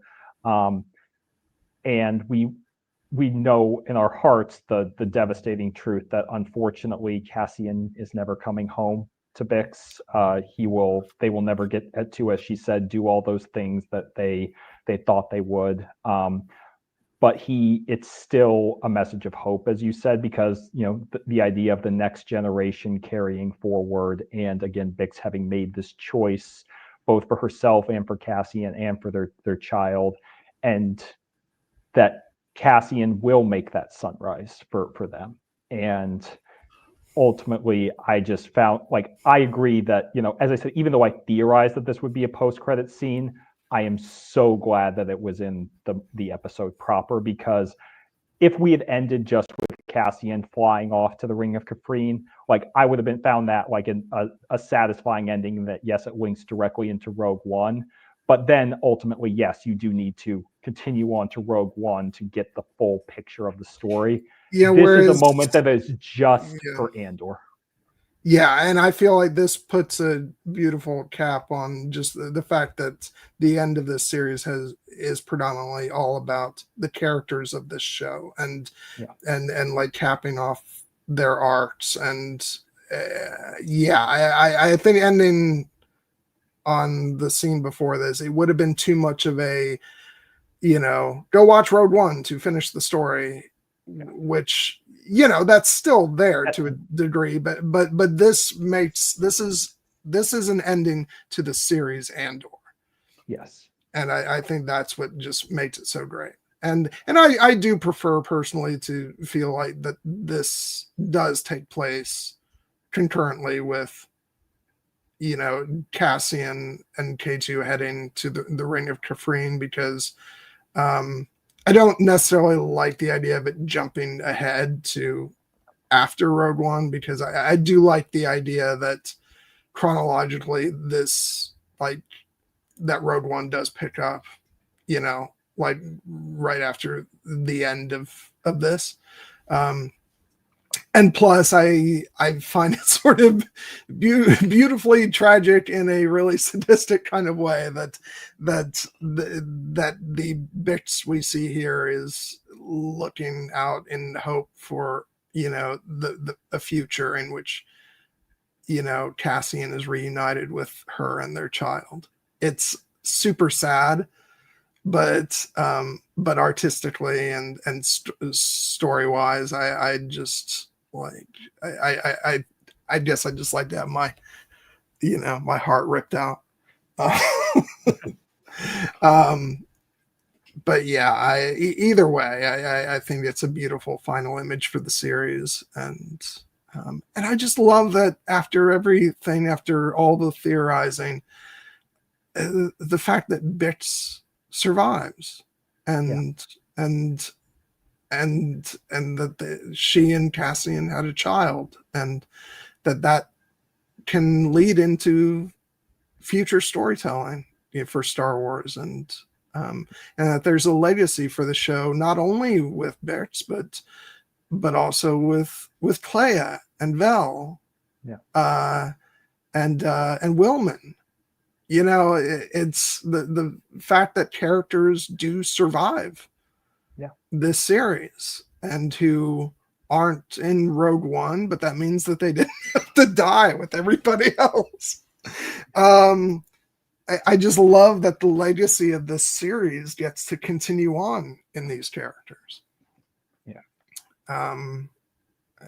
Whereas before, I did assume that in many respects Andor was going to be kind of a closed loop, and I love that that's not the case.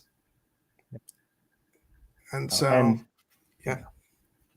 as Eric points out in the chat, to quote Lord of the Rings, where there's life, there's hope. And that may have well been, you know, a Star Wars quote as well, because that is the entire philosophy of the franchise. You know, rebellions are built on hope, and hope, you know, a new hope is on the horizon. And that doesn't mean that everyone makes it through, you know, but I'm glad that we have characters who did.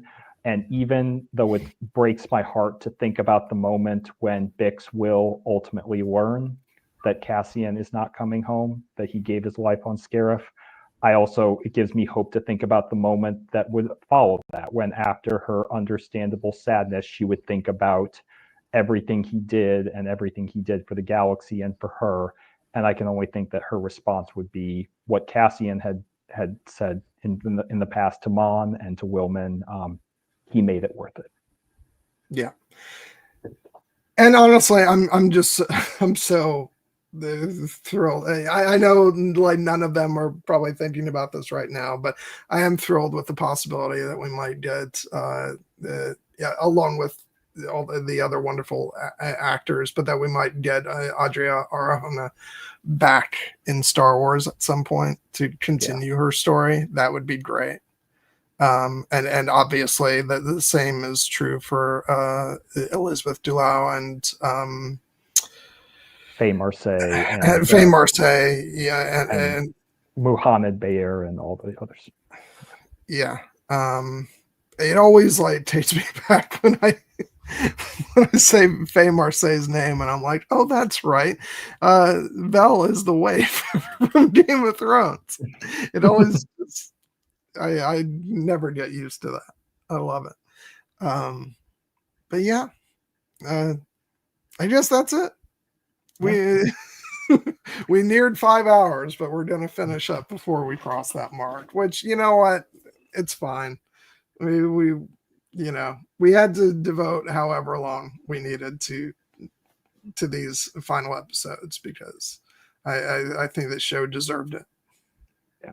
I mean, it was a beautiful show, as we said. I just am so grateful for it. And I'm sure there are things we didn't talk about, but we can always go back to, like, I'll just note for the fact, like, for our friends at Force Center, I was so happy to see Ravis. That was another character I just desperately wanted to see. And I mean, like, we can heap praise on him next week. We can't, and we can also heap praise on Merrick, which I found it amusing that they kept specifying General Merrick will be back tomorrow, and I'm like, yes, Ben Daniels is off filming The Rings of Power. He will be back for Rogue One. Which I did time travel. I did crack up on Force Center when Joseph was really sort of jokingly taking Tony Gilroy to task, because it's like, any other Star Wars show that was doing those kinds of things, like making sure that we were checking in on like characters who weren't able to be in the show, like any other Star Wars show would get criticized for that type of thing. But because it's Tony Gilroy and he's making these, sort of fan service connections to Rogue One, it's like, it's okay. And to be clear, I loved all that stuff. I thought it was great, but it is kind of amusing. And thank you, Jumbo. It did us good to have a conversation about. I just really want to I want to think, we had some new faces tonight, and I want to thank so many of you for hanging in, because we do long streams.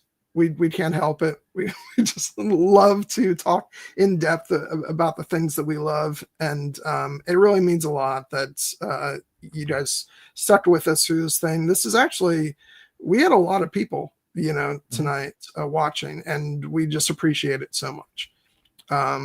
If you liked what you heard, please subscribe to the channel. We do tend to do a lot of Star Wars stuff, but we intersperse it with we're predominantly a channel that talks about films and TV shows. It just so happens that we're in the middle of Star Wars mania at the moment. But thank you all, and I hope you had some fun tonight like we did. Anything you want to say, Jared? No, and just, we love having these conversations, just Gwen and I, because it does our souls both some good, but we always love it when people are wanting to go along the journey with us, even, long as we can go. And if you enjoyed some of what you heard here, just feel free to come back next week or go back and check out some of our other, discussions, because ultimately, this is just meant to be a space where we celebrate our love for this medium. And as we've reiterated, we will never talk about something that we dislike on the channel, or at least we will never devote a stream to something like that. This is always going to be a positive and welcoming place. So just real quick, what we have coming up in the future next week, we're going to continue the journey with Cassian and many others in our discussion of Rogue One, a Star Wars story. And then in June, we're going to be covering the original Star Wars trilogy, The Matrix, Batman Begins, The Patriot. And then we'll have more stuff to announce once we get through all that. But that's it for me. I think we better sign off while we're still under 5 hours. But hope you guys all have an absolutely wonderful night. And as Eric is saying, no better way to sign off. May the Force be with you. Yeah, and to tie us into next week, always remember, rebellions are built on hope. Yeah. Good night. Take care.